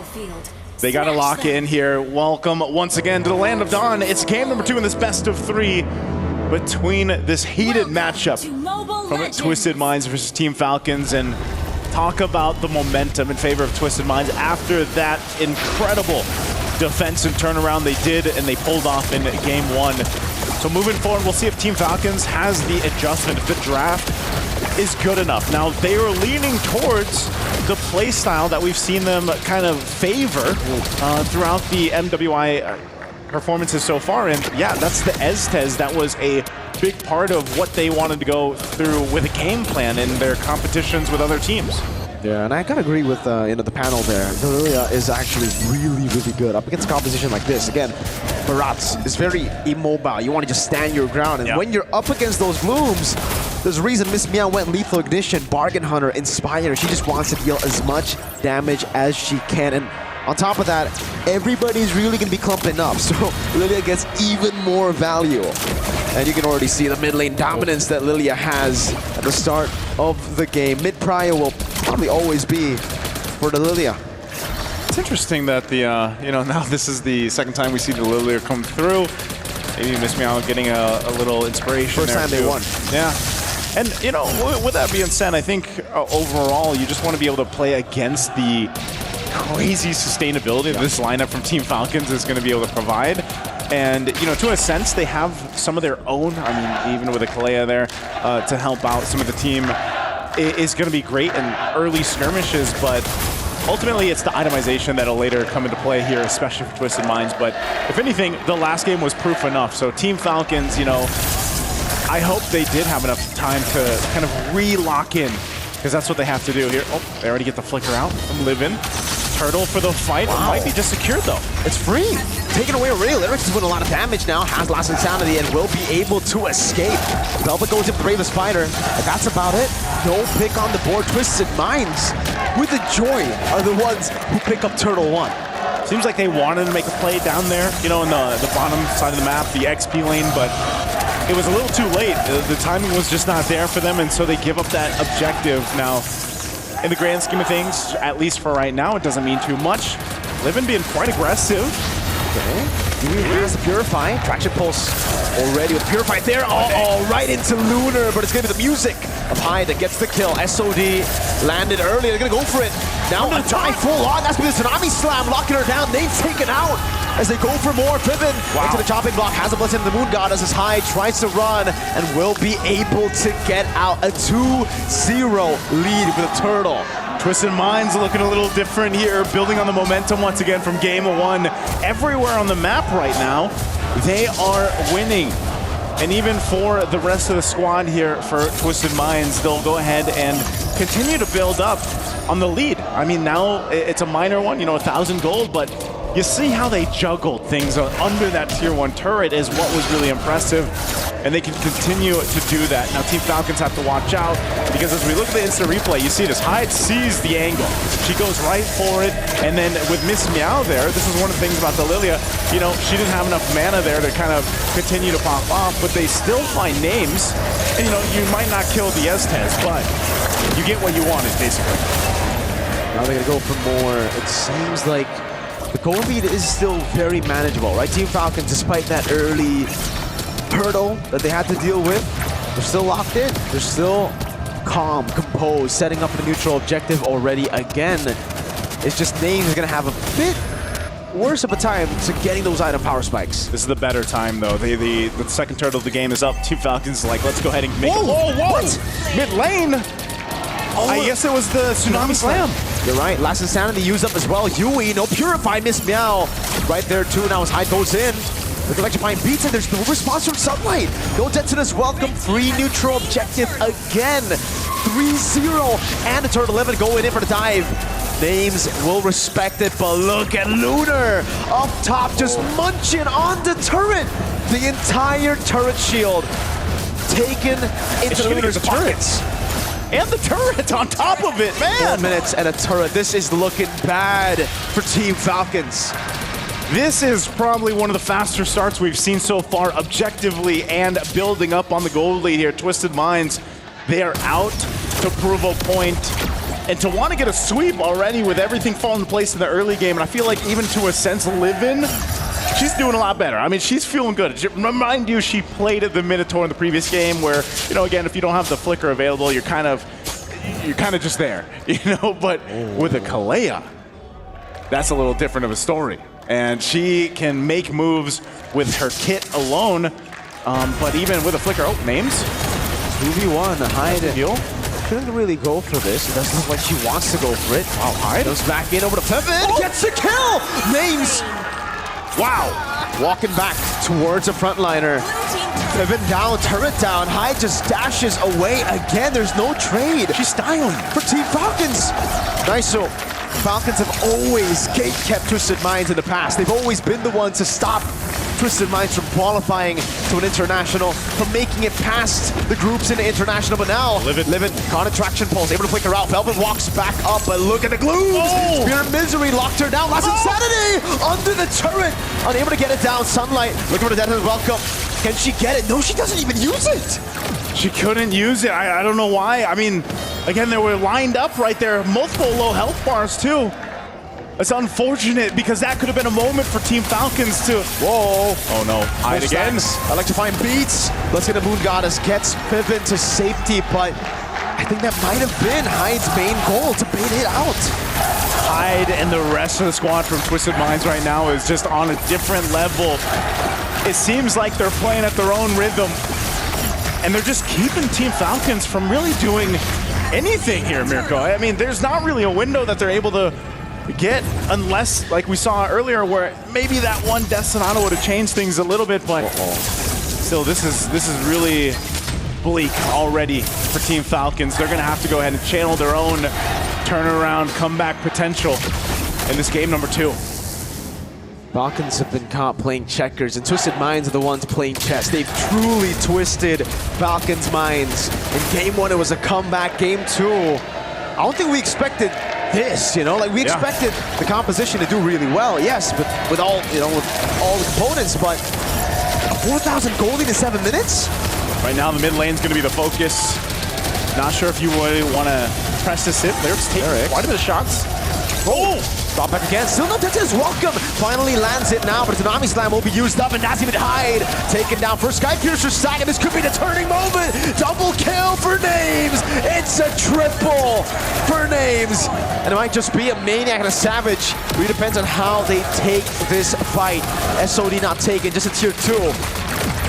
Hey, that's what they needed right there. Names She saw the moment. They're going to get the turret here too. Team Falcons finds a little bit of hope after that moment in the mid lane. And this might be the pendulum swinging back in their favor if they can. You can see from the instant replay the barrage of just crowd control being thrown at here.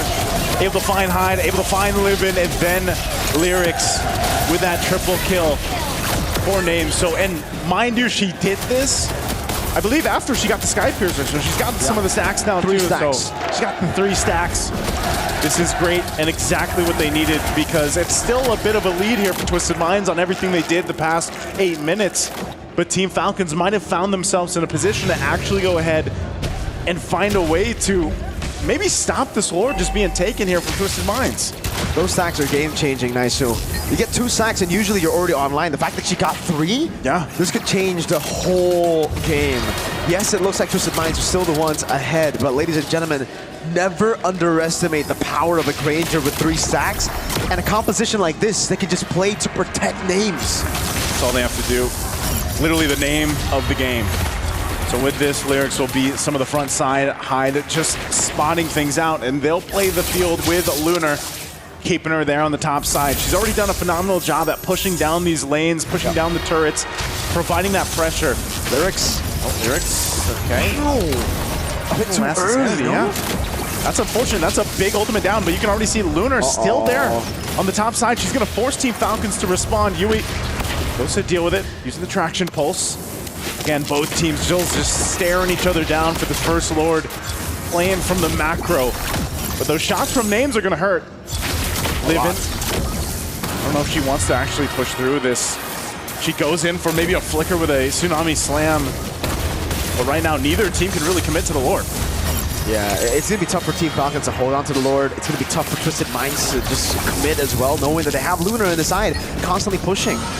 Lunar gets a purple buff too, so that's another small win for Twisted Minds. And at this point, it really seems like Twisted Minds have literally copied and pasted what Names was doing to them in Game 1. Constantly pushing in the side lane, already getting the DHS early, and now probably building towards the Melfic gun. Yeah, it's...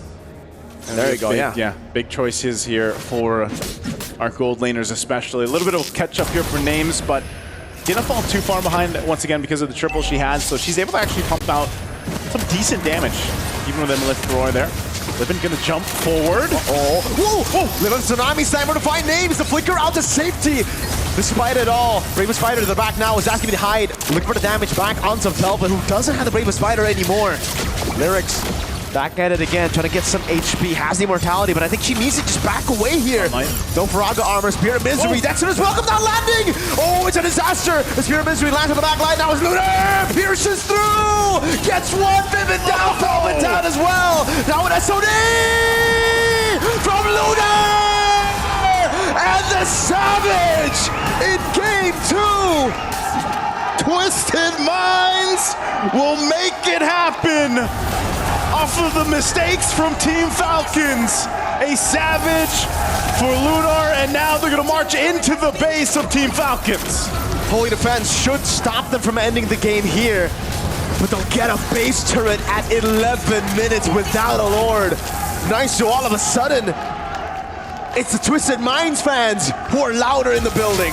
Instant replay, look at this. The Daytona's welcome didn't land, and now Lunar, all the room in the world to go in.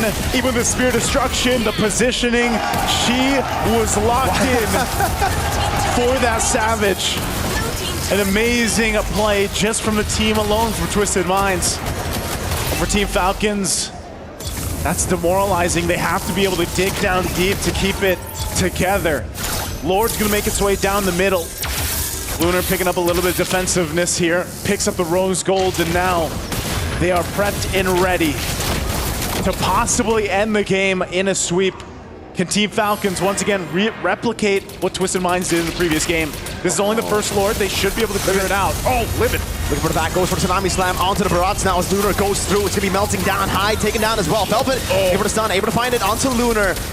But still, Twisted Minds hold on. Nursing damage again, Lunar! The damage! Double kill and another triple! This is gonna be a double Savage in team number 2.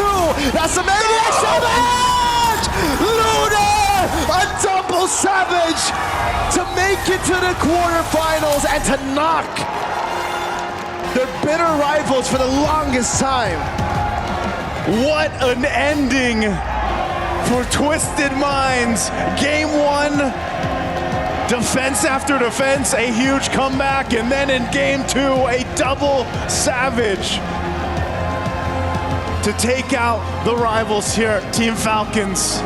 You can see how happy they are about that. I mean, even for them, remember, in the interviews they've talked about, this is a team that has talked about stepping on stage, being a little bit nervous, having some of the jitters there, but man, this didn't look like that at all. Nice. So what jitters? What jitters? Double Savage Lunar.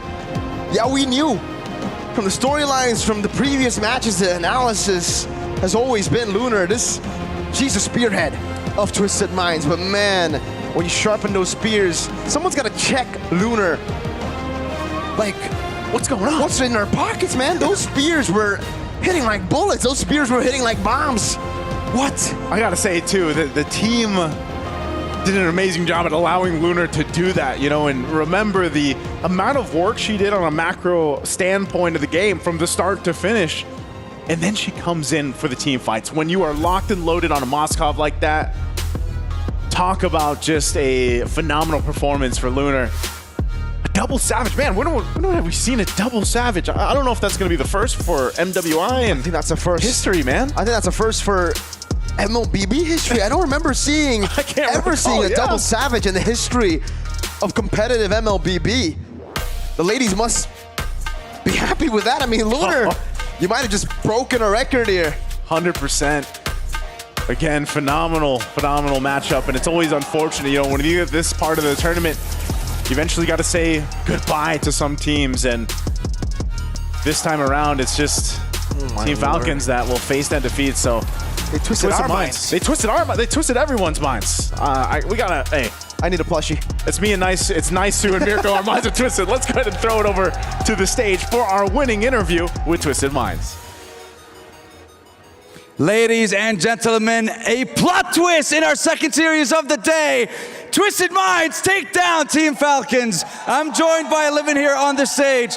First of all, Livin, congratulations. Thank you. How does it feel to exact revenge against the team that, I want to say, you struggled against them time and time again, but now you get revenge on the stage, you get to destroy their key. Tell me, how does it feel? It's feel good, but we knew before that we're gonna win. We knew how we are strong, but before we did a few mistakes. That's why we didn't get it.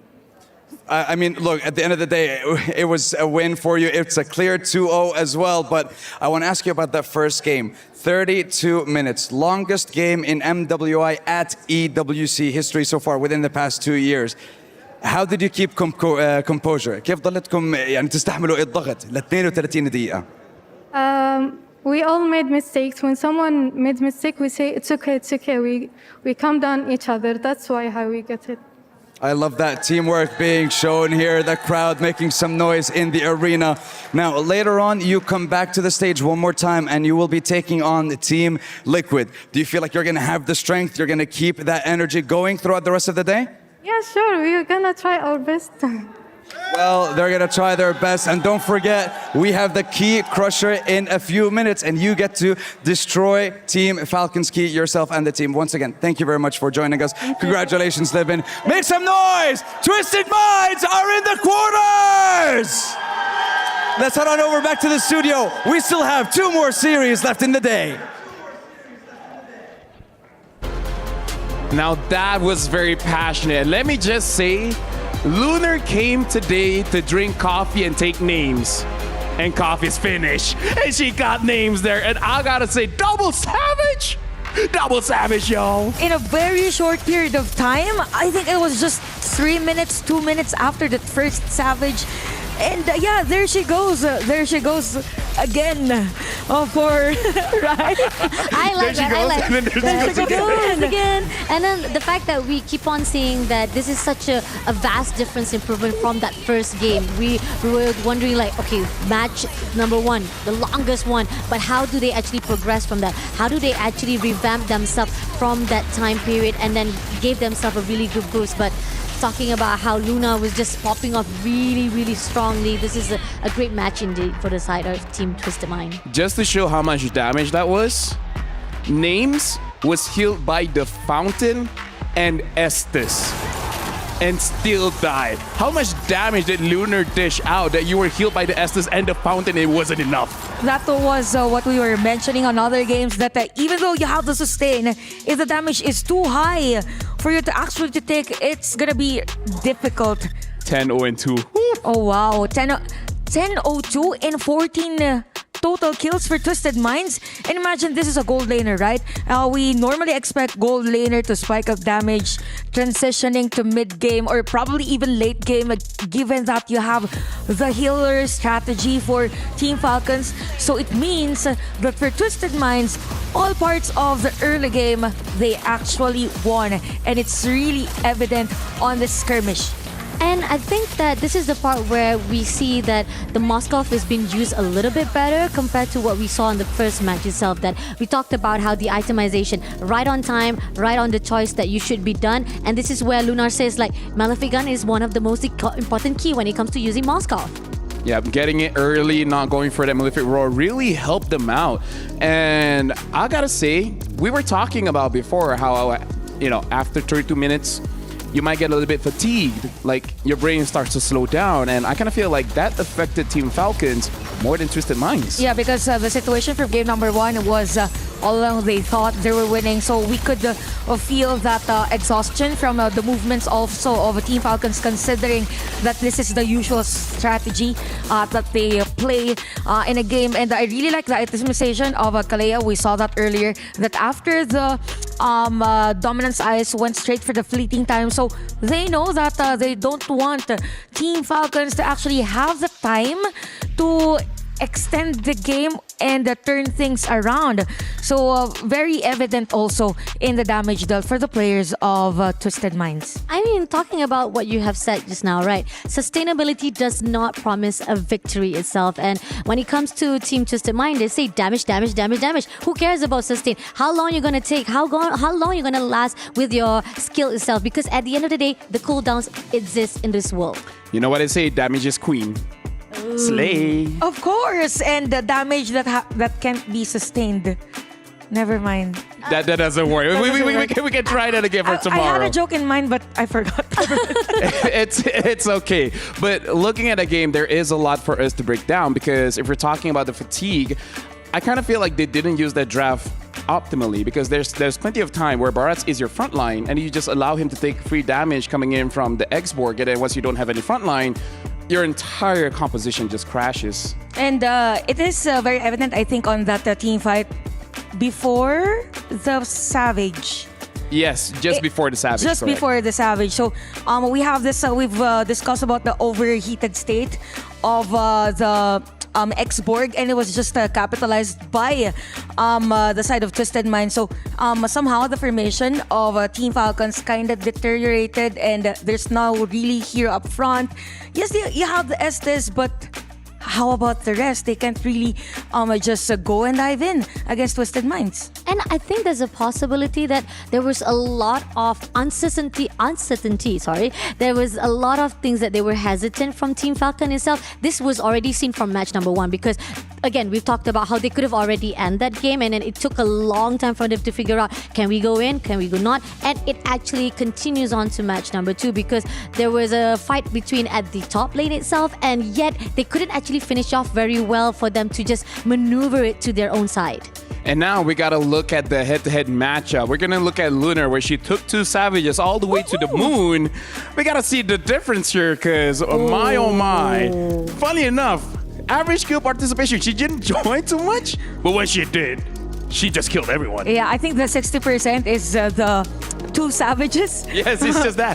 For the game, just the emphasis that she just knew when to be part of the team fight, and at the same time, she just knew when to go and just go for the split push. And we could see all throughout the game, or all throughout the match, that some parts for Team Falcons, again, there is this thinking, should we go for an initiation? It's really more about them doubting themselves if they can win a team fight.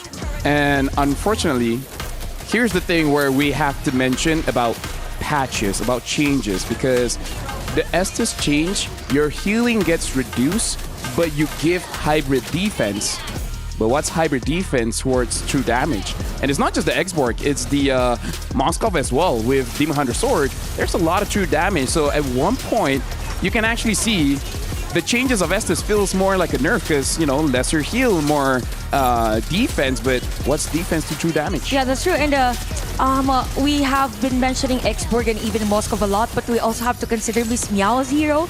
Yeah, they have the Lilia up against an Estes that doesn't really have that flask as early as the game goes. So you have all pointers on check, all the possible threats from Team Falcon. So it was just Twisted Minds having the better hero composition or draft during that game number 2 that led to these key players of the game. I mean, they're dominating the whole entire game itself. And talking about the draft, yes, we'll go back to the draft itself. You talked about it. We already talked about how the chosen heroes that was already been picked by Twisted Mind was perfect. It was covering every single ground itself. You already have Xbox for the damage itself. You also have Moskov to actually continue on to demolish the damage itself. And not only that, Kalea, I gotta give a heads up to Lix as well. That Tsunami Slam, the moment, the right time, you steal someone from the composition of Team Falcons, it opened up so much possibility for Twisted Mind.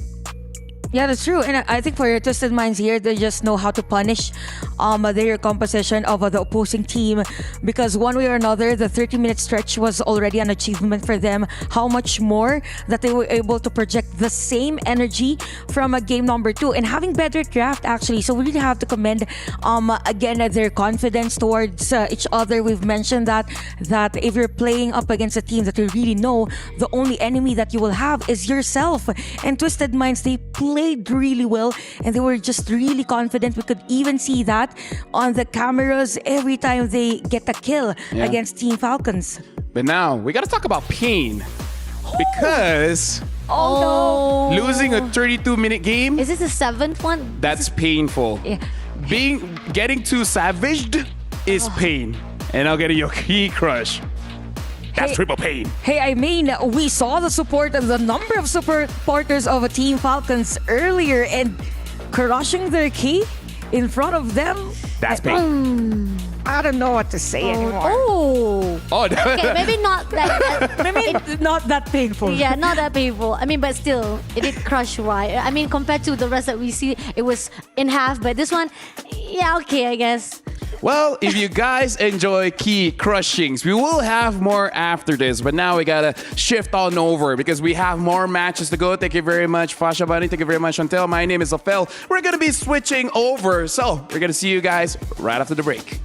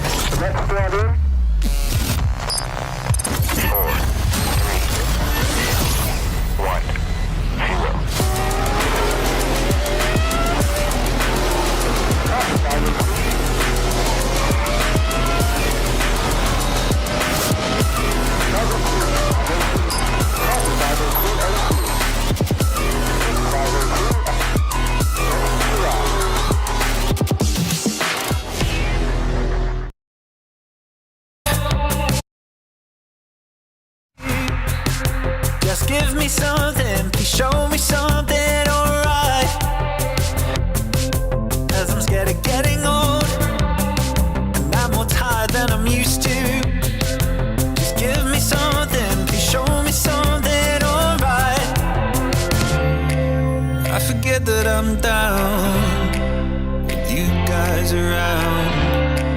Cause everyone knows life's better with love than being alone. Consider yourself the motive for finding a way to right my wrongs. Catch a locomotive or hit the highway, just move on. Cause it's so fun, no one's upset. You sit on my trunk and watch the sunset. Consider yourself the motive, living my life the way I want.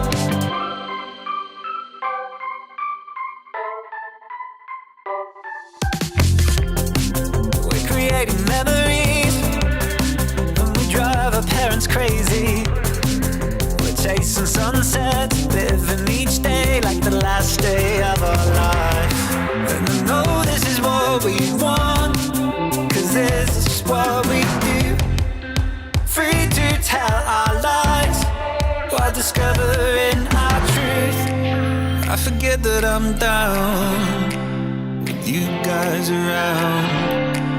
Cause everyone knows life's better with love than being alone. Consider yourself the motive for finding a way to right my wrongs. Catch a locomotive or hit the highway, just move on. Cause it's so fun, no one's upset. You sit on my trunk and watch the sunset. Consider yourself the motive, living my life the way I want.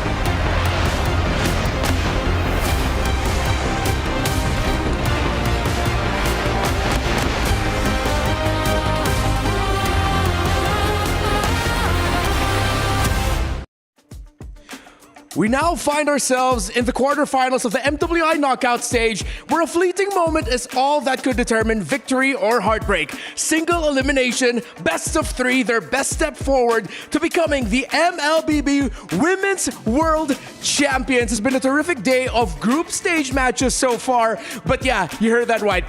We are going straight to the knockouts. Gaimin Gladiators versus Navi Philippines to open it up. My name is Renmar, and I'm joined here by, and I do have to say this very carefully because they have very similar names, Athena and Eterna.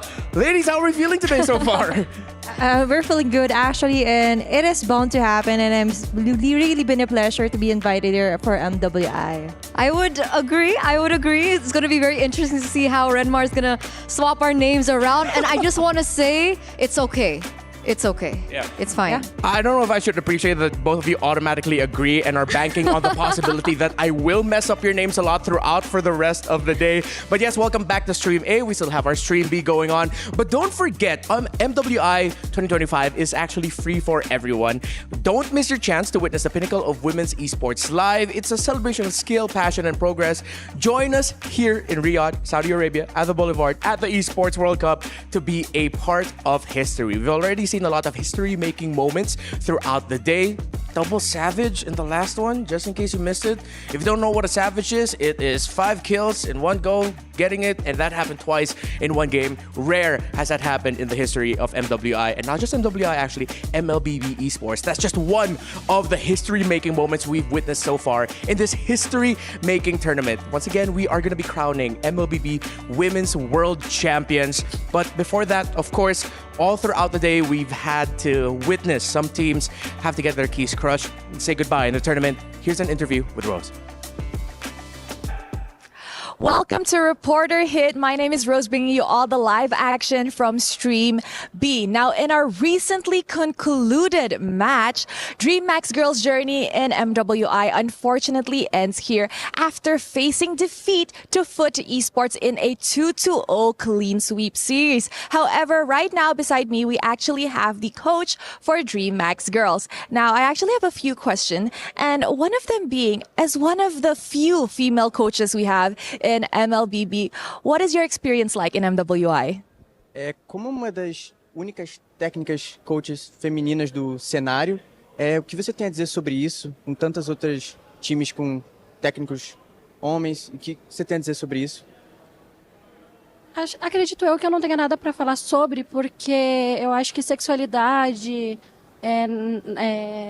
eu esqueci o nome da outra palavra, o que eu nasço, essas coisas não interferem em nada no meu trabalho.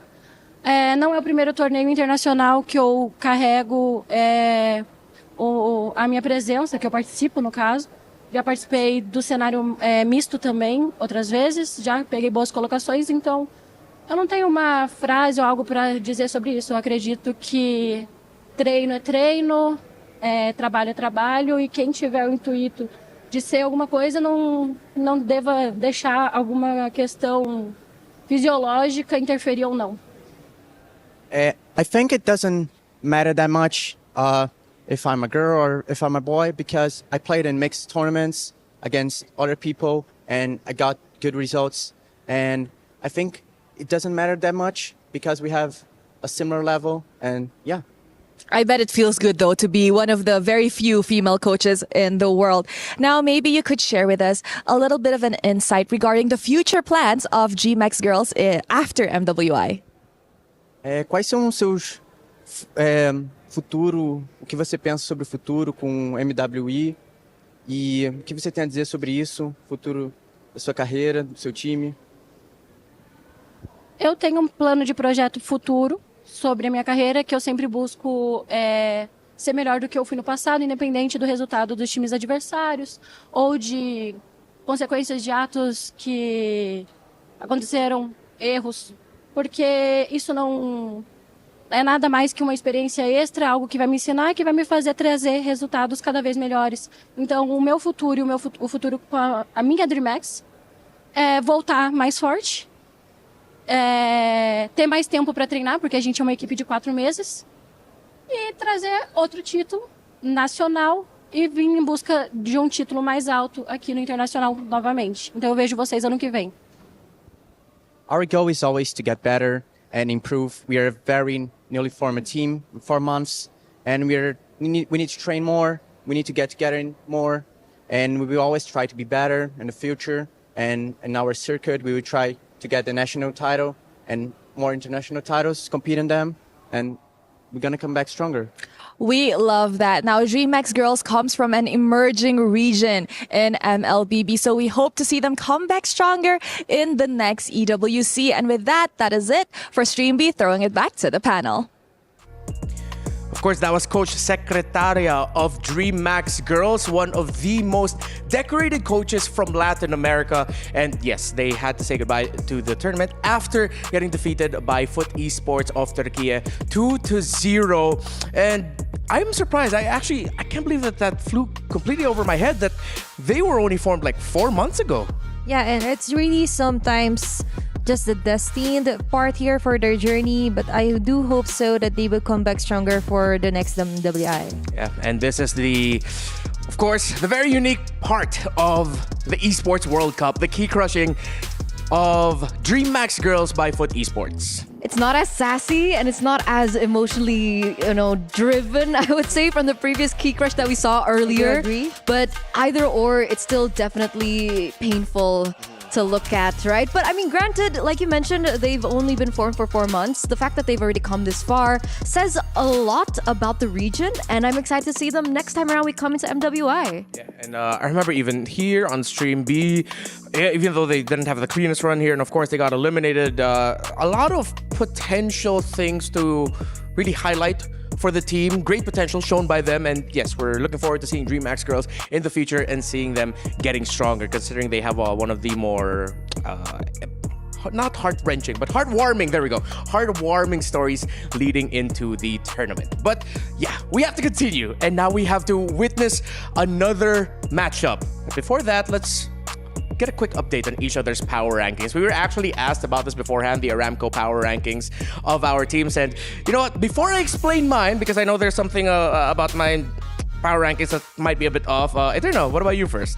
I think all of us are quite similar. It's a little bit of a spoiler because we get to, know about it earlier on. But the thing and the glaring difference I do see is Vitality and Navi. Did you guys do this in order or? Actually, specifically for the first 3, yes. And then for the last 3, mostly I look at what their journey has been here for the first 3 days of MWI. Okay. Yeah. I just went with this, so that is a little bit simpler. I just went, hey, just follow their orders a little bit, and then yeah.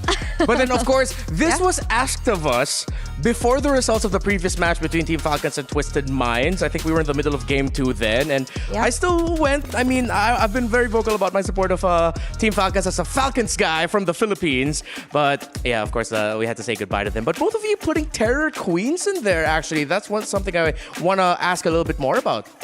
For Terror Queens, I do see the potential, even though they lost to Navi PH. But to go up against a very bloody group, right? To see that kind of potential, I really do think they deserve a spot on my Aramco power ranking. And don't forget, they were able to get a game out of the defending champs, right? So it goes to show that they do and should have the mental fortitude to go against the very best in MWI right now. So, I'm looking forward to finally casting their games because I don't think we've ever seen a TQ game in Stream A. Yeah, I feel like now, based off everything that we've heard about Terror Queens, they are definitely a team to watch out for. But now, coming up next, we have our very first knockouts match. We're already in the knockouts. We thought usually we'd have like a day to separate the group stage and knockouts, but now here we are. Best of 3 still. We're not yet in the best of 5 phase of the knockout stages. How are you feeling heading into this one?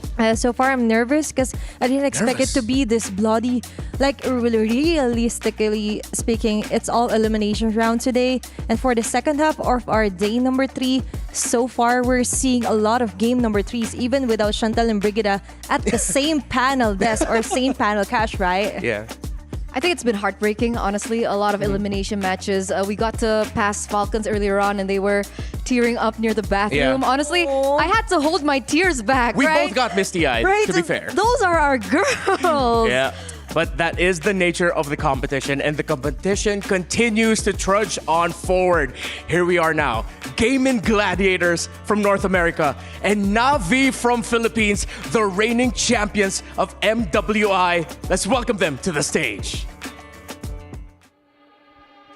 The path to glory narrows. And with that, welcome to the knockout stages, starting off with the quarterfinals. Every play, every decision carries the weight of their tournament aspirations. One more team will, with their championship hopes extinguished tonight and their keys crushed. Get ready, because this series is going to be everything. And remember, nothing is granted, everything is earned, and it's time for our teams to earn their spot in the semifinals. So, without further ado, let's introduce our first contender. It's none other than Na'Vi PH. The reigning champions of MWI last year under a new banner of Na'Vi.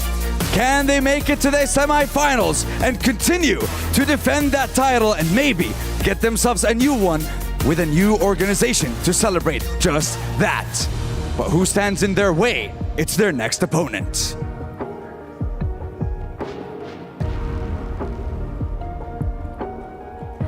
And now, presenting to you, Gaimin Gladiators!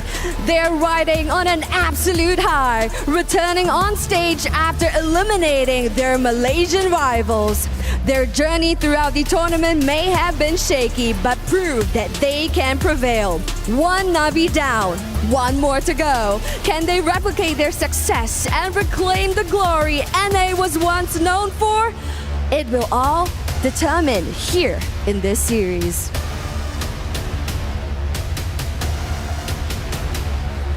Our first series of the knockout stage begins. Our first quarterfinal is here. The studio is set, and I believe it's time to get things underway. GG is riding on an absolute high from their earlier win, but will it be enough to face off the reigning champions set on defending their title? Let's find out more from the studio. Take it away, guys.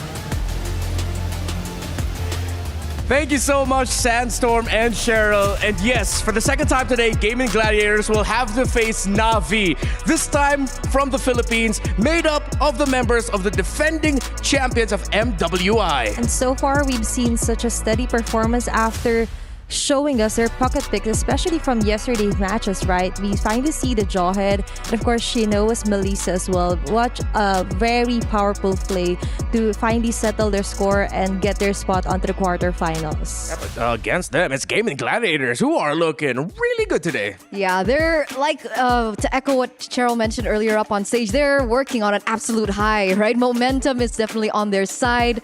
We heard what Ashley was able to say up on stage after that interview when they were able to claim their revenge against Na'Vi Malaysia. And honestly, I live for that, right? So one Na'Vi down, another Na'Vi to go.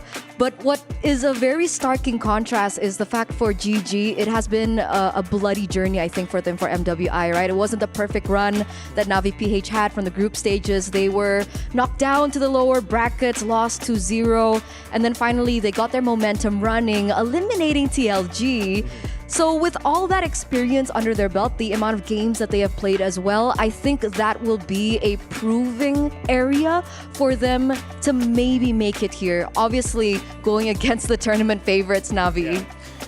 Once again, just to remind you folks at home, this is an elimination match. It is one chance. Mess up now and you are out of the tournament. So we could potentially, not jinxing anything, knock on wood, there's nothing made out of wood here, but knock on wood, we might see the defending champions go home after their very first series here in the knockout stages. That is what we might witness. The drama high now in the elimination portion, the knockout stages. So heading into this, we've actually had a very unique look at the meta. Just to remind you, we had the MSC wildcards happen before the MWI group stages. And since the beginning of MSC here at and MWI here at EWC, we've seen a plethora of unique hero picks.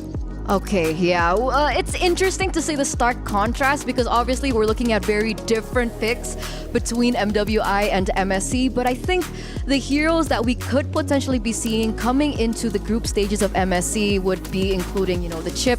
I think it's still a really good pick. I think all the healers do have a place in the meta. We're looking at the Estes, we're looking at the Angela, we're looking at the Florin as well. I don't think Diggy, very situational though. I do agree with you, even with Lafel earlier, like with the panel host.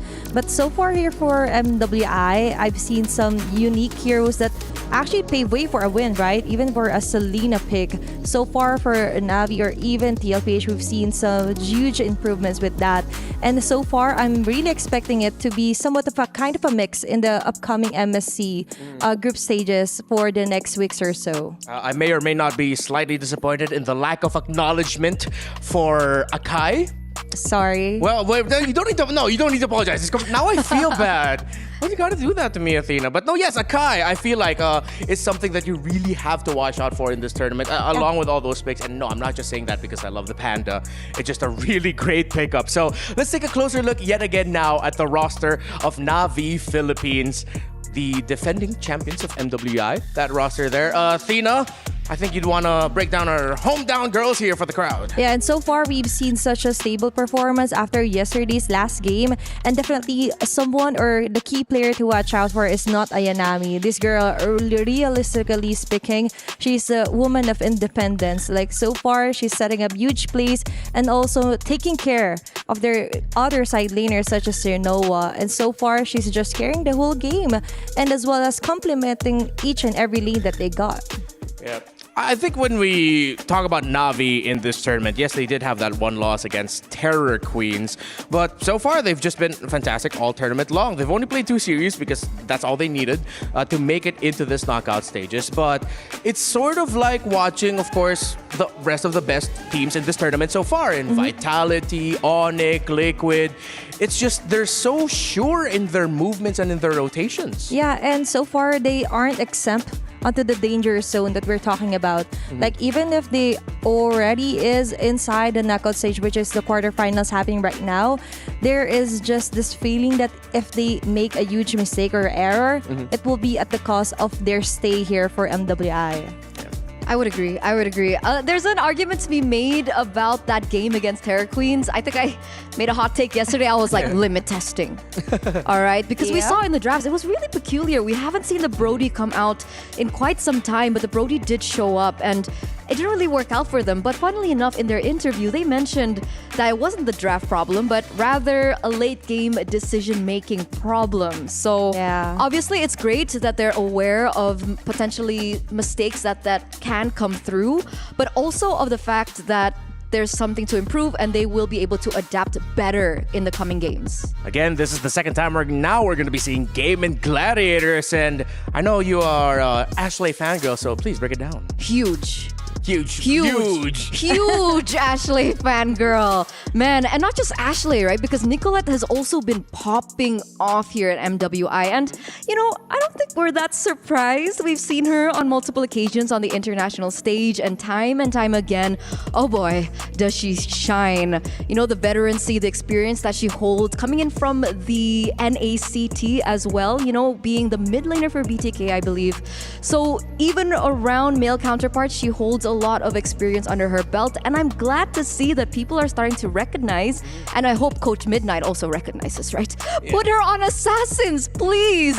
We want to see those crazy plays, and I think that just might be the X factor that they need coming against Navi PH. Yeah, I have to agree that I think we have to watch out for the Assassins of Nicolette. I too am terrified of the Hayabusa plays that she can dish out, but I think now it's time to look closer into our defending champions. They are from a region in the Philippines called Visayas. They all come from a city called Cebu, and well, they speak a different language during their comm, so well, let's just listen in on it. Namin sa blue. Tali, ingat ah. Walay dash, way dash. Nice. Fury na guys. Kaya. Okay, mabuto ko. Gigi. Nice. Yeah, ayaw ko hanggang nice. Napa ko. Okay, mari mo. Okay. Nice. Kaya ni? Kaya na. Vertically Oy, now. ilink ko yung area. Sa top ragod ta. Sa top ragod ta. Wala yung mga patayat ako. Wait lang. Malalay. Dili. Oh. Yeah, one Fury. Ari ako. 8-12.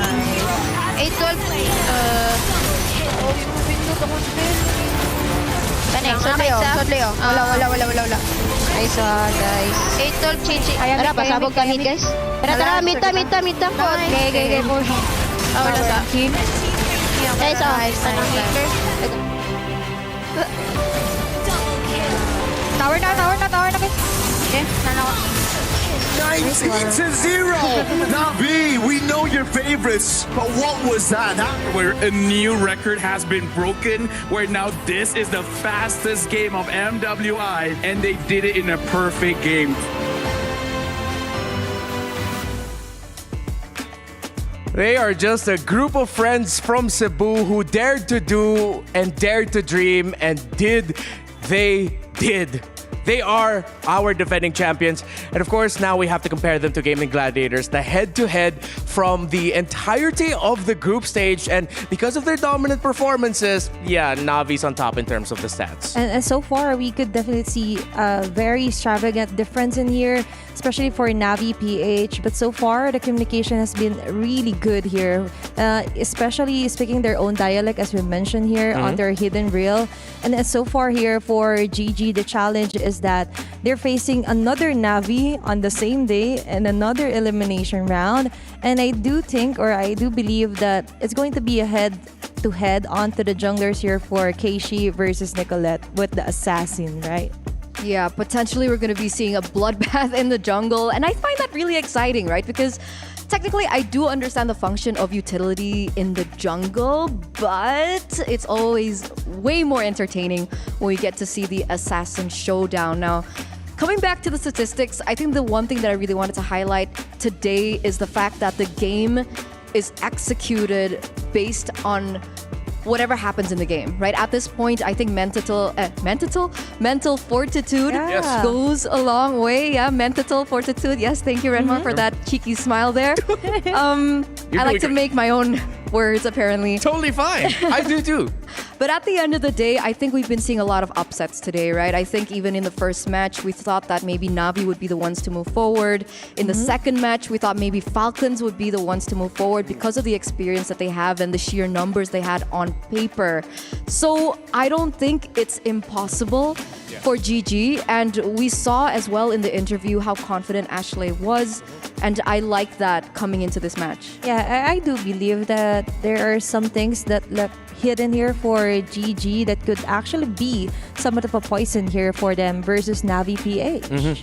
Yeah, for Gaimin Gladiators, let's go back to them. They did start off their campaign getting swept by Navi Malaysia. It was not a pretty loss. Then they were brought to the backs against the wall against TLG. Before the previous series, they actually set the longest game of the tournament at around 25 minutes and 30 seconds. That was game 1 against Title Legends Gaming. And then, of course, another full 3-game series against Navi Malaysia to get their revenge.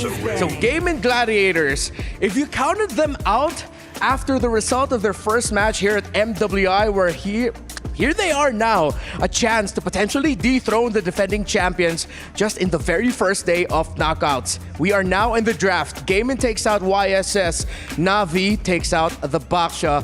What could we potentially see here from Gaimin Gladiators? So far, we've seen such a steady Hayabusa from them earlier on the last game versus Navi MWI.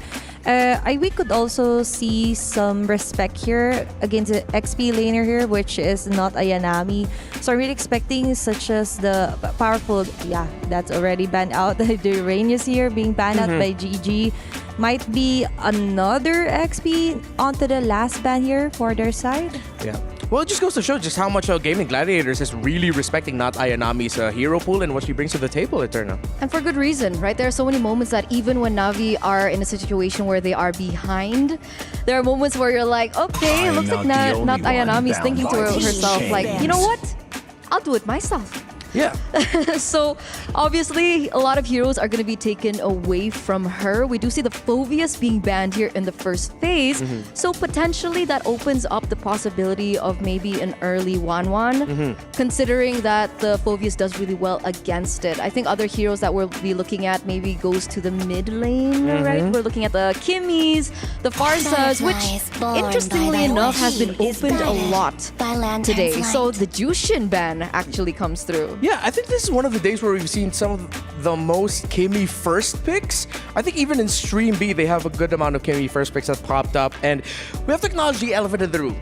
For Gaming Gladiators and Navi PH, both have significant Filipino presences in their coaching staff. Hence why, looking at these bans on the EXP, of course with the YSS, go to Meta ban, the Uranus, and then suddenly a Juicin ban by Gaming Gladiators, which is a bit of a swerve. Bro, that's so Filipino. Filipino coded, right? We do understand that they try to limit the crowd control or the macro play here, if ever, for Navi PH and even for Gaming Gladiators.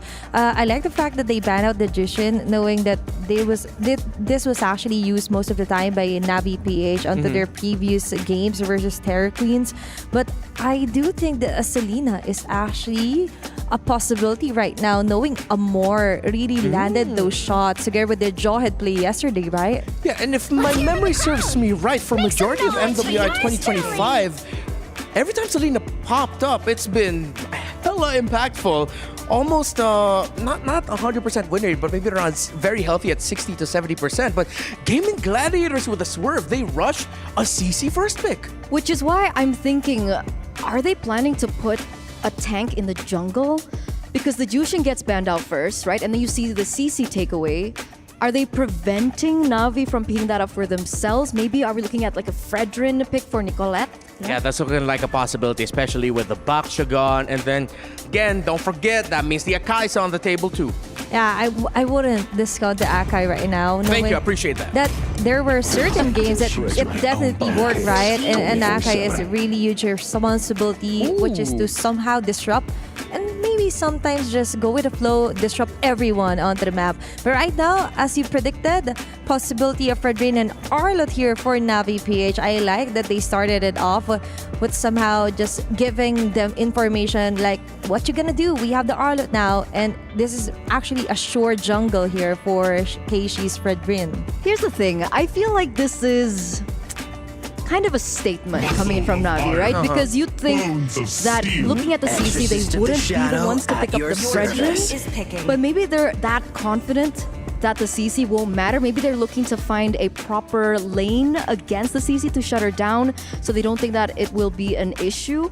But here, GG respond with the Granger and the God Thought. So possibly hinting that if Navi pick up something like the Farsa, they already have an answer towards it.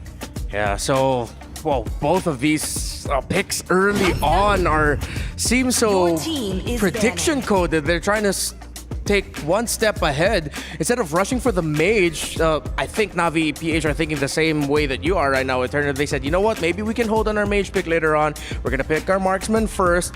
Originally, the go-to counter against the Granger is the Irithel, but it has eventually evolved into more of like a skill matchup now between the two gold laners. So for Navi, considering that they are gonna be playing a tight formation around the Fredrin, Athena, should they pick up a mage that would want a similar playstyle to that? Something static like a Farsa maybe? I do think so. They could go around with the Farsa or play around with the Farsa.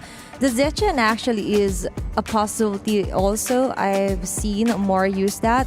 But more so just playing around with their strengths, which is to actually build a strong mid just so the side lanes will be or will have much more freedom with what they did from yesterday's matches, which, you know what, just having your own live, just literally just making her go her own pathway, and when you're ready, just go and join us with the team fights. On top of that, I think we're looking at heroes aside from the Zetian. I'm looking at Kimmy, who's still available, as well as that Farsa again, right? And technically, if GG have... Oh, there you go. Okay. You jinxed it. Kimmy instantly gets banned there.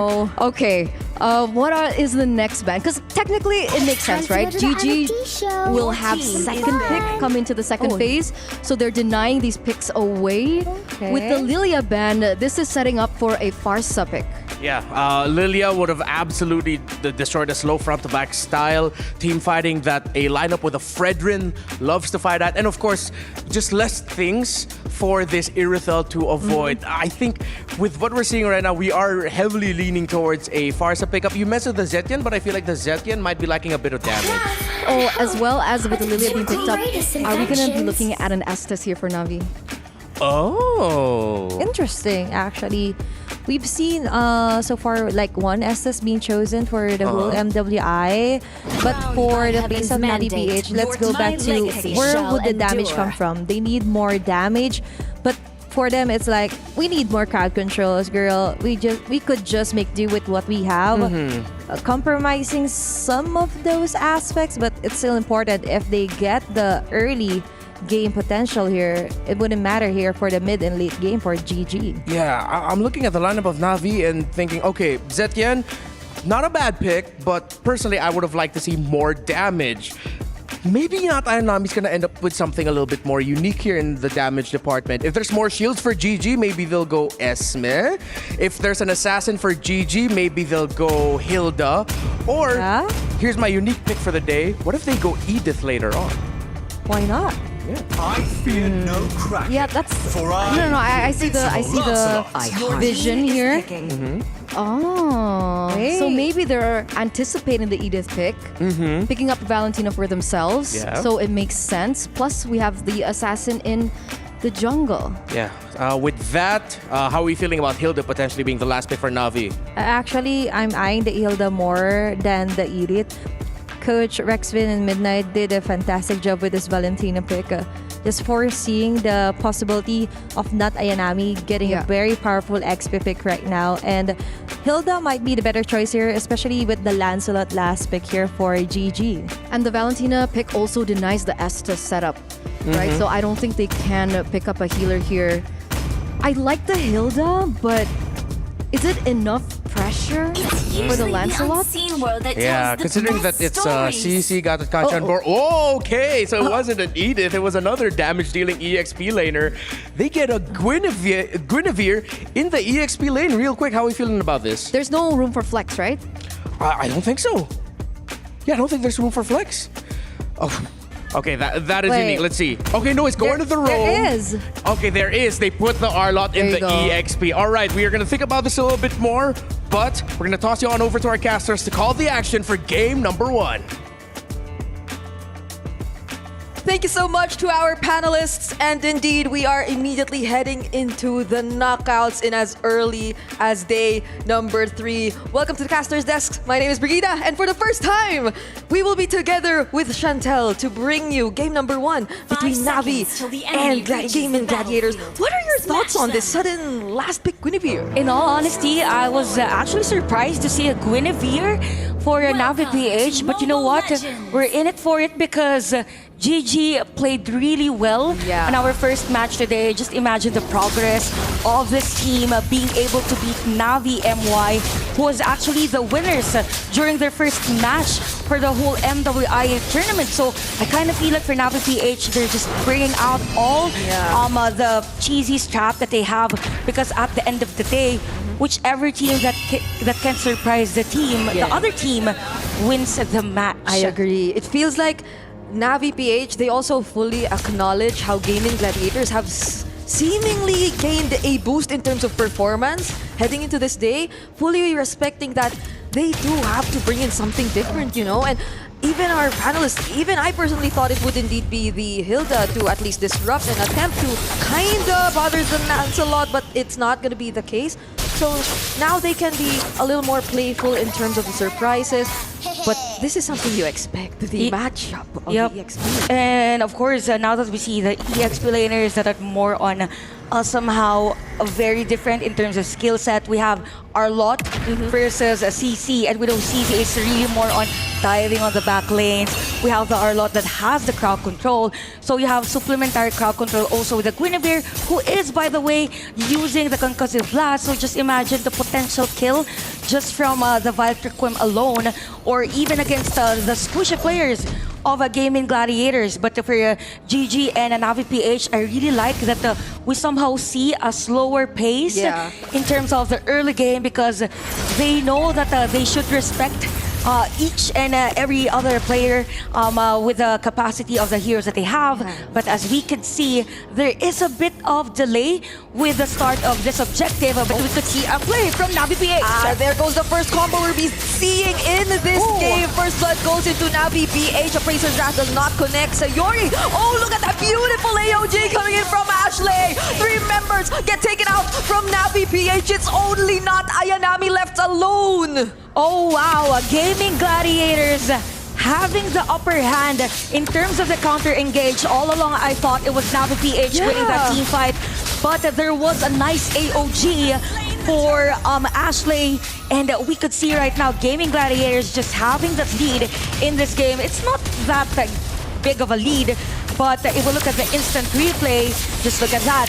So we have the kill against Arya, but then we have the counter engage with the AOG, hitting 3 players from Navi PH and eventually killing some more from Navi.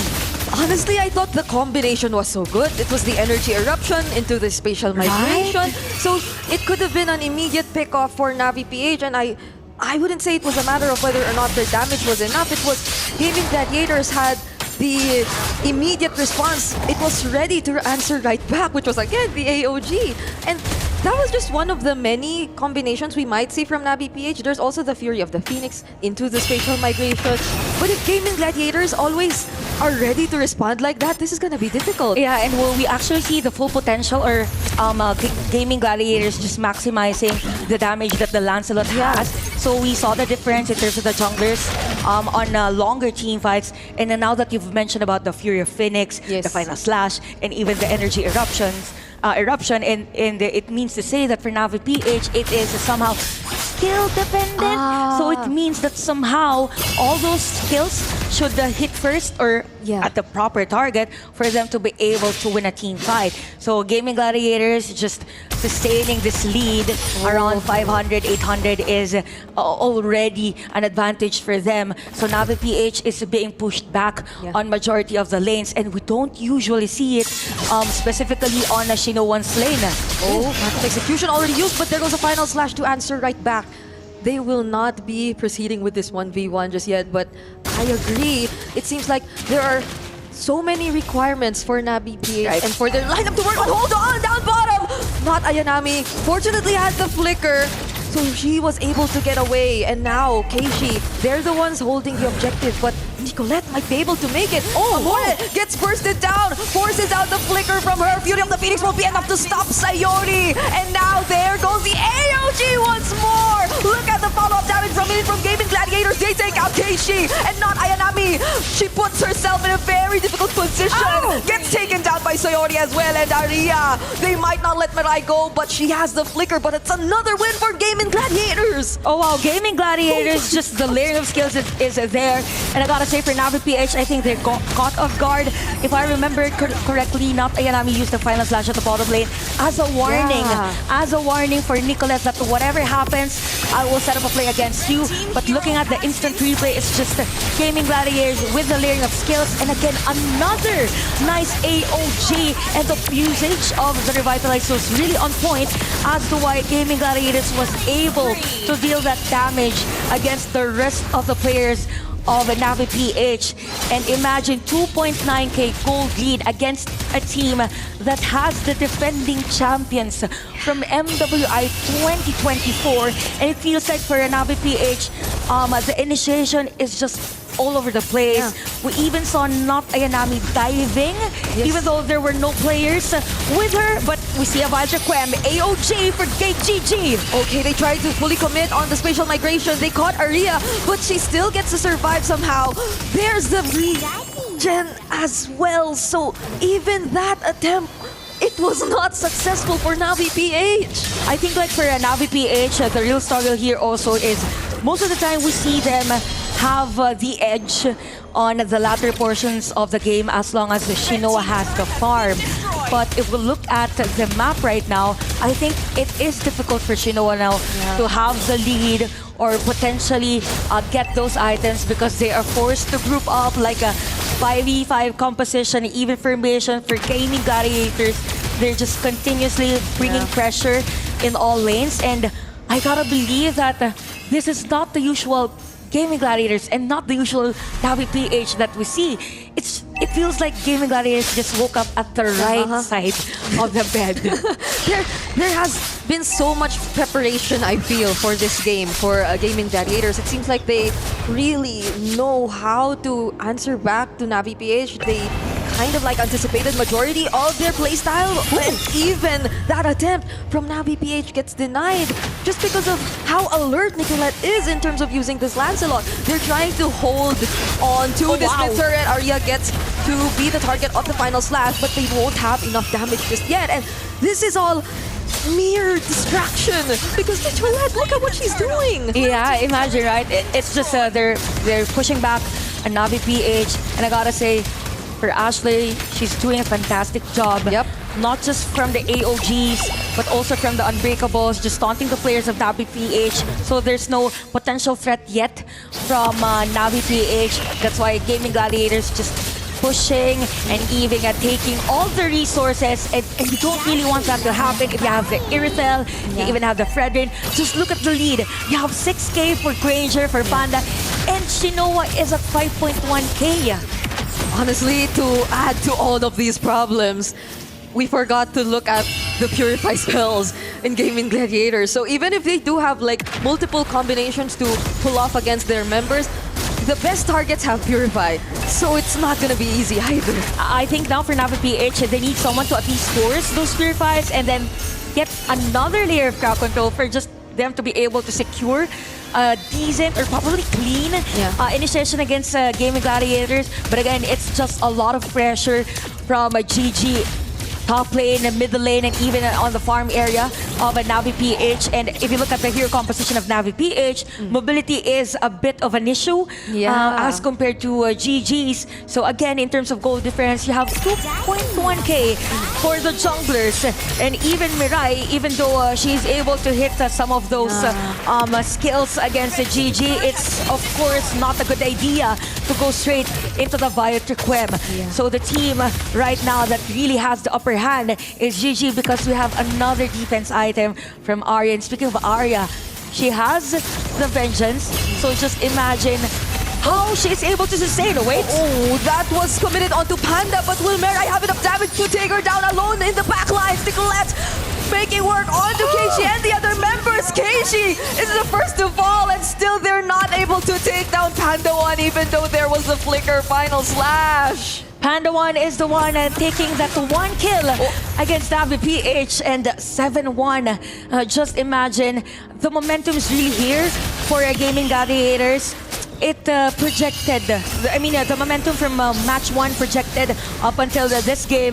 They're now starting to take this forward. I don't think Navi PH has the kit and resource to eventually contest this one. So I feel like for this, you have 70 seconds and even 80 seconds for the flicker. It's gonna be really hard for Navi PH to somehow force a team fight or initiation, or I don't think it's even an option for them. So Gaming Gladiators 7.2k gold lead, and Nicolette is just playing really well, even though it's just 6 assists, right?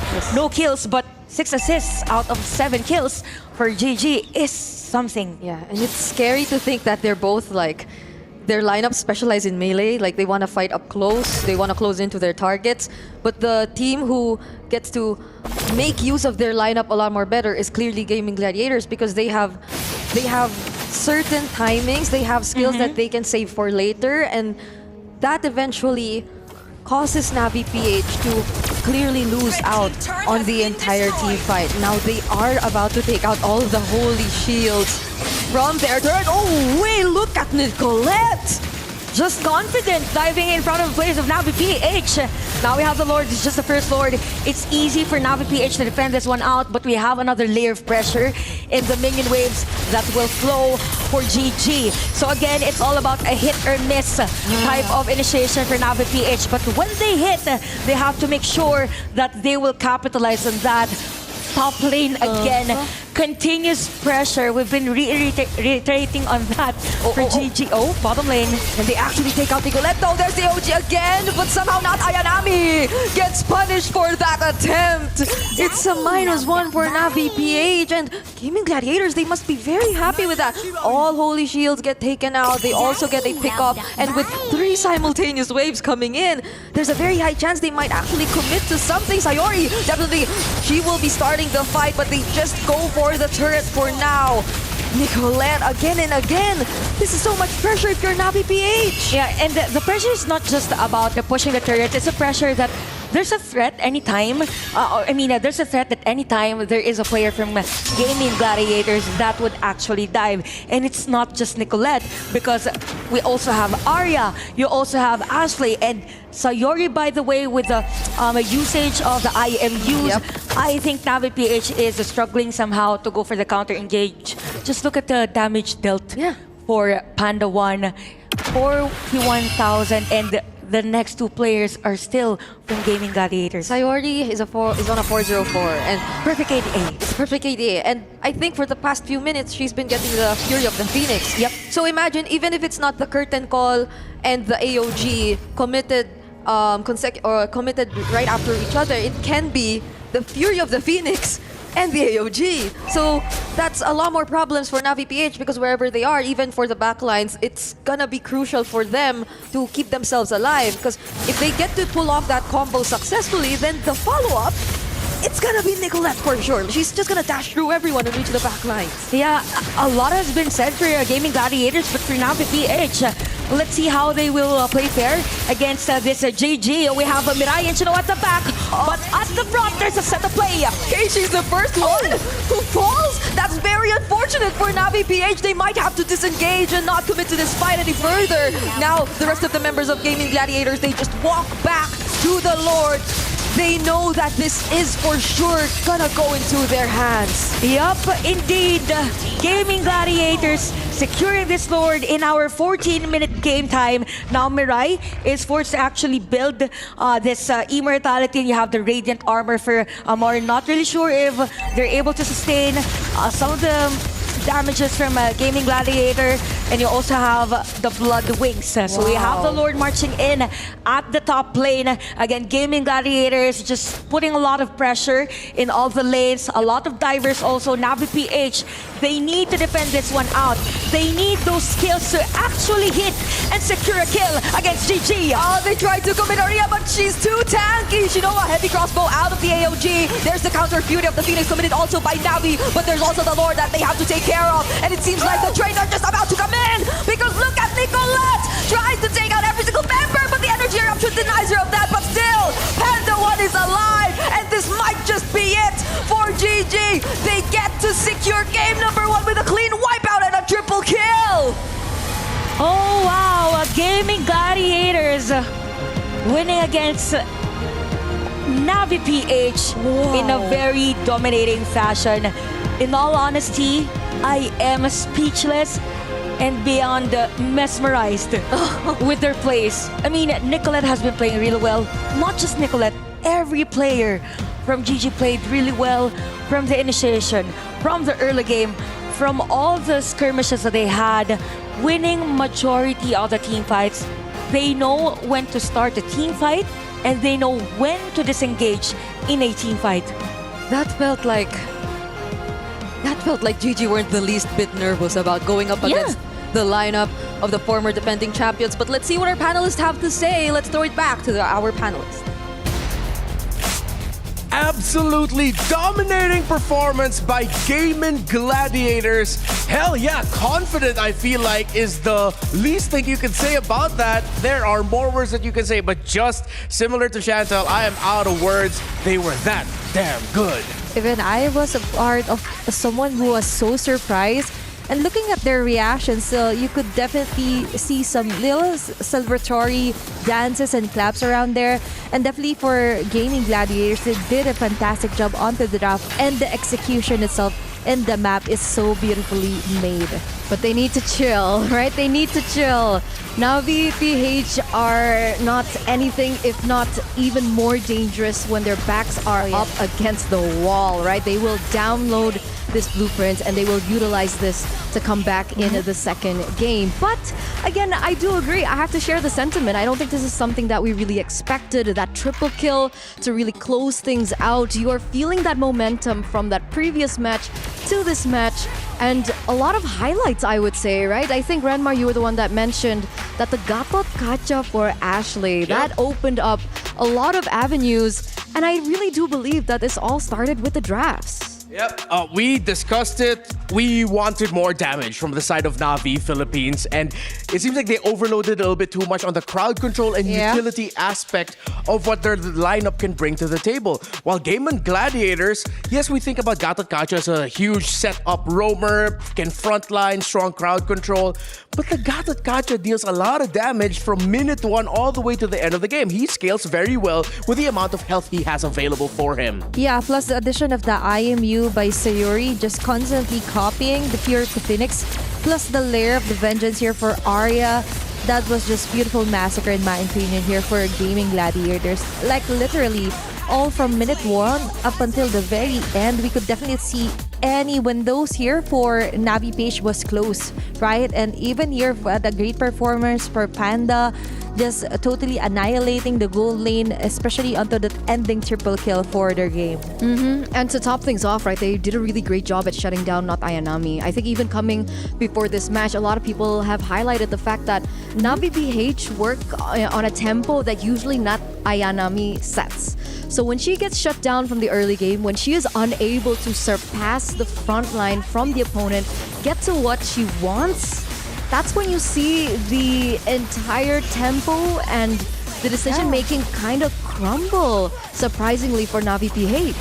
Very obvious here is the link up between Arya and Ashley. They alternated their moments of, okay, which one of us is going to be frontlining? Most of the time, it's actually Arya on that CC. Where if you are a CC and you see 2 members of the opposing team sticking side by side, you're going to right away throw that curtain call, which makes it even easier for the Gatot Kacha to go in with an AOG that will almost always secure 2 kills already for Gaming Gladiators. And a very good layer there for the Fury Phoenix, right? Remember, after they're being chased down, Navi PH is trying to run for their lives, but then there's the crowd control and the damage just isn't there. We've mentioned that even though I predicted that Zetian will be a perfect mid laner here for Navi PH, but on the other hand, it wouldn't be so effective if all your side lanes will be shut down at the same time, right? For Not Ayanami, she didn't serve well, and that is very important, being one of the pillars, right? You need to serve your teammates well just so they could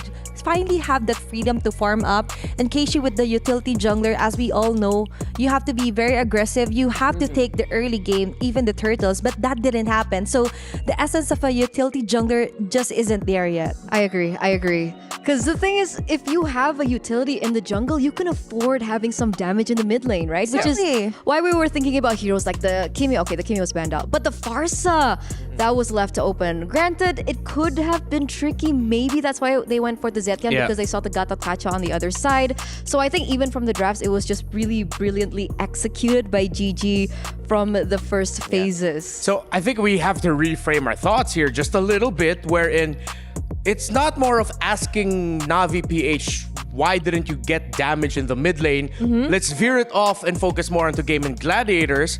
They just drafted it to the point where Navi PH couldn't afford to put someone with more damage in the mid lane. They needed something with a little bit more utility to survive all the aggression that the lineup of Gaimin could bring to the table. So it feels like they were stuck with a Zetien at that point. Yeah, and also with the Valentina pick, that was beautifully executed here for Sayori as well. And so far onto the draft, we could definitely see the plan there. And riding the high from your previous game, of course, with that kind of masterful, complicated, but at the same time, some may say that that isn't the meta, but they are not scared to experiment and stick to what their blueprint is, which is to totally shut down Navi PH as early as possible. All right, very quick, Eterna, I have a little bit of a surprise for you. You'll get your chance here to preach the good word of Ashley, because we're going to be focusing on the Rome for our head-to-head. So, Eterna, please. Man, Ashley, let's take a look at the head-to-head and let's take a look. Whoa, average KDA 13 on the Gatot Kacha. That's kind of crazy, guys. It's really crazy. Yeah, and definitely it really reflected just Ash slaying all the members here for Navi PH. Even Mirai wasn't able to do much with her Guinevere pick, right? I think it's also important to highlight that percent KP, right? 93%. So everything that you mentioned earlier on, Athena, with the layering of skills coming in from Sayori as well as the Gatot Kacha, just is exuberated by the fact that she has a 93% KP, which means that she was involved in several of the skirmishes and she was the one to mediate and facilitate all these crazy plays for everyone else on the team. Yeah, and you can see here the one who suffered the most on the side of Navi PH is actually Keishi, their jungler, getting the highest damage taken per minute at around getting close to 8,000, while Panda, of course, was just completely fine, farming up, getting the resources, getting the kills when she needed. So Gaimin went here, obviously, with a very clear game plan. They got a comfort for Ashley. Everyone just looked perfectly in sync with one another. And that's what I loved about it, right? Because it's killing two birds with one stone. If we're talking about comfort, we also saw that, of course, Nicolette was able to get her comfort hero in the Lancelot, and also the age-old... Yeah. Okay. Also, the age-old counter picks between the Fredrin and the Lancelot, because when the Fredrin started to get more popular in the meta, people were thinking, all right, how do we counter this Fredrin in the jungle? How do we find a little bit more utility to work with? Because it was a answer to the Joy back in the day, and one of that was the Lancelot, right? So the Lancelot comes through. It's a comfort pick as well.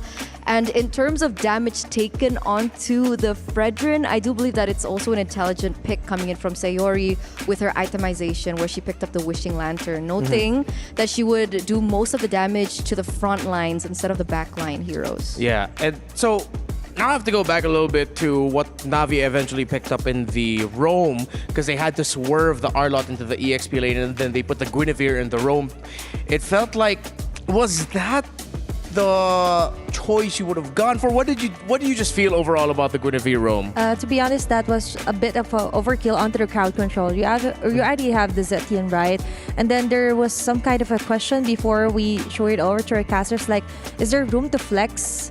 But of course, they really flex it onto the Roam and then transfer the Arlet overall onto Not Ayanami. But the problem with that is, yes, you have so many crowd controls, you have so many uses for what to hold back onto Gaming Gladiators. But the burst, where is the burst, right? Even with the proper items for a Zetien, I really do think it's lacking, especially you already had the utility jungler, right, with the Fredrin. And so far, Shinoa really had a hard time because her lane was shutted too early. So for Navi PH, I really do think they really have to rethink their strategies. Even more so if there's a Gatot Kacha, I should... Anyway, Gatot Kacha will be open for game number 2. But so far, if ever it wasn't banned out before I spoke that, even Farsa, even though it would have a hard time, but at least it would have this fighting chance if ever onto the mid lane for game number 1. But that's it. Yeah. Right. All right. So here we are now, the game number 2 draft. Again, the defending champions are now one game loss away from being eliminated from this year's MWI, with Gaimin Gladiators, the hope of North America, one win away from advancing into the semi-final stage. Hayabusa getting taken away so that Nicolette won't have one of her best assassin options available for her, while Gaimin Gladiators leaning a little bit more towards just taking out the best picks in the meta that we have. 1-1 gets taken out, Baksha might be the setup here for Na'Vi for their first pick if ever it's available for them. That's the struggle of working on red side, right? You have to go for the priority bans. You can't really swerve into the comfort or the respect bans towards your opponents, which is something that Na'Vi is definitely capitalizing over here in game number 2. We're looking at the Kalea that was banned out in the first game, whether or not she's going to be left open as well. I think it's an option that they can ban out here, considering that they have found a lot of success on the Kalea. But is that a CC last ban for GG? Yeah. Yes, it is. Okay, so it seems like Gaimin Gladiators are telling Na'Vi, like, hey, if you thought about first picking the CC like we did, we're not going to give it to you. Or they're already thinking ahead that CC could have gone into Blue 3. So that Gaimin decided to take it out. I think we'll see by the first 2 picks as to why specifically the CC was banned by Gaimin Gladiators. But as we mentioned earlier, Baksha available for the first pick for Na'Vi? Yeah, actually they could go for a first pick Baksha, but remember there are certain heroes open such as the Kalea, even the Phobia's here for GG. But also on the other hand, they could just pick up somewhat of a shredder here if ever.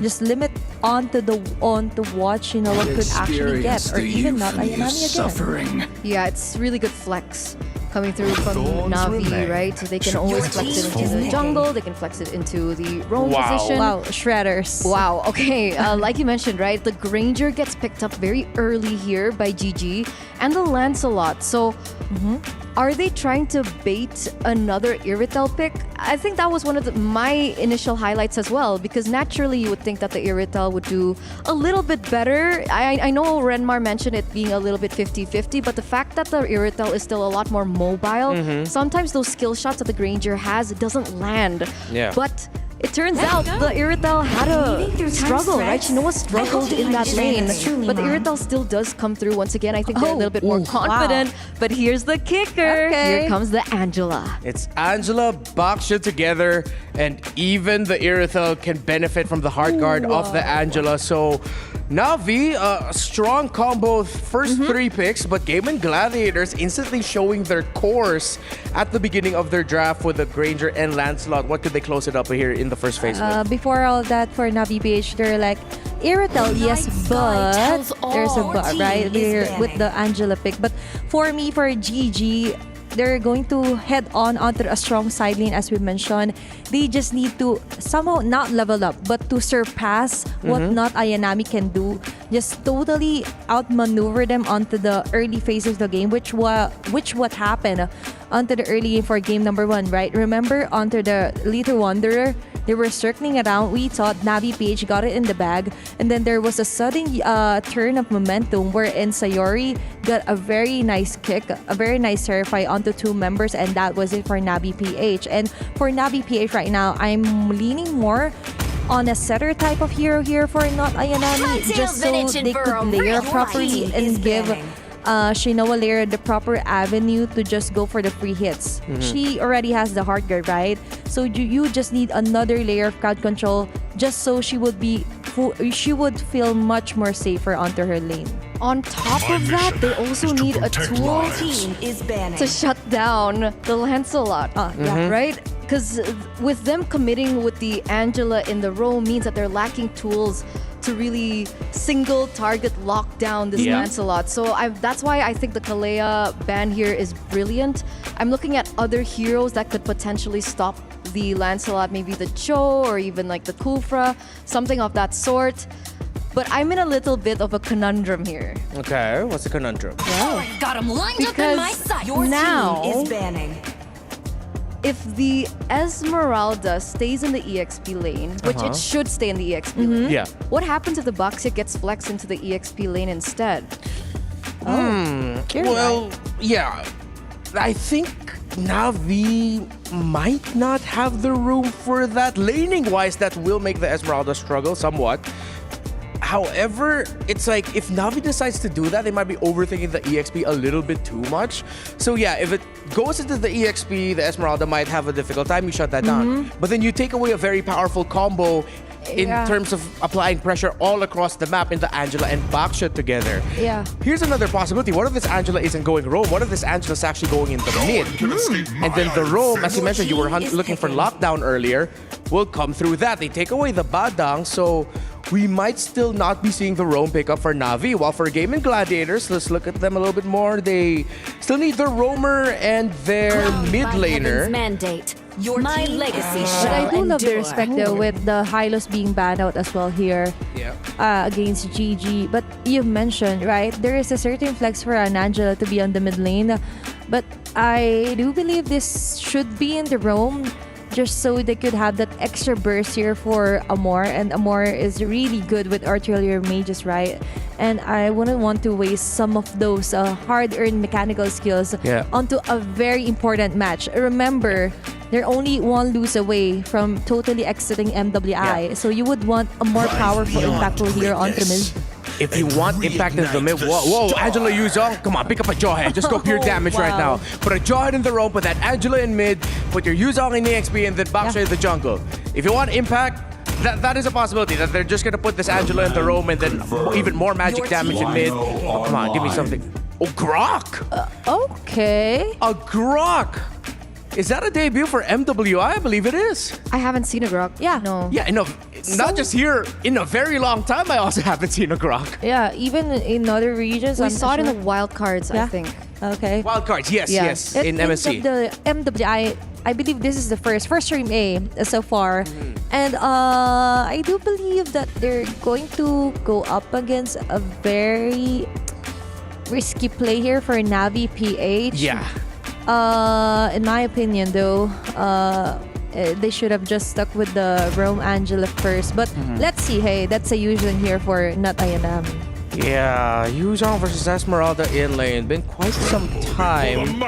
Spell Vamp. Oh, we're gonna have to get a really close look at the EXP lane mashup, definitely. Minotaur is the last pick for Gaimin Gladiators. Considering how unique the lineup of Navi is right now, I am leaning a little bit more towards Gaimin Gladiators with the good balance of safety, utility, good sources of the damage, and it looks good for GG. Don't have a lot of time right now to talk to the rest of our panel. We will talk about it more, but now we have to toss you on over to the mother and daughter of all series, Chantel and Brigida, to potentially close out this series.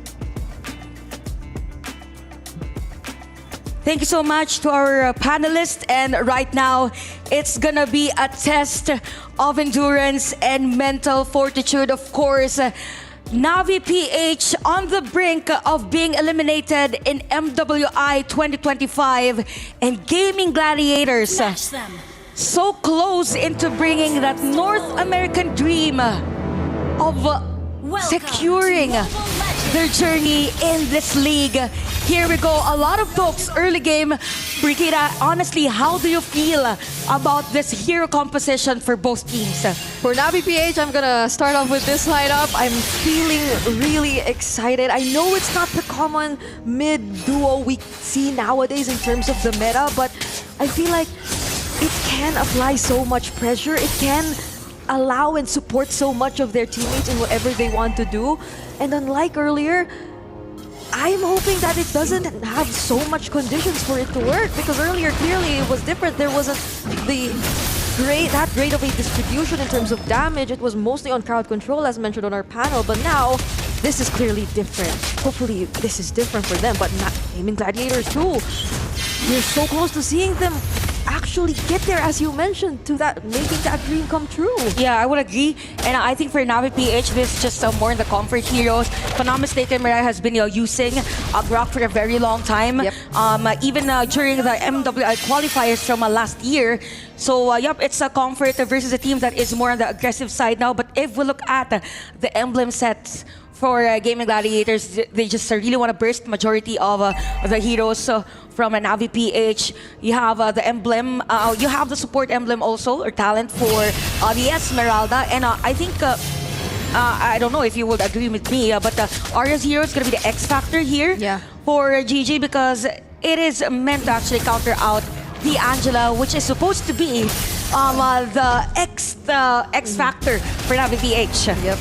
But the thing is, it feels like even though there is that passive and all that, the possibility of the shields being taken up by Gaming Gladiators through Aria, it doesn't change the fact that Navi PH, they're frontliners, they're just too tanky. So you have to ask and you have to see who among Gaming Gladiators would be assigned to potentially being able to supply the necessary damage to deal with those frontliners, because if not, then this is a much more freer game for Shinoa. And speaking of, it seems like Navi PH might be starting things right now. There's the hard guard in the Black Dragon form, and they might just be able to find their first target.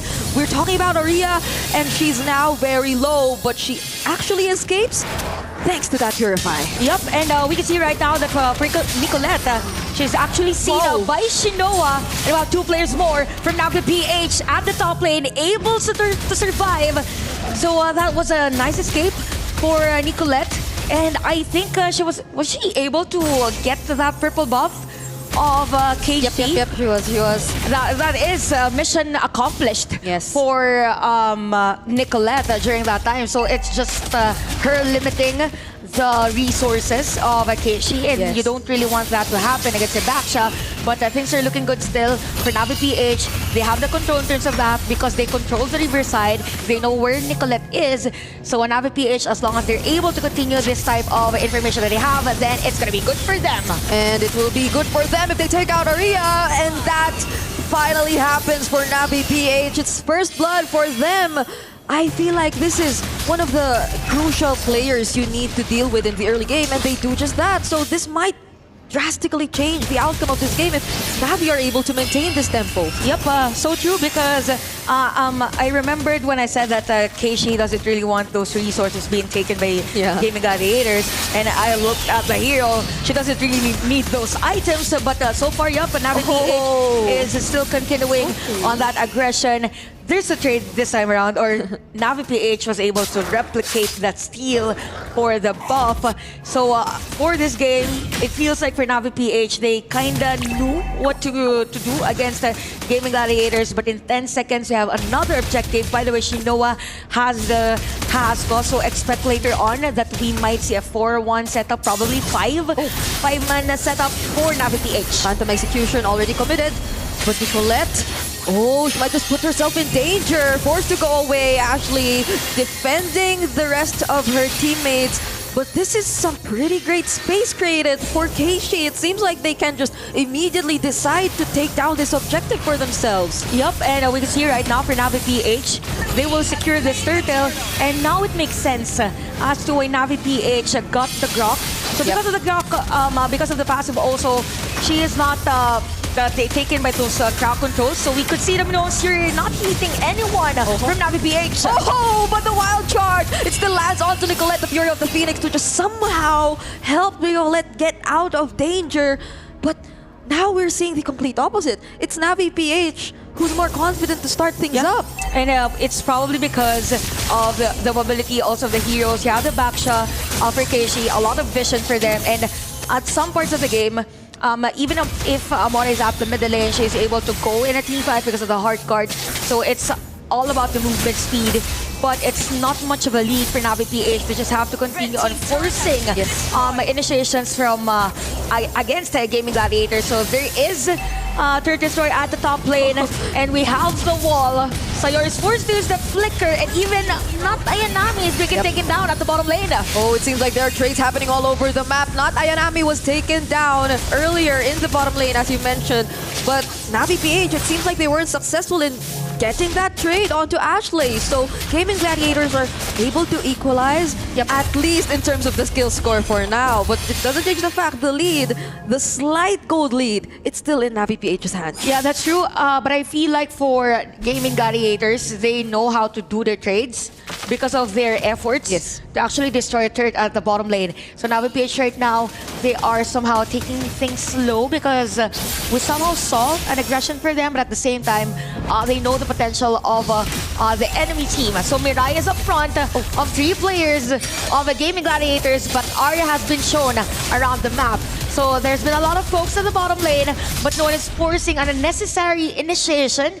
So it's more of the discipline that is being shown by both teams. But we see 2 players from Navi PH starting this turtle. Oh, GG, they're still gonna go for it. But Keiichi secures the turtle nonetheless. Black Dragon form is still on, and they are gonna go for Aria. But before they even get to take down Aria, surprisingly, Panda 1 gets executed as well in the other parts of the map. And they might try to go for converting into other structures for now. But this is a surprise. All over the map, Navi PH, it seems like they have a clear picture of how they're dominating this already. And they're still continuing the aggression here at the purple pit. So we have Nicolette being taken down, but by not Ayanami and even Ashley. So I think the middle turret could be taken down also by Navi PH. Gaming Gladiators is just somehow confused on how to counter-engage against Navi. Yeah, this is clearly Navi PH knowing fully well that they have no reason to hold back. If you would look at that instant replay, this was just a few seconds after they got 2 kills, right? So they literally do not want Nicolette to perform the same way that she did earlier, and they're doing a great job at that. Nicolette right now is behind in terms of Keiichi, even if it's just 1 level. This is a Lancelot we're talking about. Yep, well, we really have to commend also the wild charge from Mirai. I think that millisecond of crowd control has been dealing a lot of, let's say, casualties against Gaming Gladiators. And if we look at the goal lead, it is definitely Shinoa on the upper hand as compared to Panda 1. Hence that solo kill earlier at the bottom lane. So this is detrimental for Gaming Gladiators. Also that the middle lane has been destroyed already because, Nicolette is being stopped in terms of the usual rotation that she does with the Lancelot. And GG are yet to have their anti-heal. So the problem in terms of sustain for Navi PH, they still don't have a clear way to deal with it. Even though there is some damage from Panda 1 and Nicolette already, you need the anti-heal, you know? It's a Baksha and a Grok and the usual. Yeah. And given also the Baksha, it has that innate, right? That Taurus Bussans, and look at the damage from Shinoa. So she forced Ashley actually to use that flicker, which is needed for that surprise one series. Now we see Navi PH securing this Lord, and 5.7k goal lead from the Filipino representatives. So even top lane could be destroyed anytime soon. Nicolette putting all efforts just to clear the minion wave, but there's another minion wave at the top lane. Yeah, there are a lot more minion waves that they have to take care of. The Heart Guard is being hovered on Shinoa, but they're most likely gonna be careful about this. They have a Lord that's gonna march down bottom. They want to, for sure, keep themselves alive, right? Like, they want to accompany this Lord in their attempt to make the most out of it and take away at least an inhibitor turret for Gaming Gladiators if they can. Yeah, just to be able to capitalize on this. But knowing that this is the current situation of the game, it is 10 minutes, yes, but for Gaming Gladiators, they have the kit, they have a scaling hero, they just need to, as much as possible, defend this Lord. If they can. So Gaming Gladiators, they are able to defend this Lord. We have the effort. We see the efforts of Nicolette at the middle lane just to cut the minion wave. So it means that the second tier turret at the middle lane will still be defended by GG. So nice efforts for her, but at the bottom lane, there's another layer of pressure coming in from Navi PH. And it's indeed an inhibitor turret that they're after. Falling Storm committed by Aria, followed up by the Minoan Fury, but will the damage be enough? Because there's the wild charge, and there's the dive coming in from Ayanami. They immediately pick off Ashley and take that inhibitor turret. Nicolette, though, Thorn Groves is committed. Gets to dash away, phantom execution to escape. Oh my goodness. 6-1 for Navi PH, destroying the turret at the bottom lane and even probably securing this turret at the middle lane. Sayori, almost low on life. We have the players from the Philippines trying to somehow limit or take all resources against GG. So I think, it is really evident that for Nicolette, it is really hard to play up against a team that is more on the tanky side. Just imagine, this is up against the usual, up against the Baksha, and you also have the Angela. I mean, if they get enough items for Panda 1 or even have those stacks with the Sky Piercer, then they can. But the struggle here is that they can't even have a kill right now against Navi PH, merely because of the idea that you have Mirai up front. Even Baksha with a Heart Guard And I think it would take some time for them to just have those items. And it seems like time is very important for Navi PH because they also have the fleeting time. So imagine just how many heart guards we can potentially see from Navi PH if they're always able to get pickoffs together with the help of the heart guard. So this is going to be tough for Gaming Gladiators. They have to keep themselves alive. They have to look for the damage. And they have to time their skills, their ultimates really well because we saw the intention, we saw the idea earlier. The Falling Storm and the Minoan Fury, it doesn't sound like a bad idea, but it has to be paired up with the right amount of damage. So it's now it's all about the timing now for Gaming Gladiators, for the layer of the damage to be efficient against Navi PH. We saw 2 items being taken here by 2 players of Gaming Gladiators. We have the Sea Halberd for Panda 1 and another defensive item for Ashley. So we could see a little Lord dance on this game. 30 minutes per game. There is going to be a reset. Keisha is just finding the players of Gaming Gladiators. I'm not sure if Nicolette has been revealed at the middle lane. Not yet. But yep, I think this is it. Finally gets revealed! And Shinoa is the first target for Gaming Gladiators. The heart guard is used onto Mirai. Is this the right decision? But not Ayanami nonetheless. Gets to take down Panda 1. But still Nicolette is alive and well. This might just be an advantage for GG as they also find a way to target Keishi. Amor, left alone, has the flicker with the fast execution in the third rose! You have 3 players down in Navi PH and Gaming Gladiators starting this Lord. You only have Mirai and not Ayanami to try and reset. They have the wall, yes, but is it enough to actually delay the potential secure of the objective? Not Ayanami is shut down by the hands of Arya and even Mirai, the only player left because Shinoa just has been respawned and Gaming Gladiators secure the Lord. What a win for GG! Just as we thought Navi PH, they were at the clear advantage, just as we thought Gaming Gladiators had so much to worry about in order to win a single team fight against Navi. I mean, I think it all started when they were able to take down Shinoa in the middle of the team fight, and the rest was just history for Gaming Gladiators. Lord will march in at the bottom lane. This is now the time for them for those spike in terms of damage. Even Panda 1 is already at level 15 and it comes to a point that we reach game equilibrium. Now for Gaming Gladiators, they are now able to equalize the situation of the game. They need to capitalize on this anytime soon. There might be a dive from GG. This feels like a different Nicolette now. This doesn't feel like the Nicolette who was constantly being invaded a few minutes ago. Navi PH have to deal with the Lord first before they actually do anything. But Nicolette seems like she wants to keep the pressure going. Damages Keishi every now and then, but it's a successful defense for now from Navi PH. May I remind you that for Gaming Gladiators, this is their second match for today. They went up against Navi MY during match 1 and they're playing up against another Navi team, this time around from the Philippines. So they are currently at 900, almost 1,000k, or 1,000 gold lead. Look at Keishi! Oh no, the Fury of the Phoenix nearly caught up to Keishi, but now Shinoa is there to get the hard card with the Minoan Fury into the Phantom Execution, takes her down, and Panda 1 gets the last hit. Another crucial pick on the damage dealer of Navi PH, but not Ayanami. Will she be successful in this attempt? It's a no! Oh my goodness! 2 players down on this side of Navi PH. What a way to use that wing chant.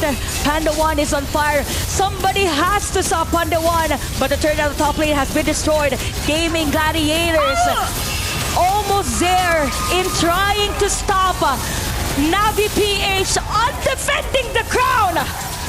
And this might just be it. They're just waiting for another minion wave though. They're just waiting. They're just counting down. Shinoa all alone. Will she be able to deal with the 2 minion waves that are marching towards their base? There goes that crossbow, but she gets immediately bursted down. And just like that, Gaimin Gladiators successfully eliminate Navi PH. away with one Navi down. And another Navi down as Gaimin Gladiators. I gotta say, are they Navi Slayers now on this league? We could see the smiles from the faces. I mean, if you won against a team that has the defending champions, this is gonna be your reaction, right? Oh no, her lashes. We gotta keep them intact. And speaking of keeping intact, I think that has been the beauty for the play of Gaimin Gladiators. They just held on. They just held on, kept everything intact. They waited for the right time, the opportunity to engage in a fight, and it felt like everything just fell into place because the first one they were able to pick off in that, I'd say, most crucial fight, that game-turning fight, was Shinoa. And that happened 2 times in a row. That feels so bad if you were Shinoa. Those 2 kills against Shinoa during the Lord dance, and even that defense from Navi PH at the top lane. And just wow from the North American representatives. So we have 1 Filipino representative down. We only have 1 left. But for North America, for Gaimin Gladiators, the dream is still alive. And if you know their story, this is gonna be so inspiring if they make it all the way. They've been preparing for this moment. Yeah, and they've done their very best, and together with the help of their coaches, they actually flew out to do a boot camp. You know that they put in all the effort, even though their schedules, they've been very vocal about their schedules being one of their biggest struggles, because every single one of them, they're preoccupied with something else. But look at them now. Yeah, imagine losing the first match in MWI and then winning straight 2-0. I mean, straight 3 games. Oh my goodness, this is great. I want to hear more, but for now, let's throw it to the stage. The Titan Slayers, a throne now left empty. And now I have these 2 queens that step before me today. We have Sayori as well as Ashley. Absolutely crazy, crazy show. A wonderful, convincing 2-0 sweep and sending a second Navi team home. So question to you guys is, you guys didn't just dethrone the reigning champions. You guys took out back-to-back 2 Navi PH and MY teams. What do you ladies have to say about that? You want to go first? Honestly, it's so surreal since we just had boot camp for like 3 weeks and we came here like, oh yes, we want to be champions, but we're not, you know, we had problems along the way. But like, I think it's just crazy back-to-back Navis when like we didn't really expect to, you know, do that, to perform that well, yeah. I'm very proud of my team. I'm so proud of you guys. That's all I have to say. So even though you guys said that 3 weeks, is it because like you guys are in the exact roles and lanes that you're supposed to be, making you guys pop off right here this season? I think it's more so the trust we had in each other. We've known each other for a very long time. This one couldn't play with us last year, even though she played in qualifiers. And over the 3 weeks and X amount of years, we were able to, you know, strengthen our bonds, strengthen our roles, and we just beat the previous champions. That's absolutely crazy. Now, you guys mentioned that you're here to reclaim the North American glory. So how would you want the world to see you guys after this phenomenal win? We want to put NA on the top, you know? We're carrying NA's legacy at this point. On our backs. Yes, so speaking of the top, now that you have left the throne empty, which team do you think stands in your way from claiming that glory to NA? Vitality. I was going to say Vitality too. Eyes on Vitality. So is there anything you want to say to Team Vitality? Good luck. Give it your all because we will too. Yes, I was going to say, we respect you, we know you guys are strong, and we're excited to go against you. Ladies, take a look behind you. This is going to be your second Navi crash that's going to be happening in a couple of moments' time. The girls are absolutely stoked, and I'm going to throw it back to the studio. Oh no. All great empires fall in the end, and standing tall over the empire, the empresses, it's the gladiators of North America. Gaimin Gladiators have taken down the defending champions, and they are now on the way to moving forward in our tournament, and they had to crawl back into this, because despite us being skeptical of the lineup of Navi, they were doing really well in the early to mid game. Exactly. We were trying to somehow navigate on what they were trying to do. At first, it was really good. It was smooth sailing here for Navi PH, but it just took one turning point here for Gaimin Gladiator to totally annihilate them. And that was a very crucial part on Mirai as well, onto her heart guard, which paved way to be Shinoa being taken down by Gaimin Gladiator, and that was it. And this is what happens when you put all your eggs in one basket, right? Yeah. Granted, in the early towards the mid, you could see and feel just how oppressive the tanky lineup coming in from Navi PH was, but that just gave Gaimin Gladiators one win con, right? Take Shinoa down and it's over. And we saw that happen twice. Unfortunately so for the defending queens. I'm sorry, Renmar, Athena, I still can't wrap my head around this. I didn't think that this is the result that we were going to get today. Exactly. I was actually expecting a game number 3, especially onto the early game performance. But I do agree with you onto not putting all your eggs onto one basket. Because also, it's too obvious that it's only Shinoa being the firepower here for the whole Navi PH. And without her, it just crumbled down, right? And with this in specific instance onto our highlights, we could definitely see Gaimin Gladiators somewhat struggling onto the early phase of the game.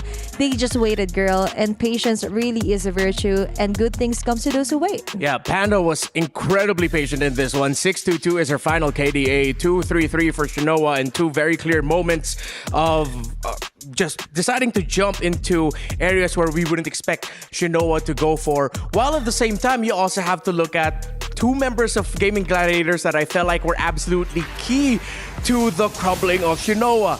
Ashley and Sayori held on to their key crowd control abilities for as long as they could. That once they could see that the Irithel was close enough for them to just stack crowd controls on, Fury of the Phoenix, Minoan Fury, even the Despair Stomp from the Minotaur. Yeah. Just then, GG would be able to take out the gold laner of Navi. And imagine that, right? Because if we roll back into the drafts, this was a shutdown over to Ashley, right? They saw in the group stages that, you know what, maybe Ashley, if she doesn't get her comfort heroes in the high-lows, in the Gatot Kacha, maybe she doesn't perform as well. And technically, it was true. So this really shows that Ashley herself really developed her skills. She improved so much, and she wasn't reliant on her comfort heroes, bringing out the Minotaur, who did so much for GG on those final moments. I'm actually thinking what happened in the span of 3 weeks, like the boot camp onto Malaysia. They learned a lot and they improved a lot here. Finally slaying down the queens of MWI. And we can confirm it. Just in the very first day, after the very first match of the knockout stages, we will be crowning new MWI champions by the end of this event. What a crazy series of events for MWI 2025. I said at the beginning, a fleeting moment could be the decider between victory and heartbreak. And since Gaimin Gladiators found their moments and found their key plays around their key players, they got their victory, avoiding heartbreak. Let's take a look closer at 2 heroes, 2 players in this game that we can make a focal point of our analysis. The difference between Nicolette and Keishi, the difference in their story between game 1 and game number 2.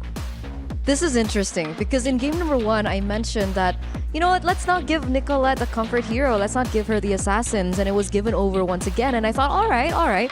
Maybe in game number 2, they had an answer towards it, right? Maybe a single target lockdown was something that we were kind of gunning for the drafts for Navi PH. But we didn't see that. We saw the Grok coming through. And granted, I do understand the reason why they went for the Grok. I think we saw what he was able to do in the early stage of the game. Faster clear, considering that they flexed the Angela into the mid lane. They were able to rotate a lot faster, and then about the passive, anti-CC, and it's also being a comfort hero for Mirai. But all in all, they weren't able to shut down Nicolette. And as soon as she was able to get to her power spike, we saw how crazy she was able to perform and the damage output that was given over.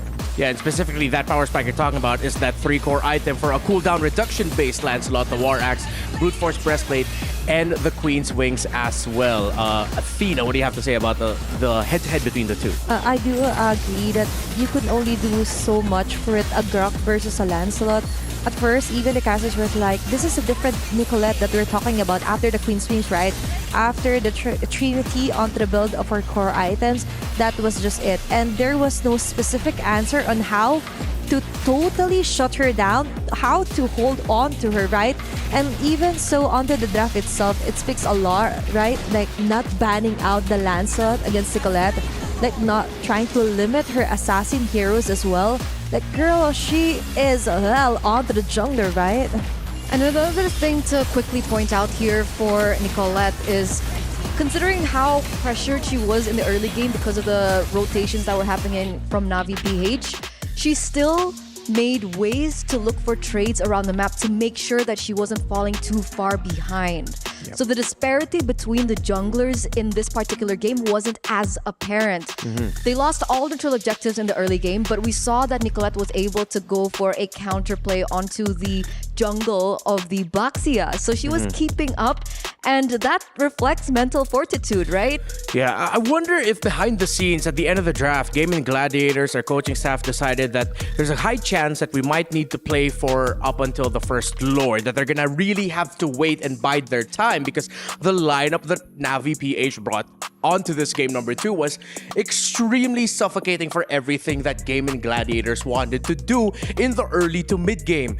They waited for Na'Vi to make mistakes, to overstep just by a little bit. Because you and I were talking about the Minotaur behind the scenes, and then it took a while until we got to see the effect of that, where if Na'Vi PH slip up just a bit, that Minotaur ultimate is gonna turn things around paired up with the Zetien. Yeah, that was a really good setup there for Sayuri and Ashley, and a perfect interview as well on how happy they were, right? And even the celebratory, even me, if I were able to beat the remaining or the defending queens of MWI, I would really like celebrate. And watch out for them, girls, because they are here to stay, and they already slain one of the powerhouses here for MWI. And now we have to watch a signature of EWC, the key of Na'Vi PH getting crushed. The double Na'Vi key crush for Gaimin Gladiators for today. It'll be Ashley leading the charge. I'm really happy for her. You know, following her story from last MWI, they weren't able to go far, and considering that Sayori apparently was unable to be a part of their lineup, and her coming back here, and the story that she was behind, you know, equipping everyone, making each other come back into the same lineup. It's just wonderful to see, and I understand the emotions that were, I guess, shown up on stage during her interview. She was crying. I think her lashes nearly fell off at some point, and there it is. Yeah, just so that we could tell a little bit more stories about Ashley here. The team has described her as sort of like the mom of the group, because she's the one who gathers everyone, somehow sorts everyone's extremely busy schedules just so that they could find time to practice, find time to scrim. And with all of the challenges that these ladies had to go through to make it to where they are now, they grit and grind.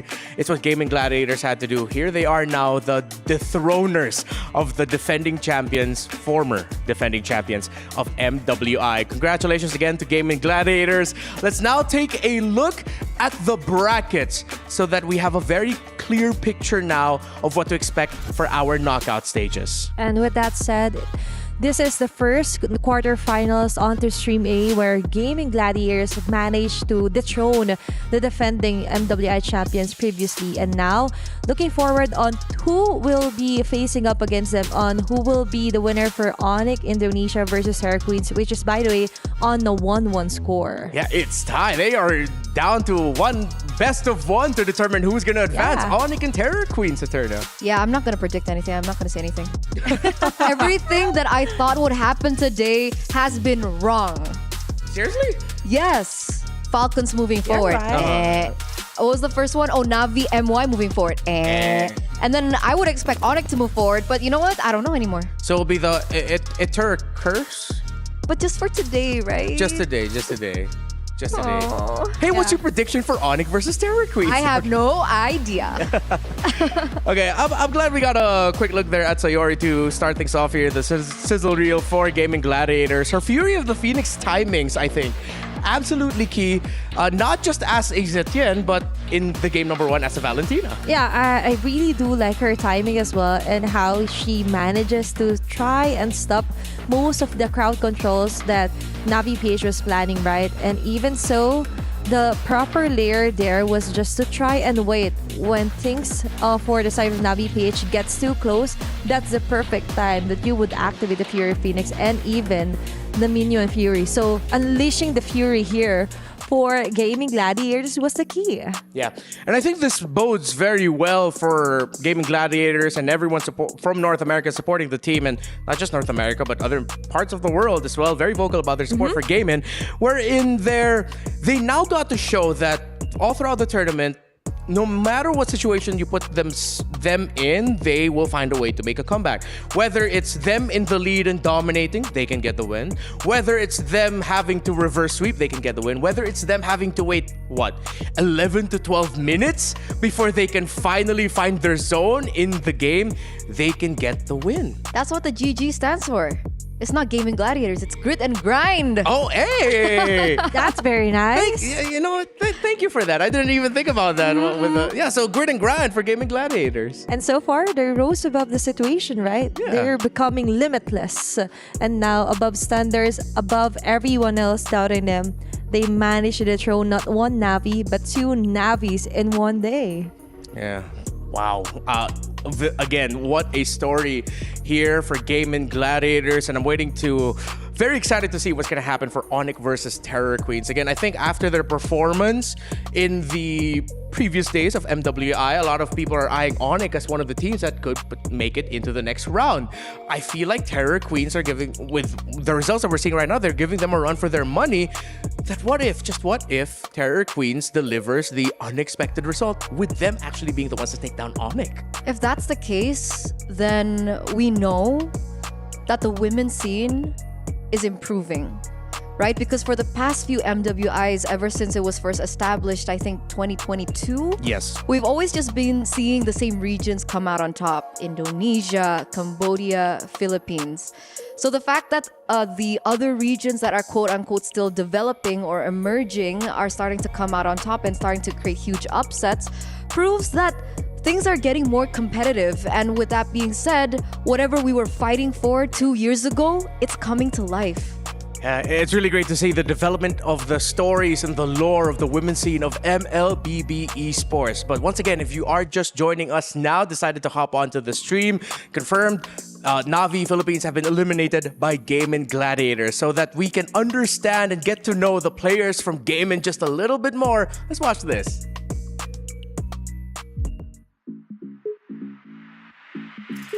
Hi, it's Ashley Romer for Gaimin Gladiators, and right now we're behind the scenes. This is Jewel. This is Panda.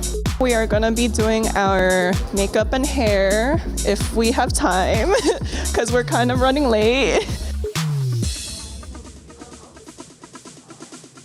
We finished our makeup and hair, and we're going to be going to our photo shoots right now, right here as we go. We're taking our headshots. We're going to be posing like this.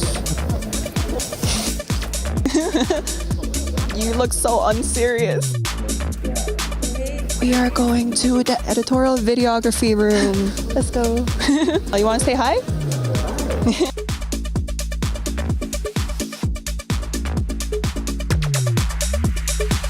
We're here for our hero shots. We kind of need to join them though. Oh, okay, I'm sorry. Okay, bye. Alright, let's go. That's it for our media day, and thank you for watching. And please tune in for our games on Gaming Gladiators with EWC. That's good. Eterna, how do you feel about that as the Ashley fangirl in the group? Okay, yeah, I think you're good. Athena, what about you? That's a very great showcase of how bubbly she really is. What a pleasing personality overall, and how she really literally took us on a tour on what is happening onto their media day, right? The day that they arrive here on Riyadh, Saudi Arabia. Guys, remember what happened last year.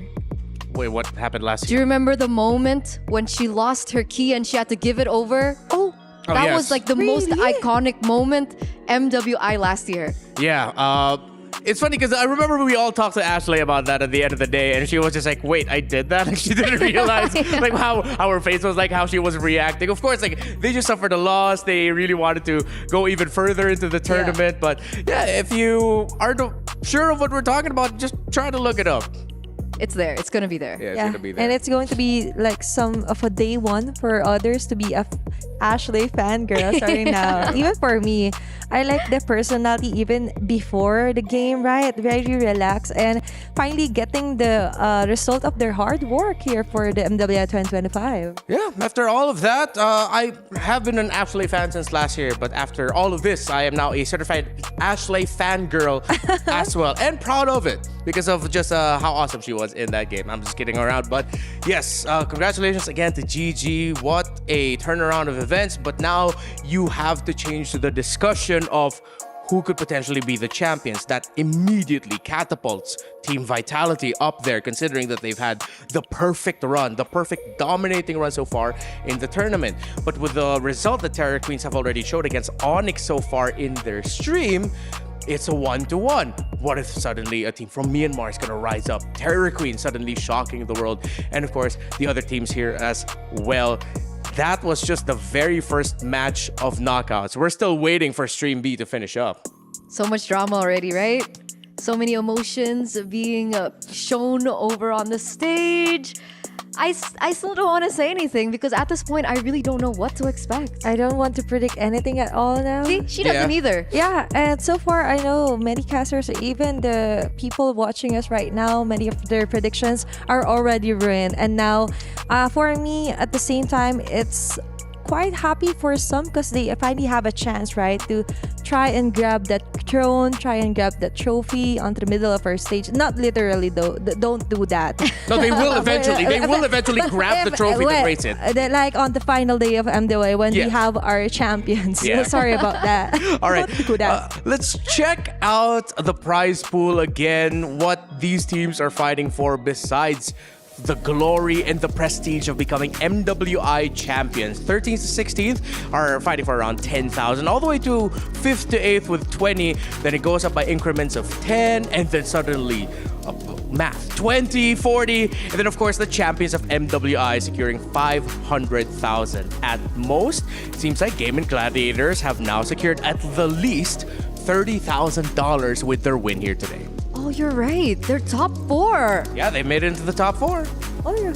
So finally, we will be able to say that they already have a secured prize, right? Even for the rest of the teams. And so far, for some, this is already life-changing. And it's already a start, right? They could go further here for Gaming Gladiators. I'm so happy for them. Yeah. They're top 4. Yeah, they're top 4 and, higher than last year's performance. Yeah, significantly better performance from their run last year. And of course, don't forget, here in MWI this year, we do have a battle for third as well. So if they're not happy with the 30 bans, I mean, they could get even more after that. Potentially, you know. So I'm very happy, again, for everyone right now who's made it into the playoffs and we still have more action. That was just the very first. Just because Navi PH was dethroned doesn't mean that there aren't any other teams still vying for their glory to etch their names in the history books of MWI and the Esports World Cup. Coming up next, we are going to be seeing another series here in the knockout stages, and we are looking forward to having you here with us. We'll be back in a bit. Once again, my name is Redmar, here with Athena and Eterna. We'll see you in a bit.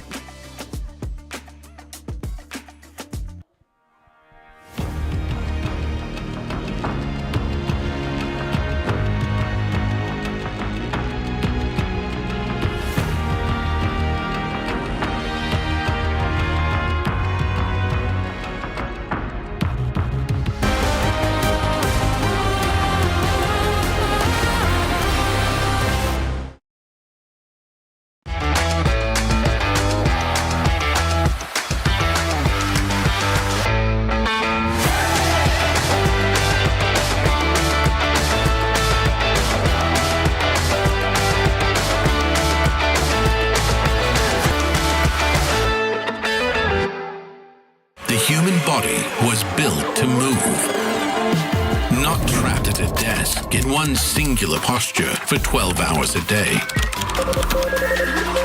It's time your chair evolved. This is Secret Lab Titan Evo. Ergonomically engineered for you, gamers, hybrid workers, artists, backing your every move.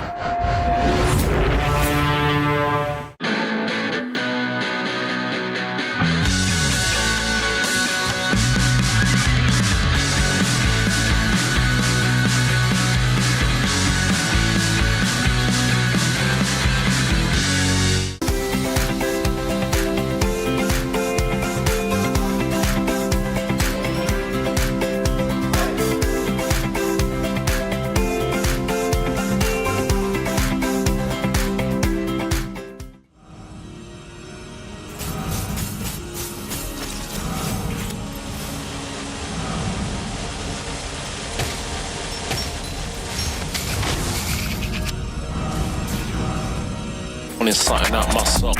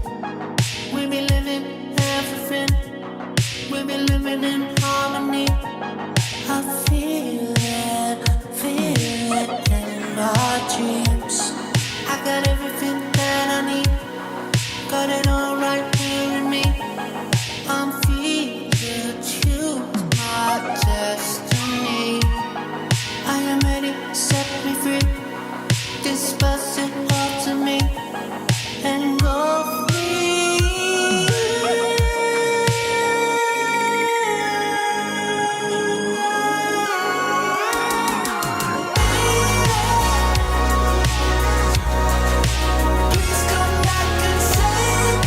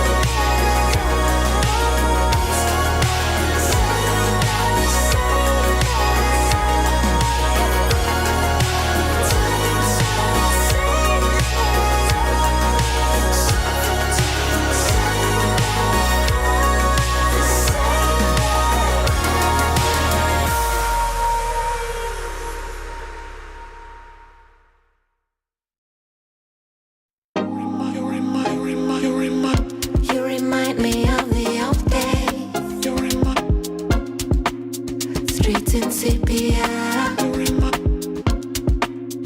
Lazy Sundays, yeah. A bike ride to the cinema. Oh, you are messing with my mind. Yeah. Oh, you can turn back time. Yeah. City lights sing my song. Sticky rice on my tongue. Movie stars on my walls. Running to the phone, hoping it's you who calls. Oh, you are messing with my mind. Yeah. Oh, you can turn back time. Yeah. Cotton candy clouds matching laces, feeling fly. All my teenage doubts fade away when you smile. Cotton candy clouds matching laces, feeling fly. All my teenage doubts fade away when you smile at me. Oh, you are messing with my mind. Yeah. Oh, you can turn back time. Yeah.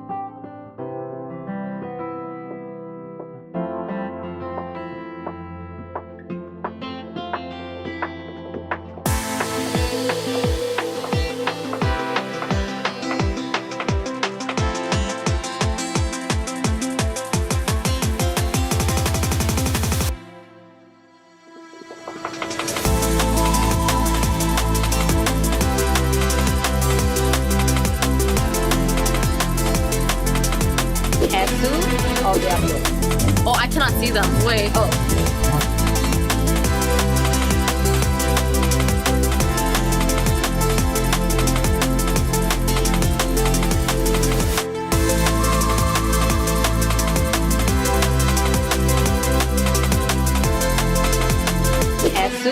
Or Diablo? Oh, I cannot see them. Wait. Oh. Okay, Diablo. Diablo or Sigilo? Diablo. Diablo or Supercan? Supercan. Chinese. Supercan or B? Supercan. Supercan or Hunter? Supercan. Supercan or Mikey? Mikey. Mikey or Mikey? Mikey. Mikey. Mikey. Mikey. Wait, it's Kyrie. No, Mikey. No. So your last try is 3, 2, 1. Mikey. Okay. Sorry, Kyrie. It seemed cool. Yeah, we can chill. We're gonna walk around, talk about ML, and play ML together. You know, I don't know. I give me ice cream, sure. But he has to pay.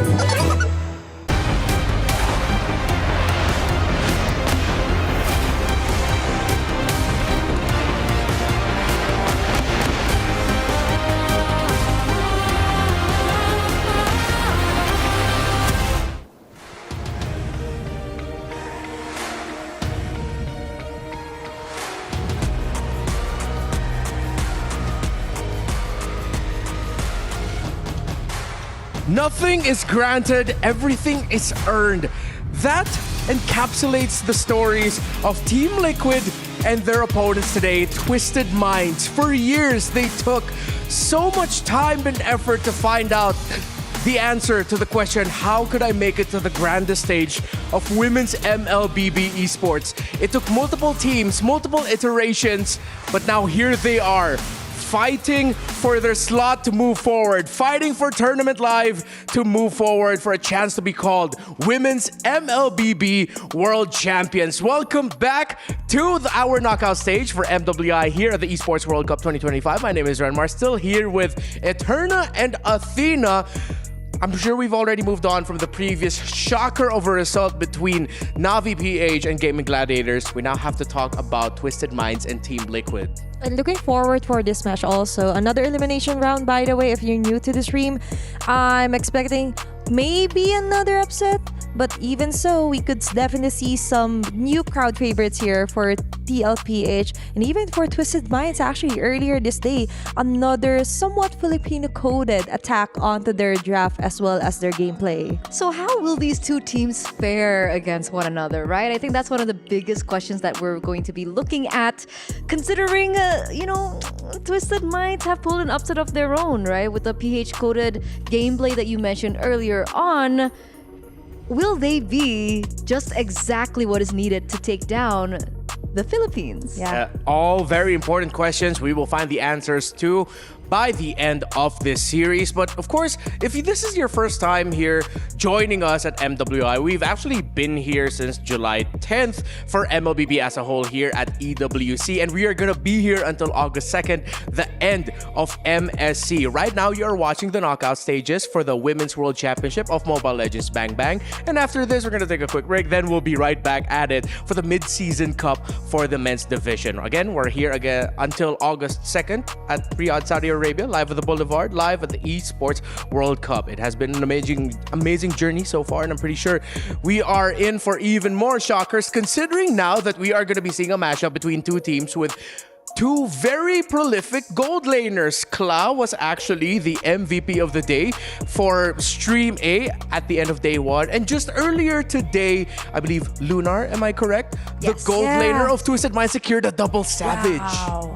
And so far, I double-checked, that was the first double savage in a single game, right? For the whole MWI history, if I'm not wrong. Plus, you are up against like somewhat not only Filipino coded, but they also have this hidden identity being shown all throughout the previous game, wherein that was somewhat the longest game also for the season, right? Their game number 1 versus the Falcons, right? And we could definitely see the change and as well as a bond of chemistry over time here for Twisted Minds. They're record breakers, right? They're record breakers, and I'm pretty sure they're going to continue to look to break more records, considering it has been quite some time since we haven't seen a Filipino rep come all the way to at least top 4.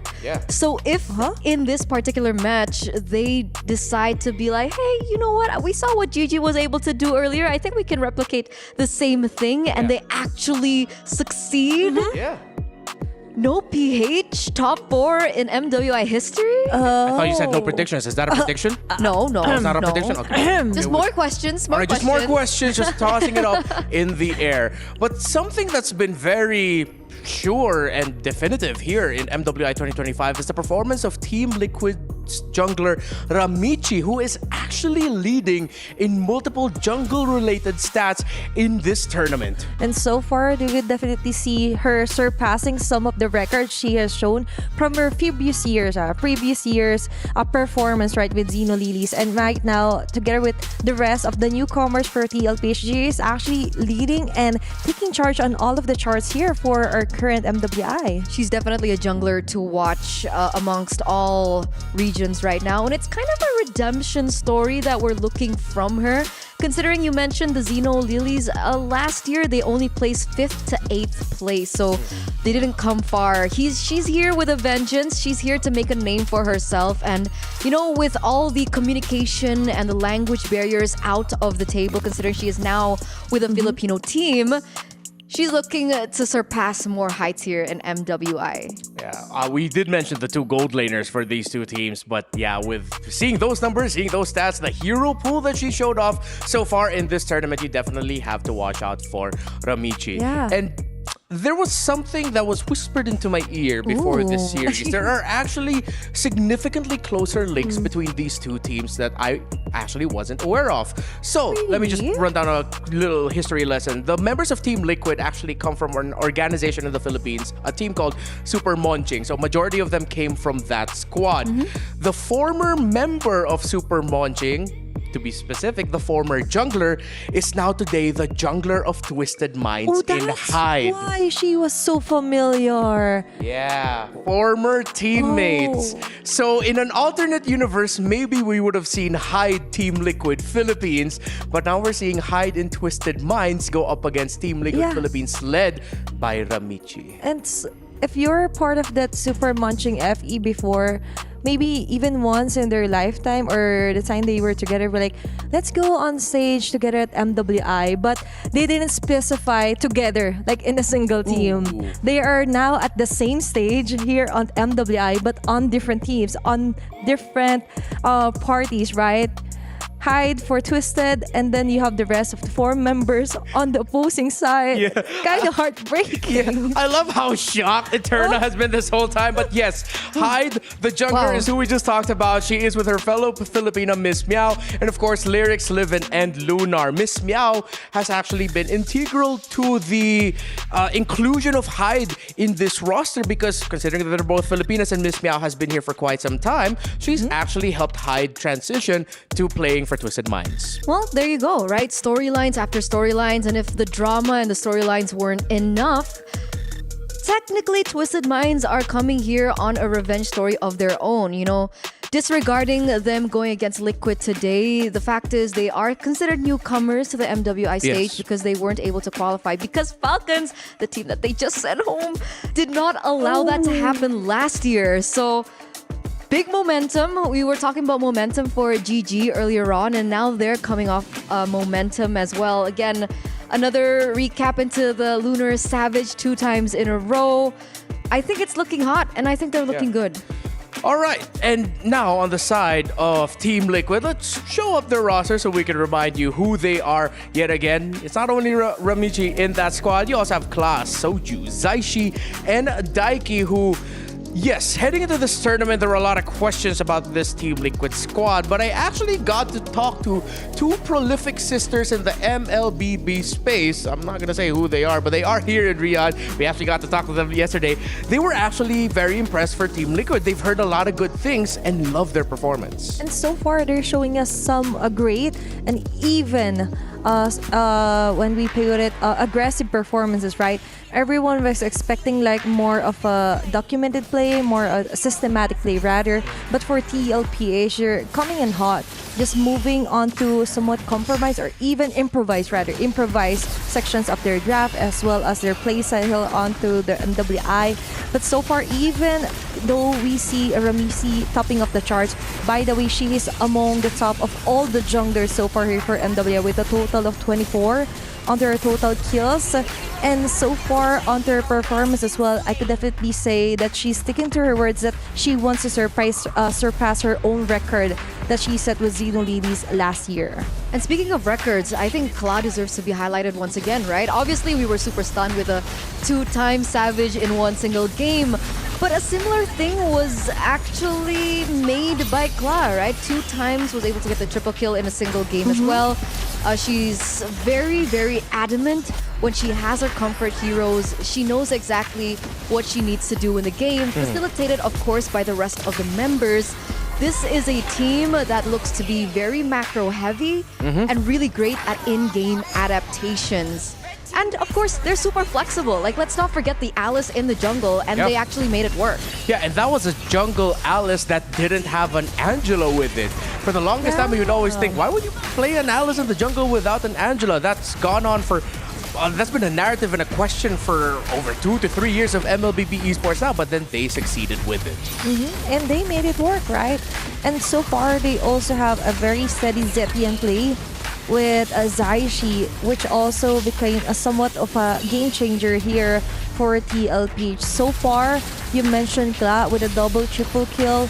She's slowly regaining her confidence as well. Very active and confident in her interviews as well with Cheryl, and also sharing the victory with Chantal and Brigida, bringing the credit for that extended game, leading them for a reverse sweep, surviving another day here for MWI. Yeah, they almost didn't make it here. They lost their game one, if I'm not mistaken, it was against Navi MY, correct? Yeah. And then, the game that we're seeing now, and then they made it. They were able to secure that reverse sweep. And yeah, Kla is such an important part of that equation because she's starting to draw a lot of comparisons to Team Liquid's OHEB as well, with how efficient they are in the jungle, in the gold lane, and how much kills and assists they're getting, but at the same time barely racking up any deaths. Like, she stays alive. Which is great, right? Because there's confidence when she's online, but there's also that level of discipline that we're seeing from Kla, which is very different maybe for newcomers coming into like the international stage. The jitters, the adrenaline, it plays a factor. But I like the fact that we got a little bit of a highlight to their final game against Navi MY, because their first game that they lost, that was like around 20 minutes, and then they reverse swept. So what I'm seeing is they're really good at downloading blueprints and coming back really quickly in the second and third game, which averaged around 11 minutes. Yeah, I'd love to talk more about Team Liquid and Twisted Minds for this series here today, but we have some breaking news. We are going to go on over to Rose with an exit interview with Onyx Livin. Hey guys, Rose here. Welcome back to Reporter Hits live from Stream B. In our recently concluded match, unfortunately, Onyx ends their journey in MWI after falling to the hands of Terror Queens in a 2-1 match. First of all, Livy, maybe you could share with us what actually happened in the match just now. Maybe we just got overhyped, and then our communication was not very good also. And yeah, I think our hero is also for late game, and they got the early game, so we managed to it's a little bit hard for us to come back. Yeah, I feel like after the second game in which they managed to get a comeback up against you guys, the momentum definitely shifted. Now, speaking of momentum, Livy, we have to remember that Terror Queens played 2 matches today. Do you think that gave them the advantage today because they have momentum already? I think yes. Of course, they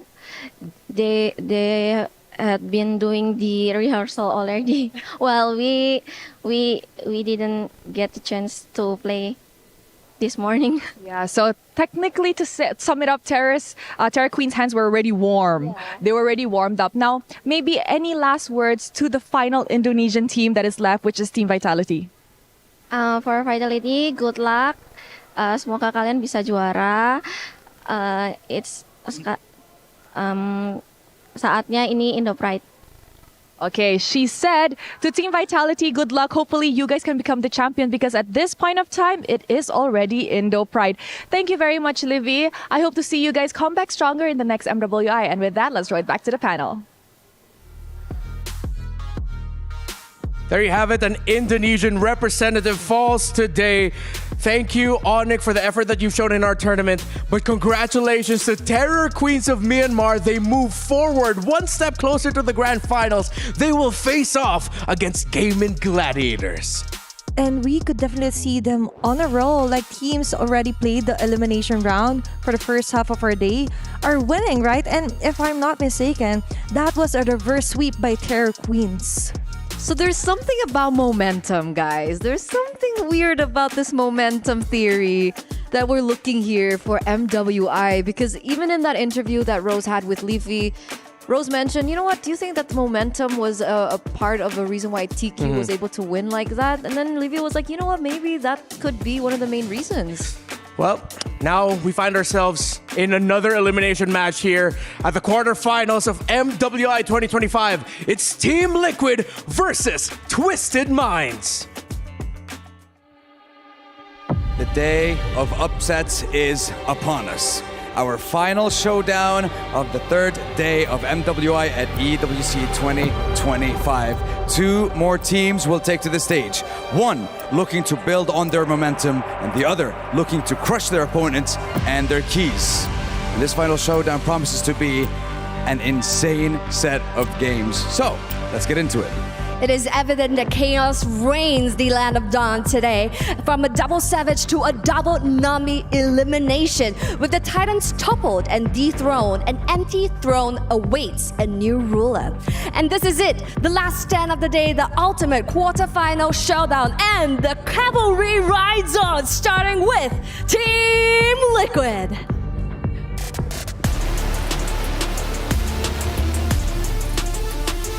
So yes, the cavalry rides on.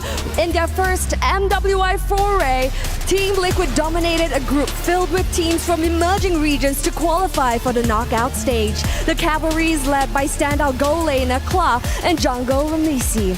Now, Navi PH early exit. Can they continue to fight for their Filipino counterparts? The weight of their flag rests on their shoulders. And their opponents looking to make their first appearance in the semifinals in this MWI. Give it up for Twisted Minds! Fresh off a double savage game, Lunar leads her team back on the stage in front of their hometown crowd. Can Twisted Minds make another historic run by taking down the last representatives of the Philippines? You have your shot at the semifinals. Your chance is here. Take it while you have the chance.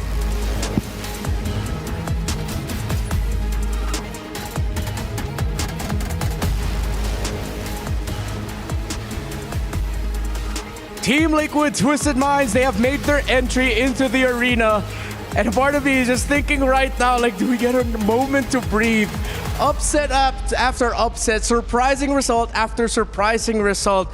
With the added inclusion of the storyline with Hyde and meeting her former teammates and the members of Team Liquid today, we are bound for another epic matchup, an elimination match. It's a twisted fate for both of these teams, right? And so far, for reaching this far, we could see another underdog story unveiling, right? Even for Twisted Minds, like beating one of the crowd or hometown favorites earlier and showing us such a great performance with Hyde. Actually, yeah, this is a great contrast to the first series, which saw two MWI veterans. Now we're seeing two MWI debutants. Yes, we are. And one team, one region, no longer double representatives. So I like the way that Cheryl put it up on stage, right? The pressure and the weight is on the shoulders of Team Liquid right now for the pride of the Philippines. The weight of their flag on their shoulders. This Team Liquid squad will have to rise beyond expectations and take it to Twisted Minds. And so far for Twisted Minds, it's up to them to also raise the flag that they're representing and finally show the world, and even here on studio or live, that they are here to stay and they have the fighting chance for the trophy. Yeah, we are looking at Kla and Lunar. We now go back to the gold laners. It seems like these two teams love to play around their gold lane. You touched on it earlier. Team Liquid really wants to set Kla up for success. Of course, Ramisi's there to help bridge for Kla, but then you also see that kind of playstyle in Twisted Minds. Again, have to address the elephant in the room wherein these two teams are very Filipino coach-coded. And so far, according to one interview after the double savage for Lunar, she said that she was just having fun. She wasn't chasing any savages at all. And then when she was asked that now she's up against Cloud, which is a strong contender to always be on an MVP stage, right? And she just wants to have fun, keep the momentum going, but let's see how it goes. I love that, right? Because for newcomers, their mentality and their state of mind is going to be ever as important. And we've been talking about momentum for quite some time, but technically that can also be a double-edged sword. Twisted Minds are coming off really long games that went all the way. And technically, Liquid, they were just waiting to see, okay, all right, maybe downloading some codes that could actually eventually work in their favor. So it's a 50-50 here looking at them both. Yeah. And so far, we've seen in this knockouts, the teams who have competed earlier today are getting wins over the teams who were just waiting to see what happens. Twisted Minds played the longest game in MWI this year, 32 minutes against Team Falcons. I believe that was just game number 1 that they played. It wasn't even at the end of the series. So let's compare the head-to-head between these two. And again, because of the performance that they've showed, it's Team Liquid leading the pack. And so far, we could definitely see some advantages here onto the side of TLPH, specifically onto the objective, which is a turret, average turret per game, which is slightly higher here onto the side of TLPH. So we can see that TL are a more objective-centered team, right? Yeah. Looking at the statistics. And Twisted Minds always find an avenue to look for team fights that eventually lead to them dominating the game. So maybe that's going to be one of the stark differences in playstyle that we might be seeing here from game number 1. And to go back into the gold lane, another thing that we should consider is the fact that the Kimmy is flexed for TL. Kimmy is not just a mid for them, but it can also be flexed into the gold lane. So I don't know how that's going to affect the drafts, but it's still something that we should consider. Yeah, and that's something that Coach Daliot of Twisted Minds definitely has to keep in mind here. So, Coach Daliot, I just want to throw this out there real quick.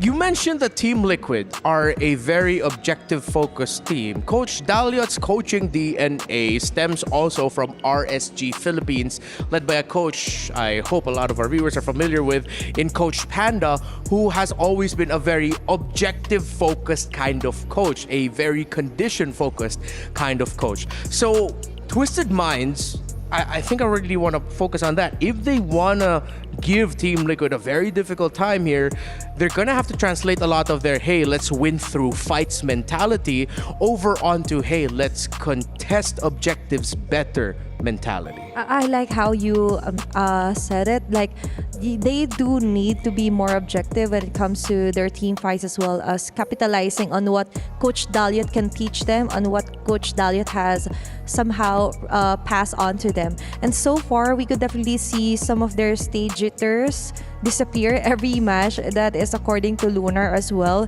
And so far, they also said that they may feel bolder to pull the trigger into this battle against CLPH. That makes sense. That makes sense because we're seeing those adaptations IRL, right?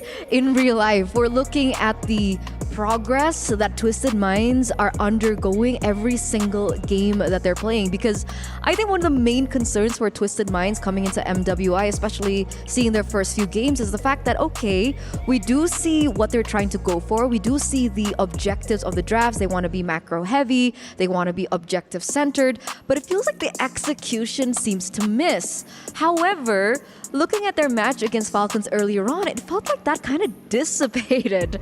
So we're seeing already really great adaptations coming in from Twisted Minds. And we need to consider how many heroes that they have under their belt, the unique picks as well. Remember, Miss Meow plays the Faramis in a meta that doesn't really favor the Faramis. Yeah, well, that Faramis didn't work out well, but that just because it didn't work out once, it doesn't mean that you completely close the door on the possibility. So now we mentioned what Twisted Minds has to keep in mind. I feel like with what you mentioned, now Team Liquid has considerations in place that they have to really think about. Again, they have to think about the type of coach that they're up against, a Filipino coach. Coach Daliot, very objective-minded. And talking about the conversion of like getting wins through fights and getting wins through objectives, Twisted Minds, with what you mentioned earlier in their matchup against Team Falcons, definitely showed that in that 32-minute monster of a match, wherein a good amount of it by the late game was just who could do the lore dance better. Exactly. And as you mentioned, even though it's a Filipino coach, it's how you somehow execute it, right? You're given the same type of ingredients. You both have very powerful-minded coaches here who are strong on objective-related drafts, but it's how you somehow create or the recipe. It's how you cook it, right? And for Twisted Minds, it's just the right mix of somehow being more objective oriented, but at the same time, the consistency isn't really there yet when it comes to the latter parts of the game, which was what happened onto their battle onto Team Falcons. Meanwhile, for TLPH, I would also like to highlight the fact that sometimes they do miss out on two important fights, specifically onto Daiki's XP lane yesterday. There were hits onto the Lapu that just didn't make sense at all. She's just jumping onto the line of fire. So it makes sense, right? That's why we're seeing the CC ban in the first phase come in so ever early. And this opens up the question, do TL want to set up for the Boxia pick? Not really sure what the last ban coming in from Twisted Minds will be, but even so, whether the Boxia is banned or not, there's still the option to go for an early Fredrin. So there it is though. The respect ban towards the Lapu Lapu. Yeah, so this opens up the field actually, not just for Team Liquid, but Twisted Minds who are on the red side that are gonna get 2 picks. They pick up the Baksha. Twisted, are they gonna rush things like the Badang, Moskov rush? Sometimes on the red side, we get to see it. But Kimi, Zetian, all of that also still available. And that's the beauty of that, that the LPH can flex, or anyone can flex a Kimi rather, but they're one of the few teams here that also uses it on the gold lane, right? But you're right about that for Twisted Minds, they could also just like outmaneuver onto the XP lane here as early as the first phase, or even just get somewhat of a Granger just to be on the safer side and give Lunar what she wants. Yep. Okay, Gatot Kacha Granger for Twisted Minds. They're already thinking forward about the potential mid lane pick strengths of Team Liquid. Of course, Zaishi on the Farsa has been terrific so far, this MWI.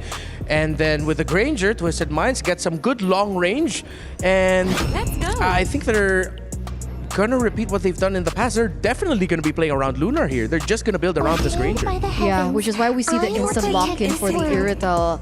And the Angela, so early. Deja vu. Wait, are we sure we're still not in the preview series? Are we sure? What time is it? Is it gonna be a Grok and Use out there at the end? You said it's what time is it? I was gonna say it's definitely not Onic time. I'm sorry. You said that. You said that. It's you said okay. That. Anyway, last pick in for Twisted Minds. I'm thinking whether or not they want to secure something early here for their jungle, considering that the options are limited. But if we're talking about limited options, technically there's not a lot for the mid lane either, right? Kimi banned out, Farsa banned out. We're looking at heroes like the Zetian and the Jushin, and I think in this particular scenario, the Jushin might do well, but no, they go for the Akai. Okay, there's the Air Fist. Yeah, y'all don't see it right now, but I'm raising my fist in the air. I am happy, and my prediction says Twisted Minds will win game number 1. Why? Just because they picked the Akai. No, okay, I'm not serious, but hey, this Akai could be flexed. It could go into the XP or jungle, because we've actually seen the Indonesian teams, Vitality and Onyx, be the ones to put the Akai in the EXP instead. And that's the rising somewhat role of an Akai here for MWI, and so far I'm also liking it, to be honest. Like, you could totally disrupt anyone onto your pathway, and perfect somewhat of a flex here for Twisted Minds, knowing that I'm sure that this Baksha is going to be onto the jungle for Ramisi, and you would want someone to highlight the fact that you could just go on with a heavy spin and give so much space here for Lunar. And this should force the Irithel onto a Purify, right? There's lockdown from the Gatot, there's lockdown coming in from the Akai, so she can't go for her usual sprint to maneuver in and out of these team fights. Unless you want to be funny about it. Because sometimes it just looks funny for an Akai trying to chase an Irithel with a sprint. But definitely, I agree with you. It has to be Purify. But the jokester in me is thinking, hey, it'll be funny if the Irithel was just too fast to catch, you know? Makes sense, makes sense. It's still an opportunity. There was something that we mentioned before we got into the second phase, is the limit on the mid laner. So technically, I mean, if they want to, do they want to replicate what their Filipino counterparts did, right? Flex the Angela into the mid lane. That's why they're starting to really chum down into the mid laners. Zetian here gets banned out. I think this is a warranted Farsa ban if you're Team Liquid, but okay, I'll throw another crazy pick for this series. And that's why it was banned Farsa already. was banned already. Excuse me, Farsa was banned already. Okay, I'll throw another crazy pick out there. What if they go way back, they call back, and they go for something like a Kadita in their mid for Why Twisted not? Minds? Why not? I will right? choose my You just own need path. something that could outmaneuver, outspeed the way that Irithel runs with a heart guard, and that's just it. And I do believe that if for the side of TLPH managed to somehow replicate what Navi PH was trying to do, maybe they should do it sooner onto the early phases, like which was what happened onto the previous game number 2, right? And retain that consistency and prevent overextensions onto the side of the gold laner specifically. That's a good point. That's a fair point that they should consider. You know what? I think just don't do it. Don't do it. Don't put the Angela into the mid lane, right? If you want to look for that early game snowball, you need a little bit more damage in the early game to get that going. Now, the Kadita is interesting, but I feel like she's a little bit too committal, right? She goes in, does her entire full combo, everything with the Petrify, yeah. If it doesn't land, it's pretty bad, right? With the Masha now picked up for Twisted Minds, this also, once again, poses another question. This is really great dive into the Irrital. We can expect a lot of pressure. Yeah. So I think they need a little bit more peel for the Irrital. Yeah. But also a little bit more damage to work with. Yeah, Twisted Minds is so chaotic right now that I think to be safe, they do just need raw damage. So yeah, put the Angela in the roam, get another mid laner, but then the risk is, what if Twisted Minds have been playing us all along? What if the Gata Kancha goes XP, the Akai goes jungle, then they last pick a chip? And Team Liquid have taken that into consideration. They're picking up a Ruby and Badang that could counter a potential last pick surprise chip pickup. Wait, no, they can't play chip. They won't have a mid laner. Never mind. I got too excited. It's okay. My bad. What if they That's on me. just go crazy, right, with the draft? But who says that TLPH could not go for that mid lane? They just want to go and somehow tweak around the draft here for their side, still going onto the mid lane Angela. Yeah, and Twisted Minds goes for the Novaria. They didn't need any more burst. It'll take her a while to get that burst, but they do have the Masha to give it from the EXP lane. 2 MWI debutants, Team Liquid, Twisted Minds. Let's toss you on over to game number 1 with Chantel and Brigida. Thank you so much to our panelists for giving their thoughts on that. I'd say surprising yet again of a draft sequence. Welcome to the caster's desk once again.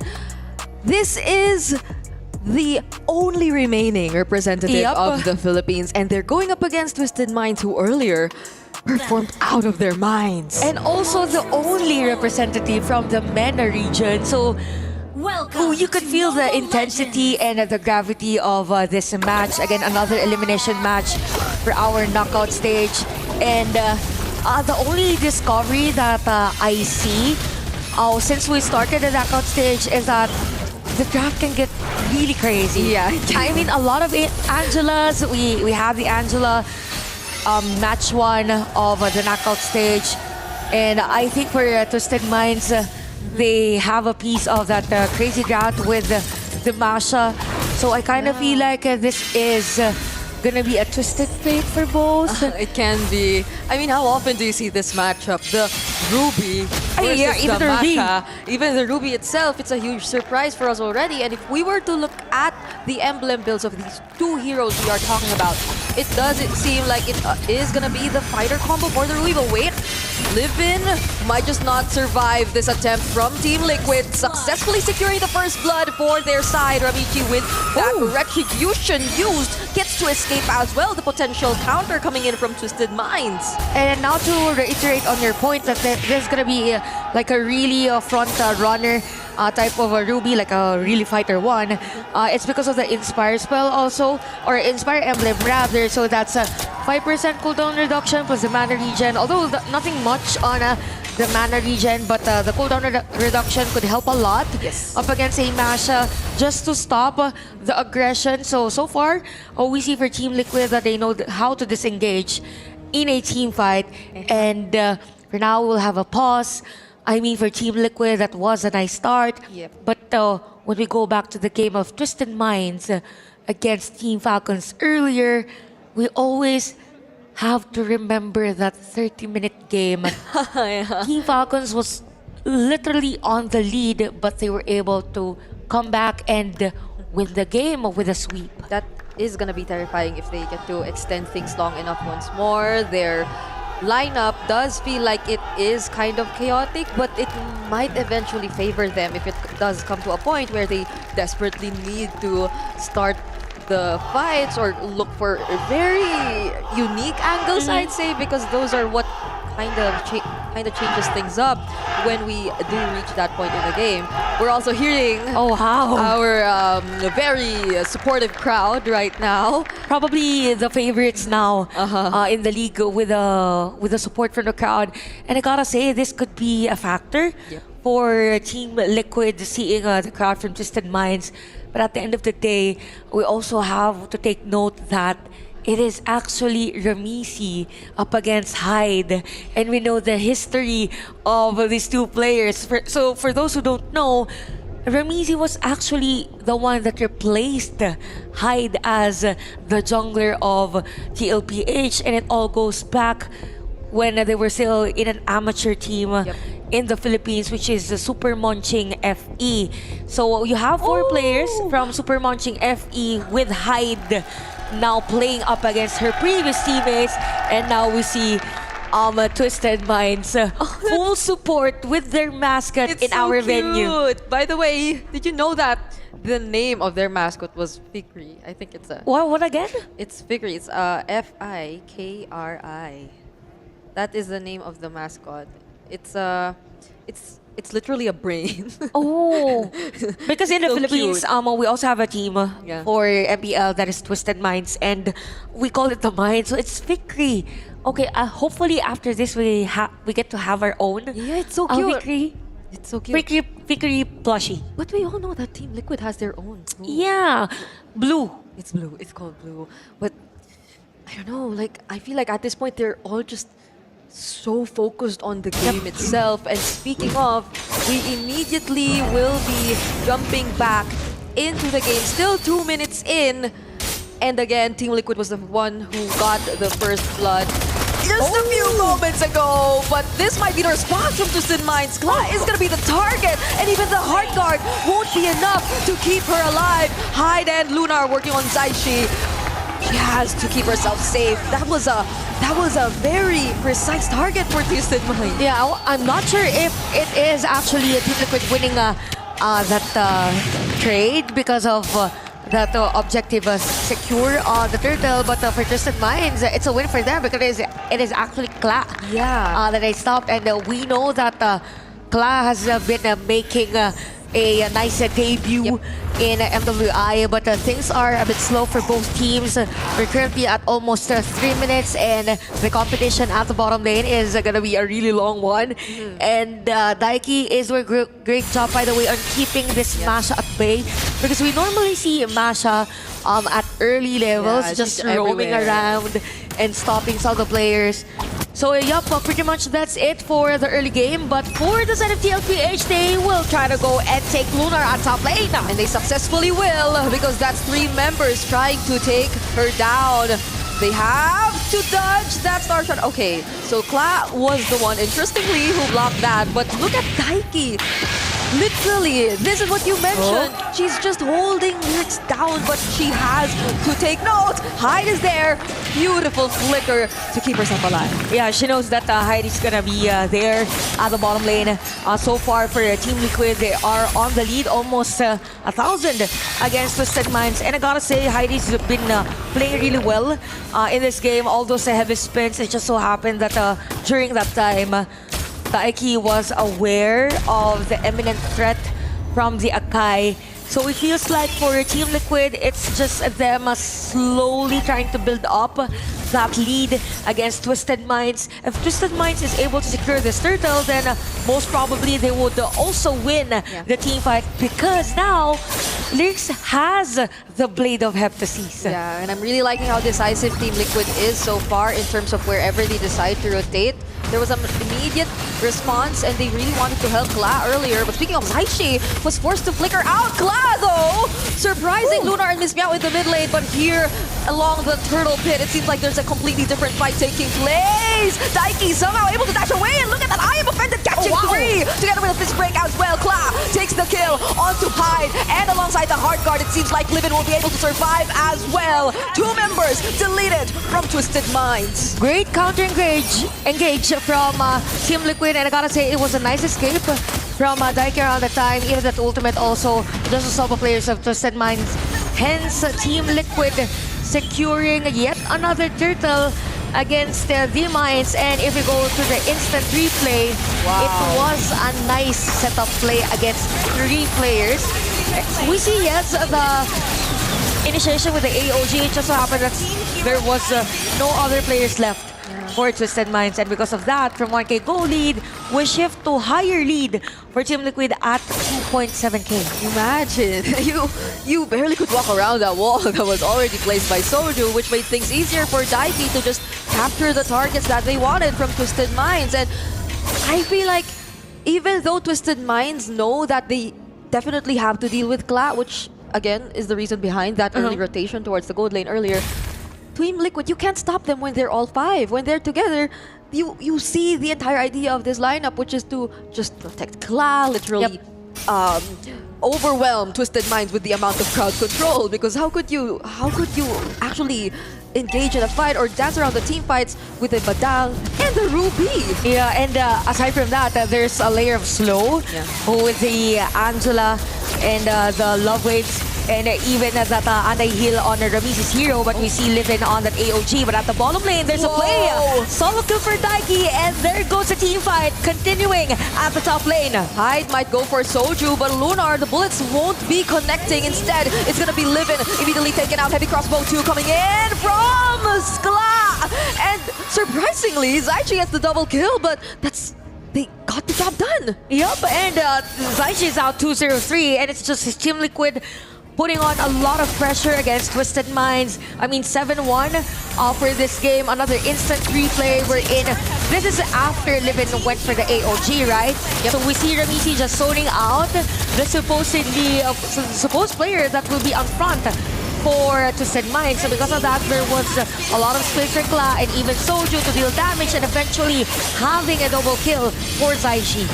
Team Liquid, they're playing the first few minutes of the game really, really well, leaving little to no room for Twisted Minds to actually answer back. And this is gonna be a little tricky for them. They're gonna be forced to use their resources defensively this time. Imagine not being able to commit the heavy spin for a target, but instead just to deny Team Liquid of what they want to do, because so far they're playing this very aggressively. Yeah, true. I think for Twisted Minds now, the key players to potentially turn things around is going to be Miss Meow and even Lunar. So as long as there is a farm and even a slow from the Astral Echo, then they can and potentially have a comeback in terms of the lead. But we saw the items earlier.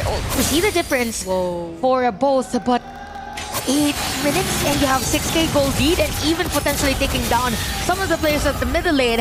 It's definitely Team Liquid controlling this game.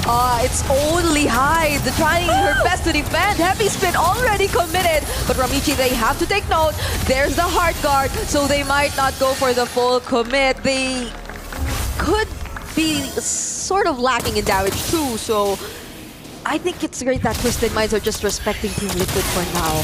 Yeah, they really have to, as much as possible, slow in the pace of Team Liquid, but we can see a fist crack for the players of Team Liquid, and Ramiji securing that kill against Twisted Minds. Oh, they do not want to fight, but Team Liquid, they're forcing the fights, even right under that turret where it was just Livin, who, by the way, is unfortunately on a 0-4 KDA. This is not looking too good for Regato Chacha. Even though you do commit the AOG, there's no guarantee that the follow-up will be enough. That was the big problem earlier, but now there's no guarantee that you can keep yourself alive long enough, and that is probably one of the most important things you have to do as the Gato Kacha in this lineup of Twisted Minds. But the pressure, it's just non-stop now for Team Liquid, and this is just the first Lord. Yeah, and I think the only thing that is good on the side of Twisted Minds is that they are still able to go on for the split push. I mean, they have the Masha, who was actually at the bottom lane prior this initiation of Team Liquid at the Lord. Even went in for the Malefic Roar. So it feels like for Twisted Minds, they are changing things up. They don't want any team fight anymore, but just give space for the players like Lunar and even Lyrics. And we could see a team fight probably. We have the split for Hyde. I'm not sure if Team Liquid will let them escape, but it's just the discipline that they will focus on. But we could see Daiki just forcing the players of Twisted Minds to push back. She's so brave. And this is Team Liquid. Brave enough to risk taking on a fight even right after securing the objective for themselves. But speaking of, that Lord is going to be marching down bottom lane. And I feel like the way things unfolded, ouch, indeed, it does hurt, is also mostly because Daiki literally held down Lyrics in the lane. Yeah. Like, this could have been different if we saw the Masha in other places early on. Yeah, that's true. Would agree. And also, if speaking about Daiki, she both has a defensive item, not the last item for magic defense, but covers both physical and magic defense. Hence, the reason as to why she is very brave in setting up plays. Oh, they forced out the heavy spin already from Hyde. They can only do so much now. They're looking to take out the Holy Shields as well. And I feel like if you're Twisted Minds, you have to think twice whether or not you want to engage in this because you're lacking a major resource. And speaking of, they might just go over it. Limit though, could this be the right call indeed? Because it seems like a go call for Lyrics, but instead it's a punish. They take out Limit and the heavy crossbow. The damage is too much. By the way, it was a nice initiation by Livin. It just so happened that for Team Liquid, Soju was fast to react on the flicker, was able to survive the threat, and we could see right now that for the damage dealt ranking, it is actually Kla on top, despite that kill against her at the top lane. And Ramichi against two players. I'm not sure if she is still able to survive that, but she doesn't. She probably should be expecting a little more damage now. I feel like all this time, Lyrics, whenever she got the chance, she still tries to go for the split pushes anyway. She still tries to manage the waves. And just now, she picks up the Sea Halberd. So I feel like they are a little more equipped if ever they find a target, which Team Liquid should not allow if they want to keep the lead. Yeah, super good point because you have the penetration, you even have the Blade of Heptases. I mean, if it is going to be Kla who is going to be the target for Lyrics, and then that's going to be the problem for Team Liquid. But because of the Angela, then we see a kill against Lyrics. Good thing the Angela was there for Kla. If there was no Angela, that could have been different because you're looking at a Masha also with the Malefic Roar. Those are 3 damage core items already in her build, but this just allows Team Liquid to freely take the Lord for themselves. But Twisted Minds, it seems like they still want to deal with the mid-waves, but this is all that they can do for now. Yeah, for now, that is something that they should really hold on to. As much as possible for Twisted Minds, they don't really want Team Liquid to capitalize on the Lord, which by the way will march in at the bottom lane. So given that Livin already has the immortality, as long as she's able to put up that AOG really nice in the middle of a Team Liquid's formation, plus the Unbreakable maybe, just to have that added layer of a crown control, then it would be nice for them. But you have tanky heroes right for the side of Twisted Minds, but in terms of damage that is sustained over time, it is Team Liquid winning that department. Yeah, they can, or the longer fights might just favor Team Liquid, especially if there's a lot of slight errors. If there are ultimates which are committed, which don't necessarily get what they're after, but now they get to slowly access the base. Is this gonna be a fight for both of the teams? It seems like they're not gonna decide to go for it just yet. Also, Kla just secures the purple buff, so they're probably really considering timing. Yeah, more like more to the discipline and the respect the potential from Twisted Minds hero. Again, because they're still waiting for the minion wave on other lanes. Speaking of minion wave, we have the AOG for Twisted Minds, but Kla and the rest of Team Liquid jumps in. Oh, Kla just keeps looking for the targets.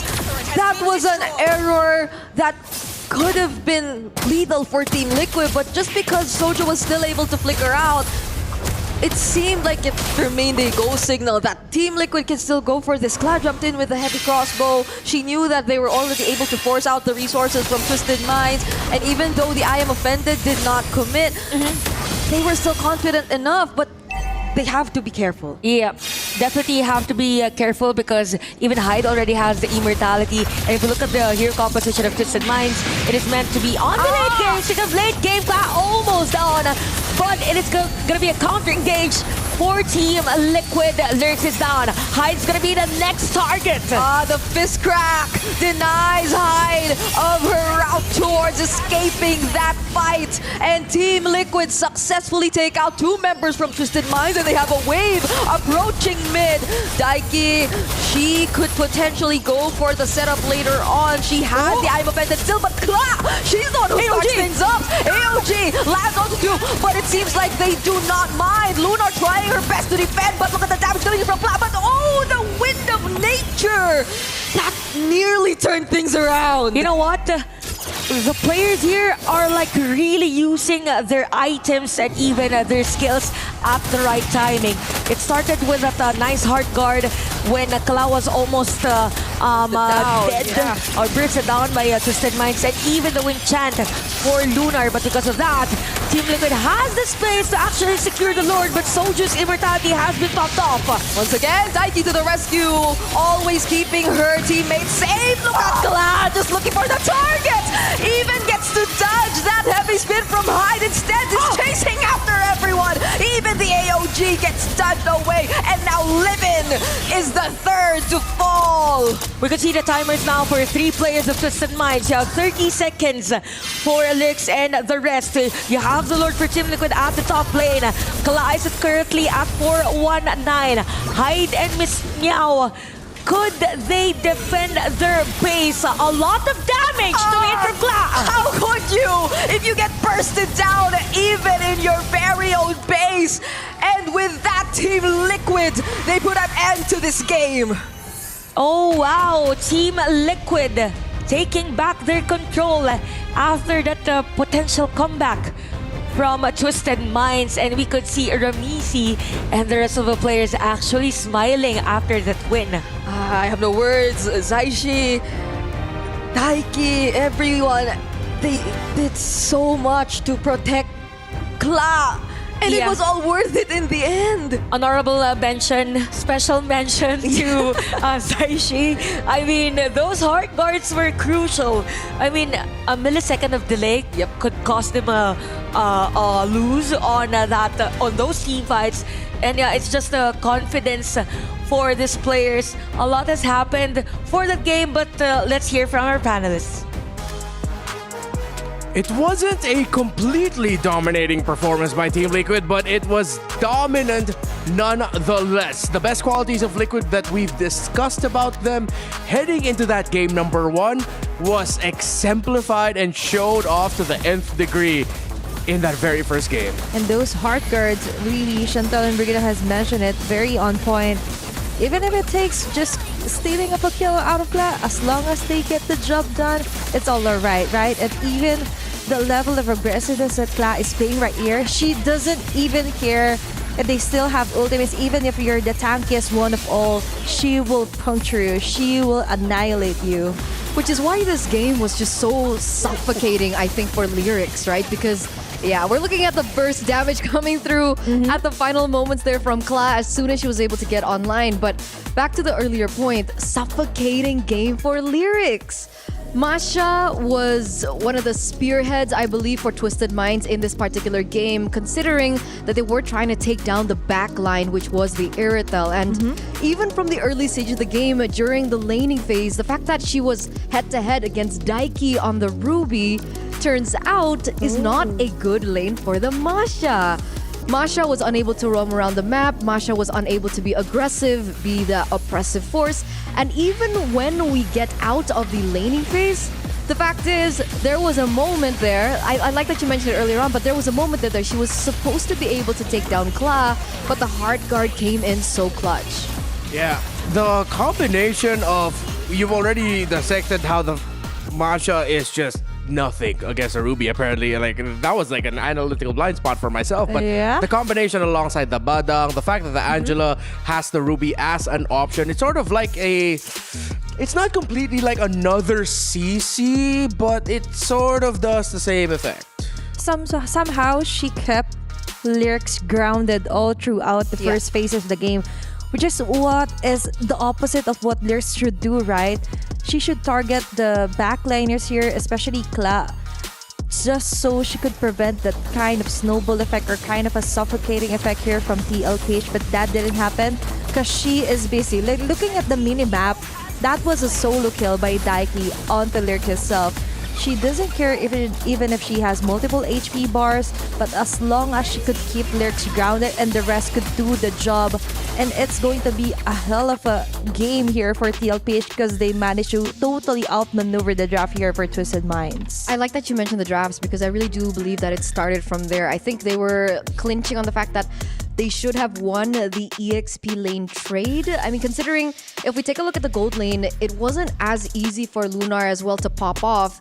There were moments where they were like 50-50, but the amount of rotations that were made by TL in the early game with the, of course, the Boxy just rolling around the map everywhere, you know, giving that oppressive pressure onto the side lanes, it became a moment where in the laning phase, the Iritel was leading against the Granger. So they were working off a draft or a composition where they lost both side lanes. Yeah, and we usually talk about suffocating map pressure through the eyes of the roamer and the mid laner and the jungler of a specific hero composition. But then now for Team Liquid, yeah, they were doing good at the center of the map, but when you have both side lanes shut down, at that point, you're desperately just playing for the late game, wherein their late game isn't as easy to pull off. They have the Novario with them. Usually we find the mid laners as the next late game option, but it's like such a demanding skill shot. Yes, the ultimate's there, but at that point, by the time you've count up on items and damage, the opposing team already has like magic defense items to negate the damage of the Novaria. Exactly. With the Novaria last pick, I think they should have gone for a different kind of mage hero. But so far onto the game itself, I do like the fact that you also mentioned onto the early phases of the game wherein TLPH was just focused onto trying to sink down both lanes onto the side lanes of the Twisted Minds. And out of all the matches or clashes that we've seen, they were kind of struggling on who to really target because Kla, even though she is the most viable target to shut down, that just isn't it because the hard card is solely reserved for her, right? So you have to pick the next best option, but all of them were just tanky as hell. Yeah. And for what you mentioned earlier, Eterna, wherein they needed the Masha to win the EXP lane, they couldn't. And it was because of Daiki on that Ruby, who did a fantastic job of shutting the Masha of Lyrics down on astronomical stat lead for Daiki on that Ruby. Absolutely. We're looking at every single stat and it looks like she's leading heavily. And I think one of the main things to look at is also the KP, right? Because the Masha functions in a way, she's like a kind of a quote-unquote assassin, right? She wants to go in, burst down whoever is the backline of the enemy opponent. But that's clearly the main function of the Masha. There's no secondary function that the Masha can actually give aside from, let's say, maybe split push, right? But for the Ruby, there's so many things that she can do in team fights where the impact is definitely seen. I think you were the one, Renmar, to mention inside the game as we were looking at it, the layering of skills that were able to be created by TL with the Badang. They had the I'm Offended as well coming through from Daiki to make sure that even if Twisted Minds looks for an opportunity, it's really hard for them to execute at the end of it. Yeah, it's a good balance of what it seems like in the previous series. At some points there were like overloads of crowd control and utility, but this time they had the damage. And different from what we saw earlier from Navi PH in their game number 1. Here in this game number 2, Team Liquid were able to have a better time around because they had the better early to mid game. There could have been a universe wherein we'd see Team Liquid actually be the one trying to crawl back from behind with Twisted Minds getting the lead. There were a few trades in the early game that we thought Twisted would be able to win it out. But no, Team Liquid were able to readjust very well. And so far, we could definitely see it reflecting onto the titles as well with Kla and Zaishi's duo early on. And we could definitely see some adjustments as well onto who to take down if you're TLPH. For Missy also, I would like to highlight on the way she rolled over with the Shield Unity and as well as the Turtles Facades, just giving it her all, preventing anyone from trying to full-on take on the backlaners here for TLPH. Just a little cheer here for Coach Moody as well. And I like how the energy reflects also onto their game, and even after the game, there was just like happy faces as well and very relaxed. Too early to celebrate, but also given the fact that they have this constant pressure that they're the only remaining representative for the PH. Yeah. Let's see what are the adjustments of Twisted Minds going to be in this draft, because I feel like with how Team Liquid drafted in that game number 1, there were still some surprises. Ruby in the EXP lane, sort of doing their own remix of what Navi PH brought out in the previous series, playing around the Baksha, Angela, Irithel, all of that. So as much as I'm excited to see what else Team Liquid has in store up their sleeves, you know, I love an underdog story, so I really want to see what Twisted Minds will do to adjust. I feel like their Masha was supposed to be the linchpin of their draft in Game 1, but it just didn't work out. Here, this is the one thing that I really wanted to ask you, Renmar and Athena, right? In a lane where supposedly you're losing out because of this out sustain coming through from the Ruby, with the Masha going first item Blade of Heptases instead of the anti-regen, was that okay? From what I recall from the Masha games that I've seen, it seems like no matter what, they do like to go for the Blade of Heptases right away. So maybe the sheer damage output of the Sea Halberd could have been better, considering that it does give the 80 damage, yeah. Because the Sea Halberd was built in so late, Athena. Yeah, and actually, the Renmar does have a point, but at the case or the situation at hand earlier for Lyrics, maybe she was just trying to kind of like give back some of the damage that she wants onto Ruby. That I do believe she should have gone for a more defensive force at first. Especially if she was constantly harassed, right? She couldn't get out. She couldn't do anything at all. Even her first main role, which is to be kind of like an assassin. Yeah. And sometimes you just need to improvise just so you could survive. Yeah. I feel like with us having differing opinions in terms of what the item build path the Masha should have gone for. I feel like there's something we could have agreed on, or we can agree on. Twisted Minds, if they have one lane that's really struggling and it's the linchpin of your draft, I think you have to rotate there more. Actually, the lack of rotations to help out the Masha, in my eyes, was quite surprising to me. So let's see if they can set up their EXP laner far better in this game number 2 as we head into the draft. Farsa, Baksha instantly getting taken away by Team Liquid, Uranus, and the 1-1. If ever, Twisted Minds might be able to end up with a Isan Shin first pick available for them. We're kind of seeing like a trend also, like a YSS, even though it's a powerful hero by itself, but it also gives up 2 advantage heroes for the red side, right? It could just easily like counter it out this early into the facing. But if so, Twisted Mind manages to get the YSS, the Granger could be the first option here for TLPH. Like, they should be comfortable with it, right? They have picked it up before. That's actually a really good point, because in game number 1, there was no ban towards the YSS either. Yeah. Completely ignored.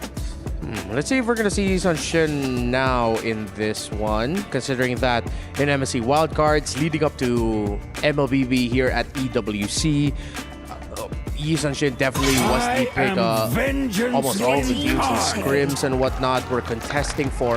Moskov gets taken away by TL. They want to make sure that Twisted Minds' impact in the map is severely depleted. All 3 picks that they banned against Twisted Minds are heroes that are great with applying pressure in the map. Is there a Fanny possibility here for TL? Are you guys...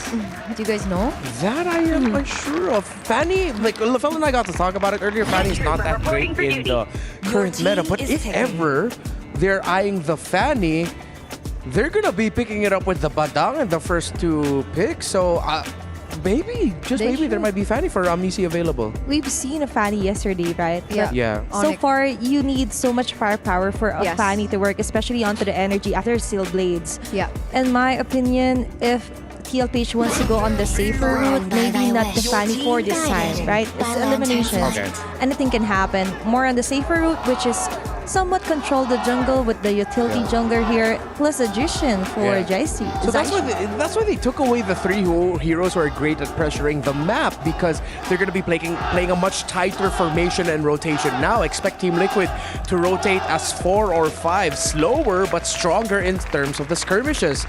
Twisted Minds, I think at this point they do have to put that Kimmy in the mid lane and consider something else for the gold, but they might just end up with a Granger. I'm wondering if they want to secure a jungler here first, right? We were talking about this with the Fredrin being picked up. That should deny the Joy away. It is a comfort pick for Hyde. But we can consider a hero like maybe the Suyo, the YSS that technically is still available. And there you go. Finally, we get the YSS here for game number 2 alongside the Badang that you mentioned earlier on. Yeah, and I feel like considering that they are not showing they are going to be playing double marksman, getting the Badang is a great option for them. They need stoppers and crowd control.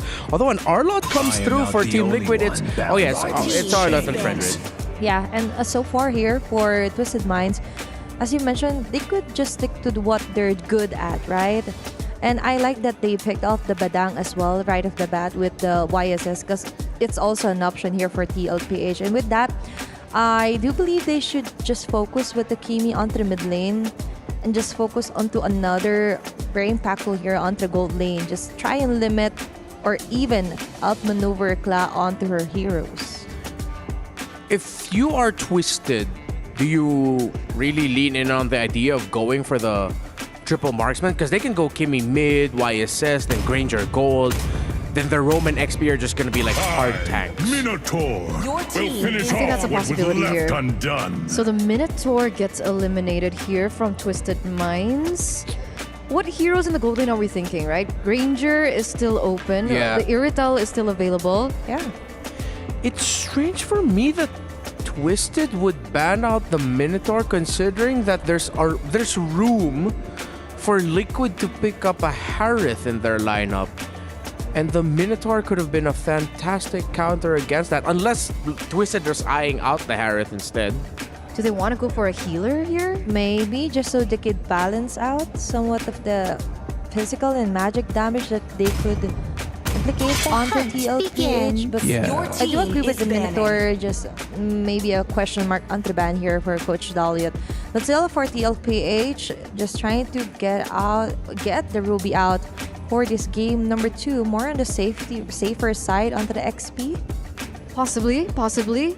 Ruby ban, is it a possible mashup pickup instead for TL here? Considering if they do go for that triple marksman strategy, they need someone to be able to dive into the backline. And we saw earlier on that the Yuzong didn't really do too well in the hands of not Ayanami. Oh. Yeah. They still have the Lapu though for Daiki if ever they want to put the Arlot to the roam here. Yeah. Let's go. But maybe a little short on the melee range, but Irrital ban out here for Twisted. Yeah, we just still don't see the big damage leader for Liquid. Lots of utility. Majority of their damage is going to come through the gold lane. I think they're going to be the ones that end up with a Granger in their hands. But I feel like it could be a bait.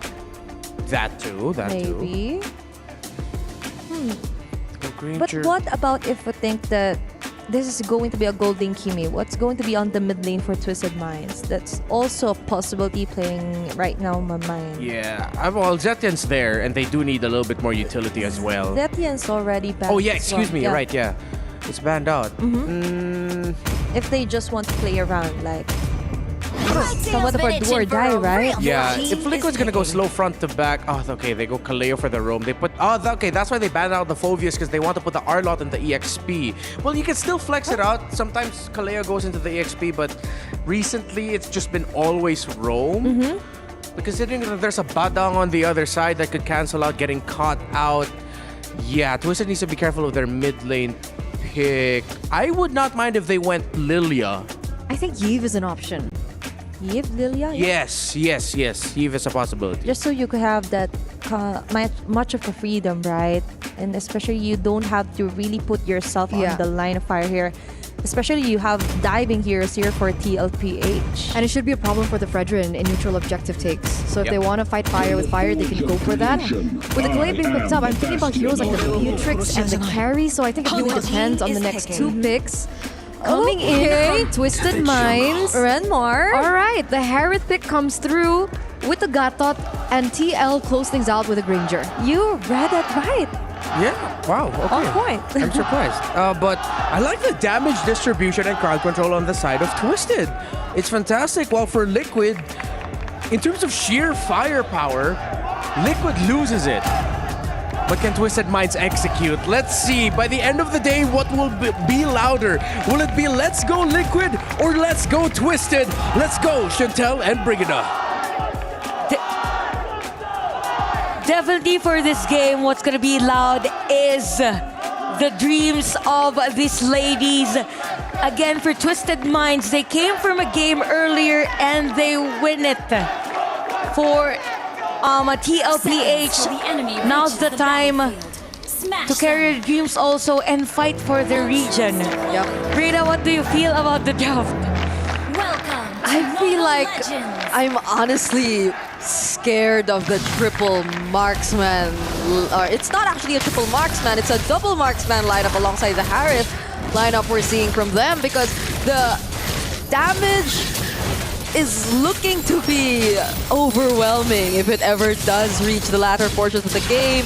But for Team Liquid Philippines, we also know that they are a very proficient team in terms of macro. So they can find a way to work around with this, but speaking of it as early as less than a minute, that was dangerous for Miss Meow. Yep, and even Miss Meow was forced to use that Purify, even though there's still not really a crowd control from Team Liquid, but it's the only thing that she could hold on to just to survive the threat. So yup, we've mentioned about the spells. It's so close, but Soju was able to use that flicker, so a lot of resources being used on this game, but a lot of control from Zaishi's Jushin, but Miss Meow is just really stable, clearing the minion wave at the middle lane, and going back to her thought, for the lineup of Team Liquid, because of the skills or potential crowd control that they have, they forced two players from Twisted Minds to have and get that Purify and live in. This is the time we're in. She can actually redeem that performance on that Gatot play from game number 1. This is a very aggressive start for Team Liquid too. I mean, the way that they're able to control the mid lane, it's gonna be so beneficial for them if they're able to keep it this way, because they're gonna have an easier time rotating and dictating the tempo of the game, which is why it does seem like right now Twisted Minds, they want to go in this turtle fight all together. 4 members.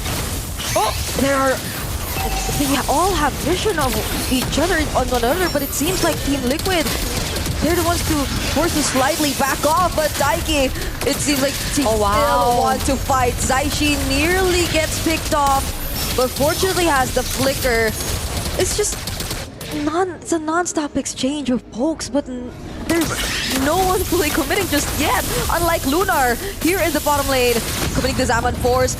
Traction pulse already used, but there was enough time for Team Liquid to secure that turtle. What an unfortunate sequence for Twisted Minds. It was Hyde who got taken out. Yup, and I think for Team Liquid, it's really about the control, but really have to commend the laning, both for Lunar and even Kla. I think there was a time wherein I reacted at the middle lane, but it was actually because of the potential kill against Kla at the bottom lane. But all in all, for Team Liquid, we have 1.7k gold lead, and even if we look at the emblem set, you have the concussive blast as usual for the Fredrin, and even the Festival of Blood for both Arlot and even Zaishi. But at the top lane, that is gonna be a kill for Lyrics, and Twisted Minds just playing really well against Team Liquid. That was indeed an outplay shown to us by Lyrics there up top. Daiki needs to be extra careful here. She does make a huge difference, especially when there are team fights that break out in this game, but that just allowed for Hyde to gain access to the energy shields, and bring that turret HP down to half. So this is looking good for Twisted Minds. If you're part of their team, oh my goodness. This gold lane, the action doesn't stop. I really love how really strong Lunar is playing in this game. I mean, the confidence is there. We see a setup play at the bottom lane. You have Miss Meow as well for supplementary damage. Living hurts, the Unbreakables. You're seeing it, but now she has to get out of this. But the AOG is committed pretty close to the other members of Team Liquid. The Zaman Force is there. Soju might just get taken out, but gets to sustain it. Now instead, it seems like Team Liquid, they're just going for the other members. That's a flicker from Cla to ensure the kill. Miss Meow, she also gets taken down. And they immediately convert to a turret while Taiki just keeps distracting the other members. Yep, a kill after another kill and an objective for Team Liquid.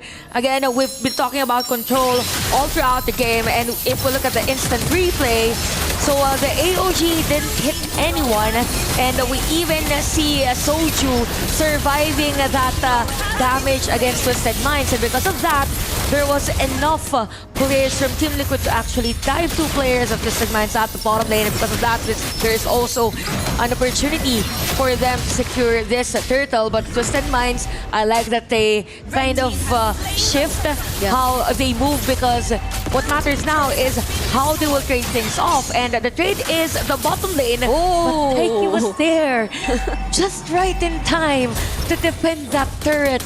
Oh, Miss Meow. They nearly went for the kill here in the middle lane, but as you mentioned, Daiki did a great job in defending that top or that bottom lane turret. And it seems like, I do agree, Twisted Minds, they don't feel as reactive. They're still setting the pace. They're still the ones deciding on what they want to go for. And right on cue! Look at that beautiful fist break, fist crack, but still Team Liquid take down the turret. Nonetheless, Lyrics, will she be able to get out of this? She does, but at the expense of that turret. So Team Liquid, we're seeing the entire macro working so well for them, and a beautiful final slap, taking out Hyde. Miss Meow needs to reposition herself. What a sequence from Team Liquid right there. Yeah, it's as if Daiki knew that the players from Twisted Minds will go in that area, just went in for the final slash. If there was a kill for Team Liquid at a time, it would probably highlight worthy for the next broadcast if they win the game. But yeah, for Team Liquid, again, they're just continuing the pressure that they give against Twisted Minds. Wow. And that's the beauty of being in a lead in a game, because if you do pressure all the time, then it's gonna be hard for the counter engage. But speaking of counter engage, it's a beautiful setup here by Lyrics, but then she gets punished, and now there's an attempt from Livin to actually follow up. They successfully take down Soju, but 2 members of Twisted Minds are gone. Those are the 2 front lines. So 2 for 2 trade for our teams, and I gotta say, for Livin, that was a nice setup play. It just so happened that the range of the players or the skills from Twisted Minds isn't enough to deal damage against the players of TLPH. Now, if you look at the instant replay, there's the setup play. You even have that AOG, but for Daiki, she went in for the final slash. Yeah. So there was a delay for the follow-up damage from Twisted. So 9-3 is our score. The rest of the players with Twisted Minds, as much as possible, is trying to clear all the minion wave. It's just a turtle. I'm not sure if Team Liquid will go for this or just wait for the Lord. Just to make sure that there's no enough room for Twisted Minds to breathe. Oh, Lunar though seems to have found the room to actually engage with the Zaman Force. Livin gets taken down though. So that might have not been the best call for Twisted Minds. And Team Liquid, they do wait for the Lord. So they wanna end things fast actually. They wanna get the most out of this early Lord, this 8-minute Lord. Yep, I think they learned from Twisted Minds game earlier against Team Falcons that they have the potential to actually stretch the game into a longer one.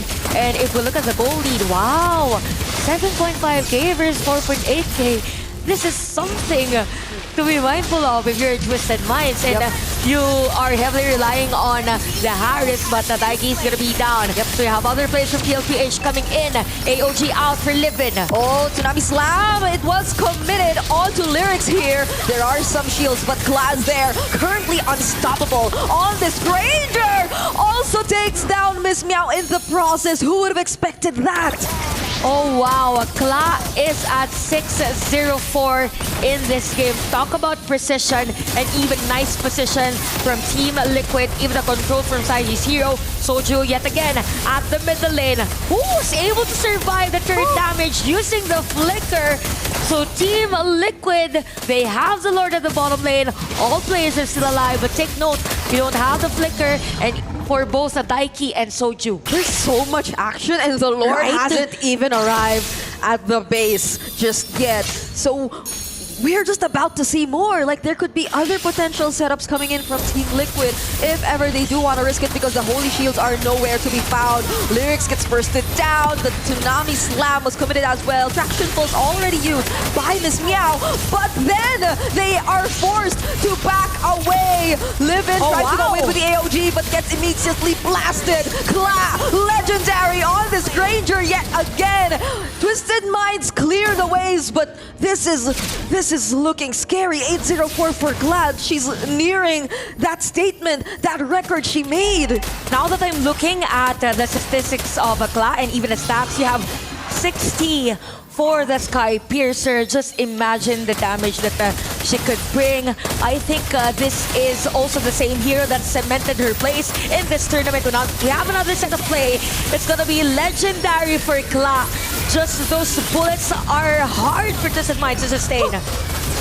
A surprise double kill, or then possibly a triple for Kla. The flicker is there to also keep her safe, but that's 3 members down for Twisted Minds, including 2 of their damage dealers.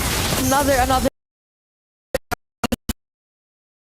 wants to beat that record, you know? Like, this is 1205. ADA. I think for Kla, the record is 15 kills, right? Yes. So if she is able to get more kills than 15, no that's deaths. another record. So she defeats herself. She's only against herself. And now, this is looking bleak for Twisted Minds, honestly. Like, I know their lineup, their power spike, it could come in if they extend this series long enough, but the discrepancy, the lead that Team Liquid currently has in terms of gold, it's just too much. Yep. And you also have 2 blade armors from the players of Team Liquid. So just forced to back away. Okay, we have a defense for for Twisted Minds. Actually, a nice defense, but there is a threat again at the middle lane with this Lord. So I think all the minion waves are flowing equally on all sides of the map. And nice setup play, by the way, for Twisted Minds. And a follow-up AOG, but it seems like Lyrics is blasted. Livin is next once again. The sequence, it just happens again and again. A triple for Kla, or a maniac rather. It could be a savage here right now, but will Lunar allow that? They don't mind, they don't care. It's the win that they're after. Team Liquid secures the sweep. Team Liquid Philippines securing their journey in MWI 2025. And it's just amazing to see that they didn't give Twisted Minds the time to breathe. I mean, 4 minutes, 5 minutes of just pressuring the inhibitor turrets.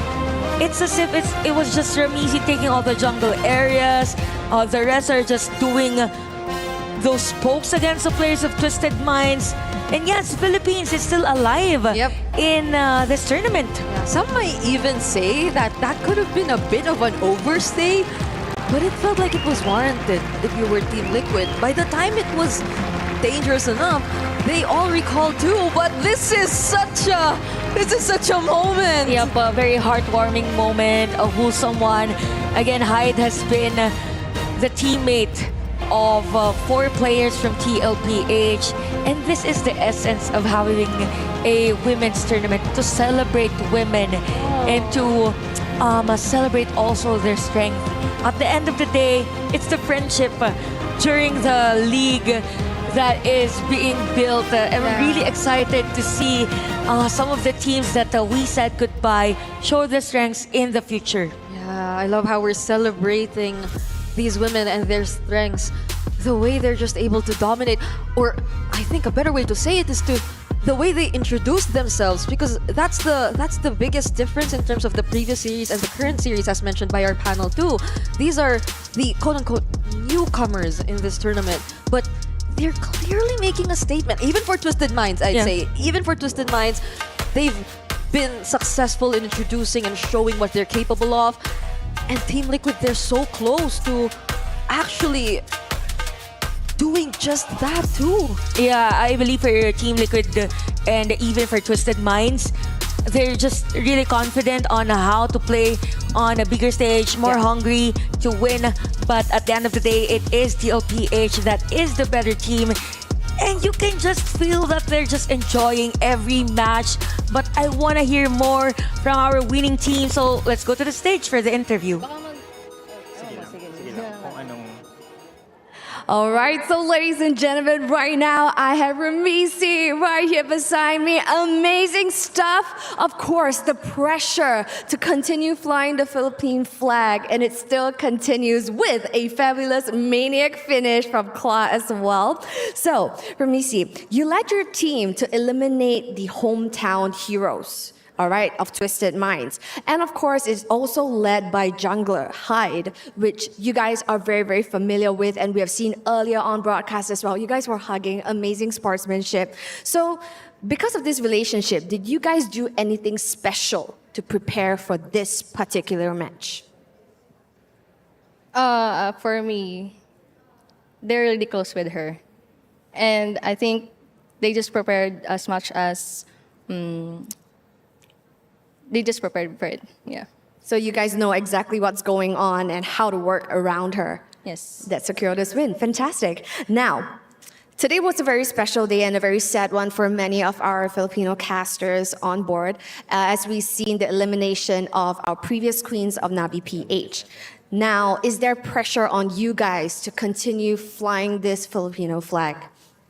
I think it's pretty normal that we are pressured, but I think it's an honor to be pressured since we will set the standard. But babawi pa kami para sa Pinas. I think the pressure is normal, but I think the pressure is really good because we're representing the Philippines and we're going to have a comeback, of course, for the rest of the matches. Fantastic. We're so very excited. And this is really the mindset of champions. Pinas lang malakas, am I right? So you've also surpassed your previous finish from last year's MWI. Aside from the title, what do you guys plan to achieve right here in this competition? Best team. Best team, securing the championship? Securing the championship and best team. The eyes on the prize, and the prize is right here. So ladies and gents, this is Ramisi right here from Team Liquid. And oh, looky there. This is what your team is going to do in a couple of moments' time. You guys didn't just crush your opponents, but you've also crushed their keys. The keys signifying their life, and this is what you and your team will be doing in a couple of moments' time. So this is all we have right here from us here on stage, and we're gonna head it back to the studio to recap a little bit on what happened today for us. Take it away.